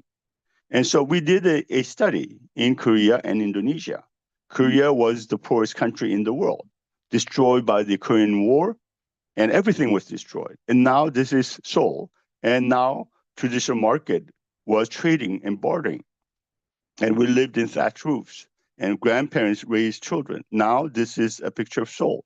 So economically, Korea is one of the rich countries, but are Koreans happy? And my answer is no. Korea has the highest suicide rate, higher than Norway, Japan, and highest divorce rate. We have the lowest number of children, 0.78. We don't even have one child. We refuse to have children because it's so difficult. So this is Busan, and this is the fertility rate and the income. As you notice in blue, our income grew, but we decided to have less children so we can focus on making money. And we work longer than any other country in the world. And the question is, do we have time to spend with our family, to close relationship? And answer is no. What you see in K-pop, K-drama is just a fantasy. It is not real. Koreans are miserable. But we want to study this. So a Korean television station asked us to conduct a study, and we collected data for low, middle, and high income level. And what we found that happiness on the right is predicted by resilience of efficacy for students, and also emotional support in green, and for them, academic grade. So socioeconomic status influences your academic grade because you can go to tutorial school. But the most powerful is emotional support and resilience of efficacy. And we also did structural creational modeling for path analysis for happiness. For adults, their occupational achievement predicts their happiness and their children's success. If your children are successful, you're happy. But if you look, what influences occupational achievement, happiness, and success is resilience of efficacy. In orange, in green, emotional support increases occupational achievement, happiness, resilience of efficacy, and children's success. So emotional connectedness is a powerful mechanism because self-efficacy identifies a causal mechanism, not simply correlation between personality or individualism and collectivism. Most psychological theories are based on correlation and not to identify a psychological mechanism. And look at the factor explaining happiness. Students, emotional support explains 50%, adults around 30%. But for elderly, resilience is very important because you're retired, you don't have much income. This is when money becomes important in terms of social class. So there is a lot of misunderstanding of Islam. And Islam is the second largest religion, only to Christianity. But it is mainly in the equator area, in the green area. And when I visited, Bandung, Indonesia, I experienced Idul Fitri, where family get together and celebrate, eat, and donate to the less unfortunate. So they spend a lot of time. So Indonesians eat many times a day, not only food, but snacks. But they love to be with their family. And they donate a sheep, goat, a cow to the less fortunate. Then Idul Adha is one activity, but there is also Ramadan you spend. So there's a sense of community, the sense of family, sense of connectedness, and spend a lot of time going to their hometown. So the global flourishing study was conducted from 22 countries, collecting data over 200,000 people. And so Indonesia is considered low in happiness, 83 out of 147. And so they measure flourishing, health, happiness, meaning, character, relationship, financial security, and spiritual well-being. People think financial security is the most important, and the answer is no. Because who is number one in the world in flourishing? Indonesia. Everybody was shocked, but I wasn't, because I visited Indonesia for the last 25 years, and people are happy, generally across the board, and across different parts of Indonesia, from Sumatra to Bali to Makassar. At least those are places that I visited. And so Indonesia is at the top. England, UK, Japan is at the bottom, because they don't have security and they don't have happiness. And so I did a structural equational modeling of happiness and well-being using Diener's flourishing and subjective well-being with my colleague Yus Nugrada. And as you can see, self-efficacy predicts well-being. Look at the partial correlation. Social support predicts self-efficacy and well-being. And spirituality increases your efficacy. And spirituality is measured by practicing religion and faith. And social support from your parents, information, emotion, and practical. And spirituality and social support are correlated with one another. So now we have result which shows spirituality, religious practices increases your self-efficacy and increases your security and well-being, because we know, we believe what happens in this life and once we pass away. Then I did path analysis, looking at subjective well-being and flourishing at the bottom on the right, and resilience of efficacy as a moderator, and parental social support that influences resilience of efficacy, subjective well-being, and flourishing. And positivity, we know positivity is very important.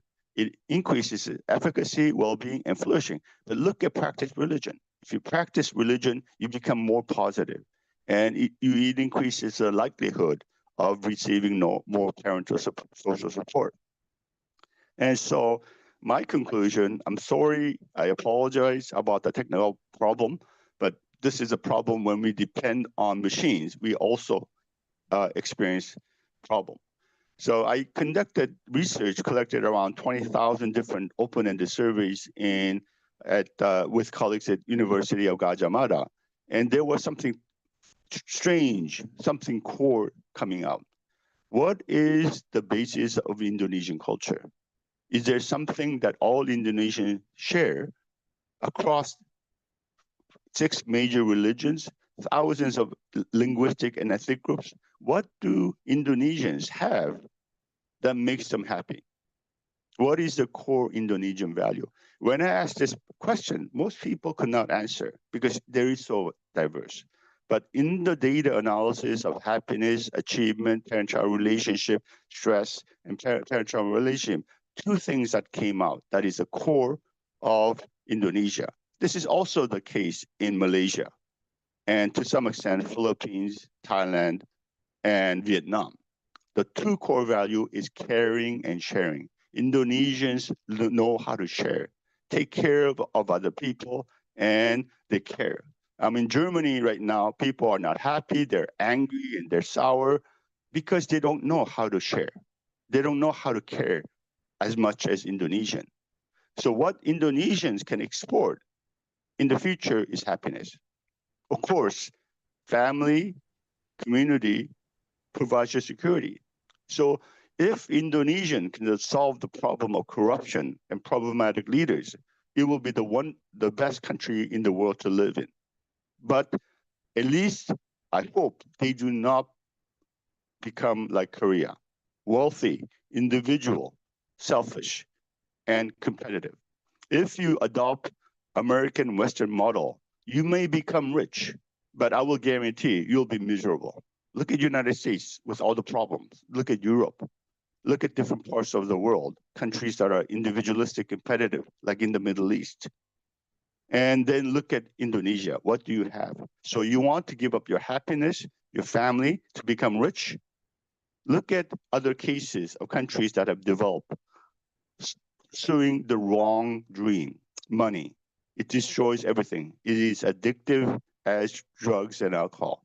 So thank you very much. I hope I did not go over time, but I'll finish my presentation here. And if you want a copy of my presentation, I'll be more happy to share them with you. Okay. Thank you, Prof. Ujol Kim. So happy or rich? That's the question. Okay, maybe anyone here have a any question or asking directly with raise hand on mic? Oh, okay. Bu Dr. Neti want have asking? Okay. Okay, good afternoon, Professor Ujol. It's nice to see you again in this webinar. So I have a lot of things that I have the knowledge from you about the indigenous cultures. So I have a question for you, Professor Ujol Kim, according of your presentation, about how does psychological safety differ across cultures, particularly in societies with strong indigenous or local cultures values, especially in Indonesia. We know about gotong royong and then so on. So how about that, Professor Ujol Kim? There is physical safety. Indonesia is terrible. If you see the motorcycles, they go crazy. I was in Gajah Mada and I saw a young, very quiet female student, and she gets in a motorcycle and she becomes a terrorist. She drives like crazy. Medan is another crazy place. And people are wonderful. When you meet, talk to them, and have dinner, they're very nice people. But once they get in the car, something happens, they go crazy, just like Koreans. They drive like crazy. So physically, environmentally, Indonesia is very low in security because people don't follow rules and there are a lot of roads with potholes. So Indonesians do not know how to take care of the physical environment in modern society. But when I enter a village, you have a sign called Selamat Datang, welcome. Then it is completely different. People welcomes you if they know you, take care of you, or they invite you for dinner. They never met me and they feed me. I said, wow, what is the difference from this gate when I enter the community where people cooperate, take care of one another, when once I leave on the road is a nightmare because I decided to drive in Indonesia and I got in a traffic accident right away. Someone hit me from behind, okay? So physically, modern society, there is a lot of corruption and there's a lot of problems. Your leaders, I'm sorry, are not the best. They're not taking care of the people because you don't know them. But when you meet them, talk to them, they're the most wonderful people in the world. And they take care of you, make you feel secure. And so this is something we need to do in terms of modern Indonesian economy. Malaysia, Thailand, Vietnam, I've been to there. It's a disaster because your leaders do not care about the people. They don't take care of the wealth. They don't share the wealth. I don't know how you solve this problem, but this physical, economical reality has to change in Indonesia. But at the same time, you cannot focus on money. Go to Jakarta. I go to Jakarta. I hate Jakarta. Okay. The traffic, the pollution, and the competition. It drives me crazy. But when I go to a mall, then there's peace. Like Ciputra Mall, people are nice, they have their children, and you have food. So something happens when you go outside. So mall is like an oasis. And a hotel for me is an oasis. I get away from the pollution and the noise. And so this is a modern problem Indonesians have to solve about physical security, because you have a lot of traffic accidents. But one of the things I heard is a student got into an accident and he broke his arm. Do you know what he said? I'm thankful to God, Allah, I didn't damage my brain. I just broke my arm. I said, how could you be happy about just breaking your arm? There's a positivity involved.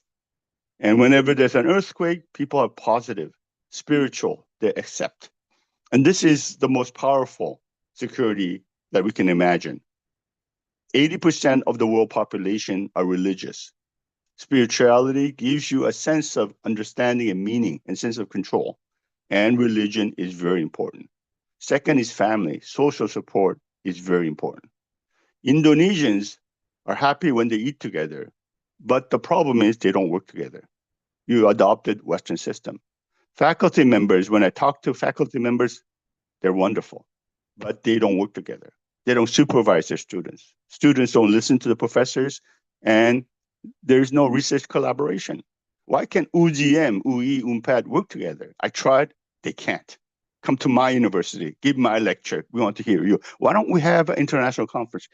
I held in UGM, all the UGM graduates came. I held one in UNPAD, and all the UNPAD, they don't share. So there is something wrong with academia in Indonesia. People are too selfish and individualistic. That's why Indonesians are very low in productivity and research. Same with the Philippines, Thailand, Malaysia.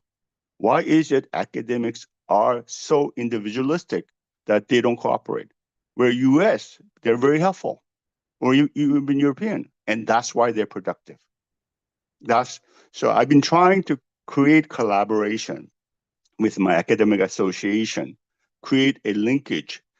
Why do we not publish 10 journals? Scopus listed. I will help you. And you can publish in Indonesian Scopus listed journal. Why do you pay 25 million rupiah to publish an article in a journal that'll disappear, that are predatory?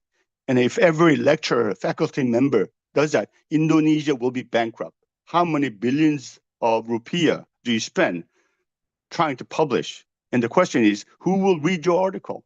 No one. What is your impact value? Who will cite you? That's the most important. So publishing in high impact journal is not the best. Albert Bandura, his impact value is 274. You know where he has highest impact value? His book, Self-Efficacy. I have an impact value of 37. My highest impact value comes from Individualism and Collectivism book. Book has higher impact value than journal articles. But your Minister of Education and your government has no idea. They're trying to follow other countries like China and Korea or Japan. But do you know any psychologists from China, Korea, and Japan? They don't publish. It's unknown. So security can be physical. It has to be relational, but you have to have healthy relationship. A lot of relationship, around 20%, are very destructive. They make you very insecure, depressed, stressed. And so we have to fix the relationship. We have to fix parents, Korean parents, who force their children to study 16 hours a day and they go crazy. And they don't develop empathy and altruism. And K-pop, they practice 12 hours a day and they're mentally unstable individually, but they look beautiful and they can sing and dance. Do you want to be like that? So I taught in Japan, the same problem. I taught in Norway, they're very isolated, but they're happy to be together. I've been to Iran, to Dubai and Turkey. People are very aggressive and they're not cooperating. So Germany is the worst case in terms of people being angry all the time, irritated. They say, follow the rules. Germans don't follow rules. They break it all the time. Try to take the train, Deutsche Bahn. It used to be wonderful. Now they only arrive 33% of the time. Every time they're late. So there's no security involved because when I have to fly out of Frankfurt, I have to stay in a hotel the night before because the train will be late. Do you know Indonesian train actually run on time much better than German train?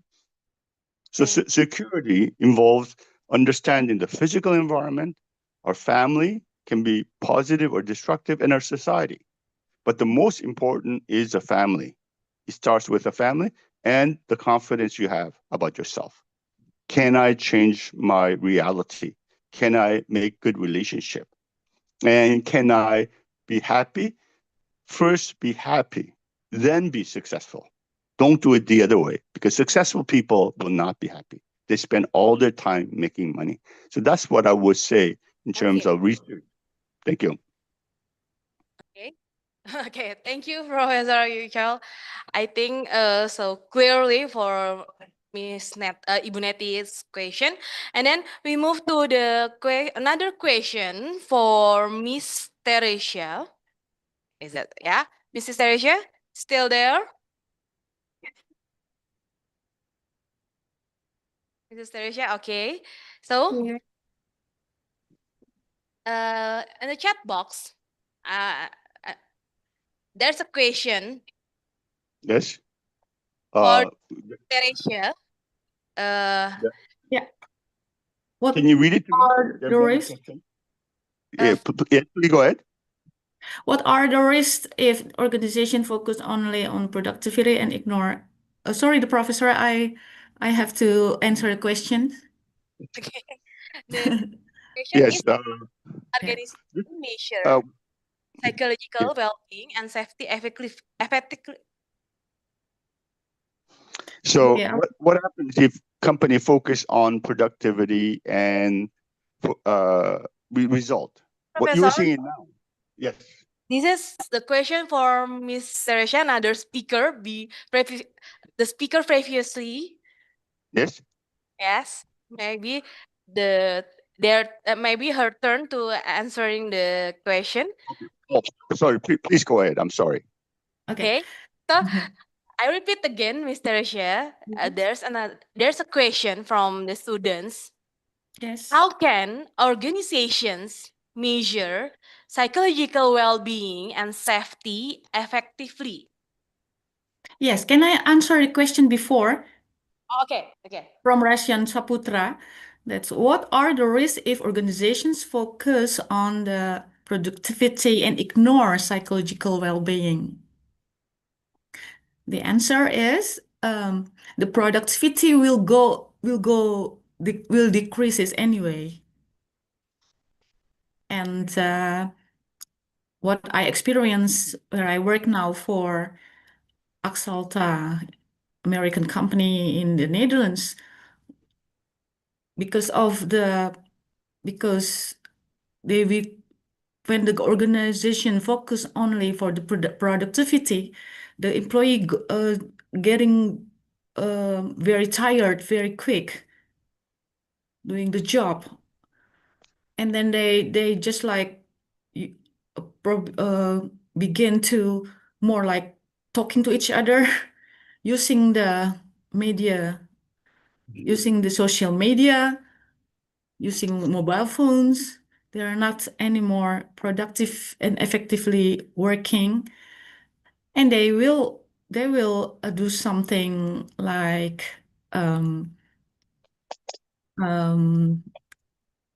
apa sih itu? They will not do anything. Yeah, they will sometimes doing like bullying also, but not real bullying directly show the manager that they're doing something really not effectively anymore. I hope I can answer that question, and then go to the question, how the organization measure psychological well-being and psychological safety effectively? It's a very good question. Okay. The organization or the company can see from the profit is going up. Yes. And the quantity of the sick people is going down. Employee look like very happy at work. And they are very nice to each other, the colleague. The collective emotions going up. The collective intelligence. What Anita Woolley, professor from Harvard, wrote is going up. and people and the employees is very happy to stay at work when they have to do the over job, the overload work. And the other things that the organization can do also try to give the questionnaire. Okay. Thank you, Mr. Chef. Thank you. I think the students satisfied with your answer. Thank you. Maybe last one question for Professor Wijol, because we have limited time. Professor, Yes. from Adistia, from Kementerian Tenaga Kerja, in a cross-cultural context, individual practices of self-regulation, like the meditation, clearly vary across cultures. How do you see the division of responsibility between individual self-regulation and leadership's role in creating psychologically safe systems that translate into sustainable productivity across different cultural settings? There are three types of control: personal control, that is self-regulation, and relational control, like asking your mother to cook for you or clean the house or give you money to get what you want. And there's collective control. And usually this is called democracy. We control the government, we vote for them, so they look after you. But most governments are dysfunctional. Big businesses pay a lot of money and it's very corrupt. If you look at countries that are high in happiness, it's Finland, Sweden, and Denmark, and a little bit of Norway, because they have governments that work, that provide reasonable welfare to its citizen. So if you look at World Happiness Report, Indonesia is ranked 83, whereas Finland, Sweden, Norway, Denmark is high. It's based on the political system. They trust the government, invest in the government, and they take 50% tax from you. So I lived in Norway. The government takes care of you. It's not perfect, but it works. So people are willing to pay tax. Indonesians hate paying tax. Koreans hate Germans and Americans because government is not working. Even in Germany, it used to work. Now it's defective. It's no longer working. And it's the leaders who have problems. I say, you may not know of Korea. Yoon Suk-yeol, he did try to develop coup d'etat, overthrew the government so he can be a king. Look at what is happening to the United States. The leader just represents 30% of the population. Look at what happened in Indonesia with the corruptions and the military control. Some of it is good, but mostly bad. So the government does not represent the people. But the problem is people vote for those strong leaders. People want strong leaders, but strong leaders work like army dictators. Organization is based on the army model. The leader tells people what to do. So you don't use our brain. We don't talk to one another. So the consulting work I did with top companies in Germany, US, get rid of the leaders and the managers, the middle managers. Get rid of them. They're useless. They're bureaucratic. And focus on developing good product and serving the customer. The salespeople, they serve the customer. And when you achieve, you feel good. You have dopamine. And you share information because one person does not know everything. So self-regulation works, but you have to connect. In business, R&D, scientists, manufacturing, finance, design, human resources, sales, they work parallel to one another. They don't communicate. No one knows how to organize. Even the CEO, he sits in his middle office getting reports. Same as AI. It's based on data. What does data know? So if you organize the data, it'll give you the right answer. The other question is, what will happen with AI? It'll destroy the culture and relationship. Now we spend more time on the phone. In Indonesia, everybody's on the phone, looking at the phone. They're micro world. Of course, they communicate with their friends, but very similar. So we are becoming autistic and schizophrenic because of AI and because of social media. We have to recognize it. But the government is spending billions of dollars saying AI will make it more productive and efficient. For what? For machines? It's not a livable place. We have to be based on experience, sharing, and caring. Has any CEO talked about sharing and caring? No, you do what I tell you. I know what is best. If parents tell the children, I know what is best, children will rebel. They won't listen to the parents. Children know what's the best. Of course, you have to guide them. You have to listen to them, love them, and take care of them. Does any leader in any company love and take care of their employees? No. They're very abusive. And they are only interested in money. That's why the environment is going crazy. The governance is going crazy. And there is no ethics in business when the goal is to make money. And you see it in Indonesia, you see it in Korea, you see it in the United States. So can we create a system of collaboration and cooperation? This is one area not found the solution. Democracy is now broken because it's based on a Western model of competition. We have to create a new system based on cooperation. But we should not talk about politics or democracy. We should talk about universities. University system is broken. We need to learn to work together, engage with our colleagues, okay? Collaborate with colleagues. Indonesians are the most selfish academics in the world. I can say this because I've been trying to get Indonesians to work together. Students don't listen to the professors. They want to do their own study. I said, that's a hobby, that's not research. And if I tell them to do this, they say, oh, that's too hard, I don't want to do it. So they end up producing material that are irrelevant. Indonesian students are very selfish. They want professors to take care of them like their mothers take care of them. So I can have a PhD, I can get a job. It doesn't work that way. I'm sorry. Okay, So, yeah. Agreed, Professor. Okay, thank you so much, Professor Yeo Chol Kim, because I have limited time. I'm very pleased with all the material provided and all the speakers also. Of start from Ma'am Christel, and then Dr. Neti, Dr. Steve, Prof. Vijay, Ms. Teresia, and last but not least, Professor Yeo Chol Kim. So, many things that I have learned, but due to constraint, I will only summary a few points. Allow me to give a brief conclusion. Psychological safety, the feeling of security to speak up, catch new job, and make mistakes without fear of embarrassment or punishment, is an important foundation for enhancing creativity, innovation, and employee engagement.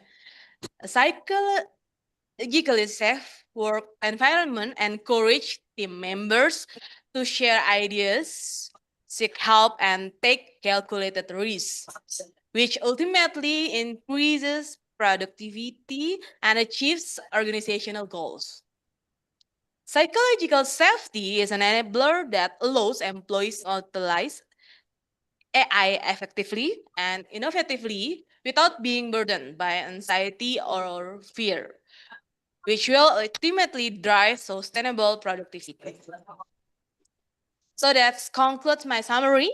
I would like to end this session by apologizing for any mistakes and thanking all for their all the speakers for inspiring and give them to respond, virtually to respond. And I hope we can meet again on another occasion. I am Hema and I now return to the MC. Thank you so much. Okay. Thank you for all speakers and moderator for the information and knowledge which have been given to us.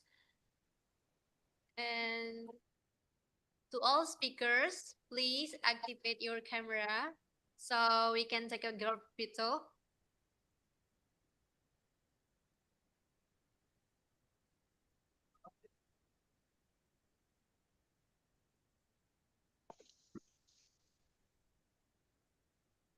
Crystal, Dr. Pham Kim An,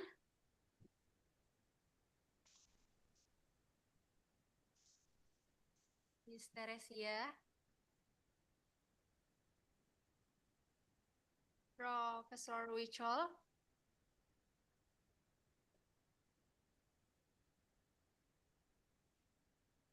Okay.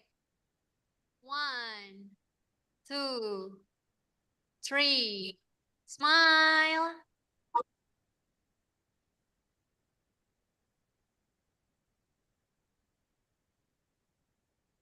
Okay. And to show our gratitude, kindly accept the certificate from us. The certificates will be given by the Dean of Faculty of Psychology, Universitas Bayangkara, Jakarta Raya. To Ibu Wustari, please join us. First, certificate will be given to Christel P. Diansai, LPT Ersai.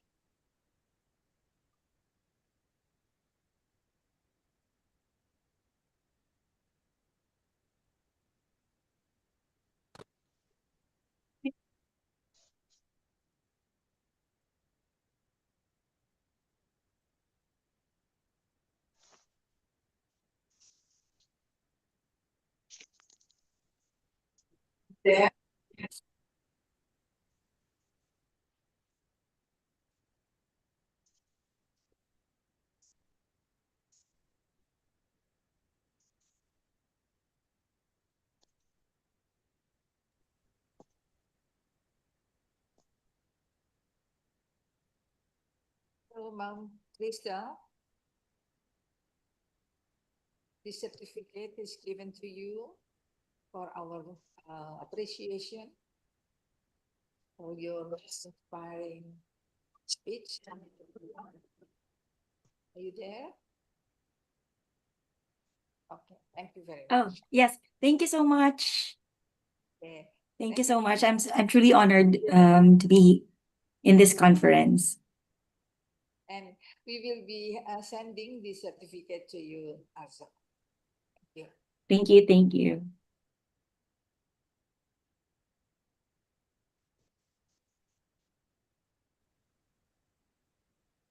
Second, the certificate will be given to Dr. Pham Kim An.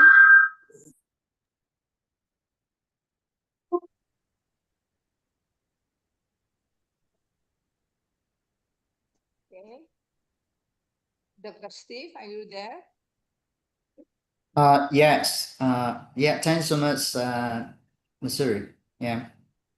This certificate, this appreciation for your presentation. Hope we will see you again in Vietnam or in Indonesia. Yeah. So yeah, thanks so much. Yeah.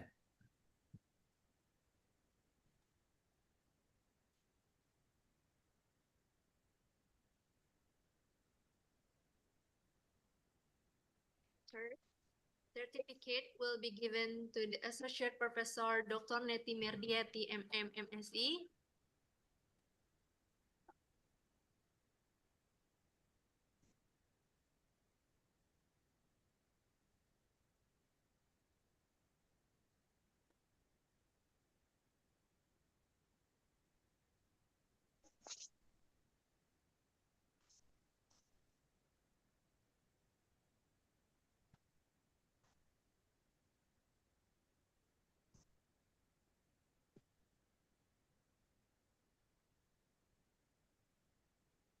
Okay.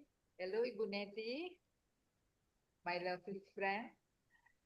This certificate is given to you not only for the presenting, but also for the hard work, to conduct, this beautiful international conference. Thank you very much.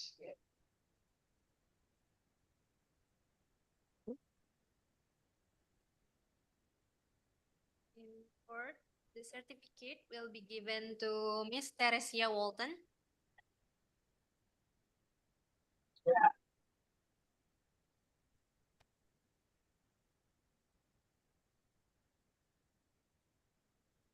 Mbak Teresia.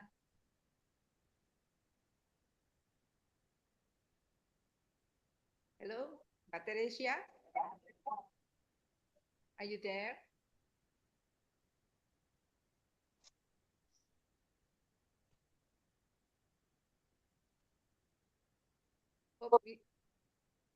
Hello, Mbak Teresia.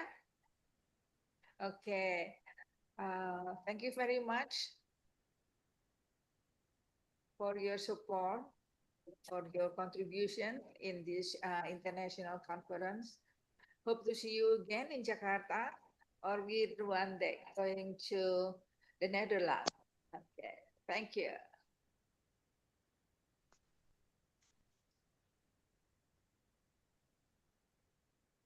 And fifth, the certificate will be given to Professor Wichol Kim, PhD. Hello, Thank you very much for this certificate. hello, Professor Wichol. I hope to see you again in Yes, hope to be back in Jakarta. or in Bandung. Yeah. So Or better still, Bandung is better, cooler. yes, better. Yeah. Yeah. Okay. Just let us know when you will be here so we can meet again. Thank you very much indeed. Thank you. I'll probably be here in mid-January in Indonesia again. Thank you. Okay. Yeah, just contact us, please. Yeah, maybe we can arrange something, some events also. Thank you. Thank you.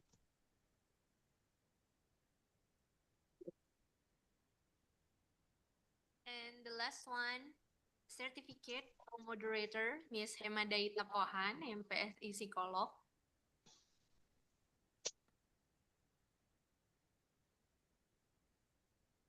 Okay. This certificate given to my lovely friend, Mbak Hema Dayita, MC Psikolog, yeah, that helping us to become the moderator, yeah, that make all the process going smoothly. Thank you, Bu Hema. Thank you so much.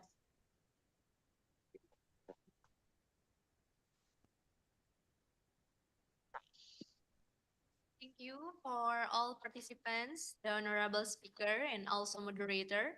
For the best paper will be announced after this conference due to the many paper that have to be reviewed.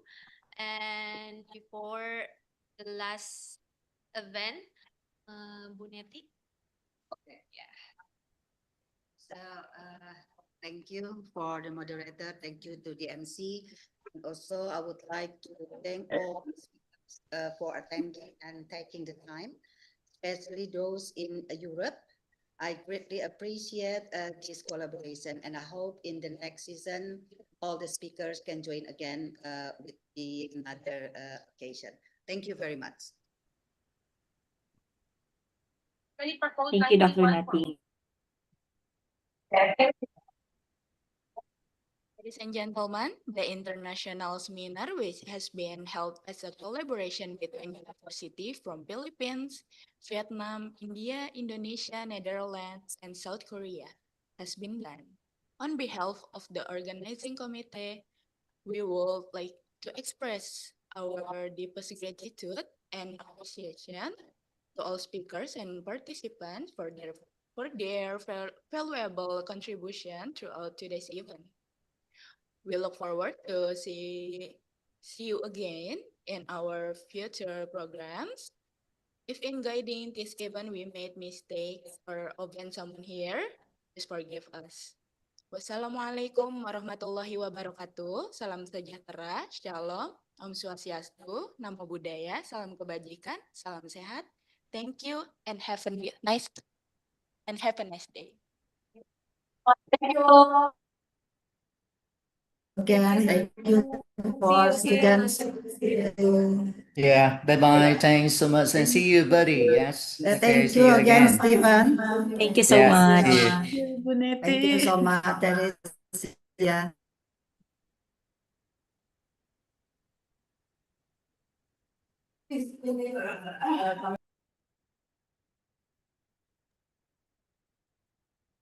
Terima kasih Bu Stari, Ibu Terima kasih. Profesorku.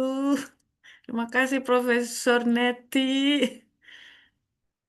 Makasih Bu Dekan, Bu Neti, dan semuanya. Bagus.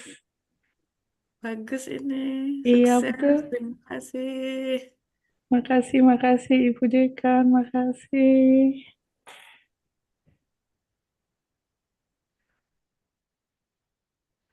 Udah seneng banget.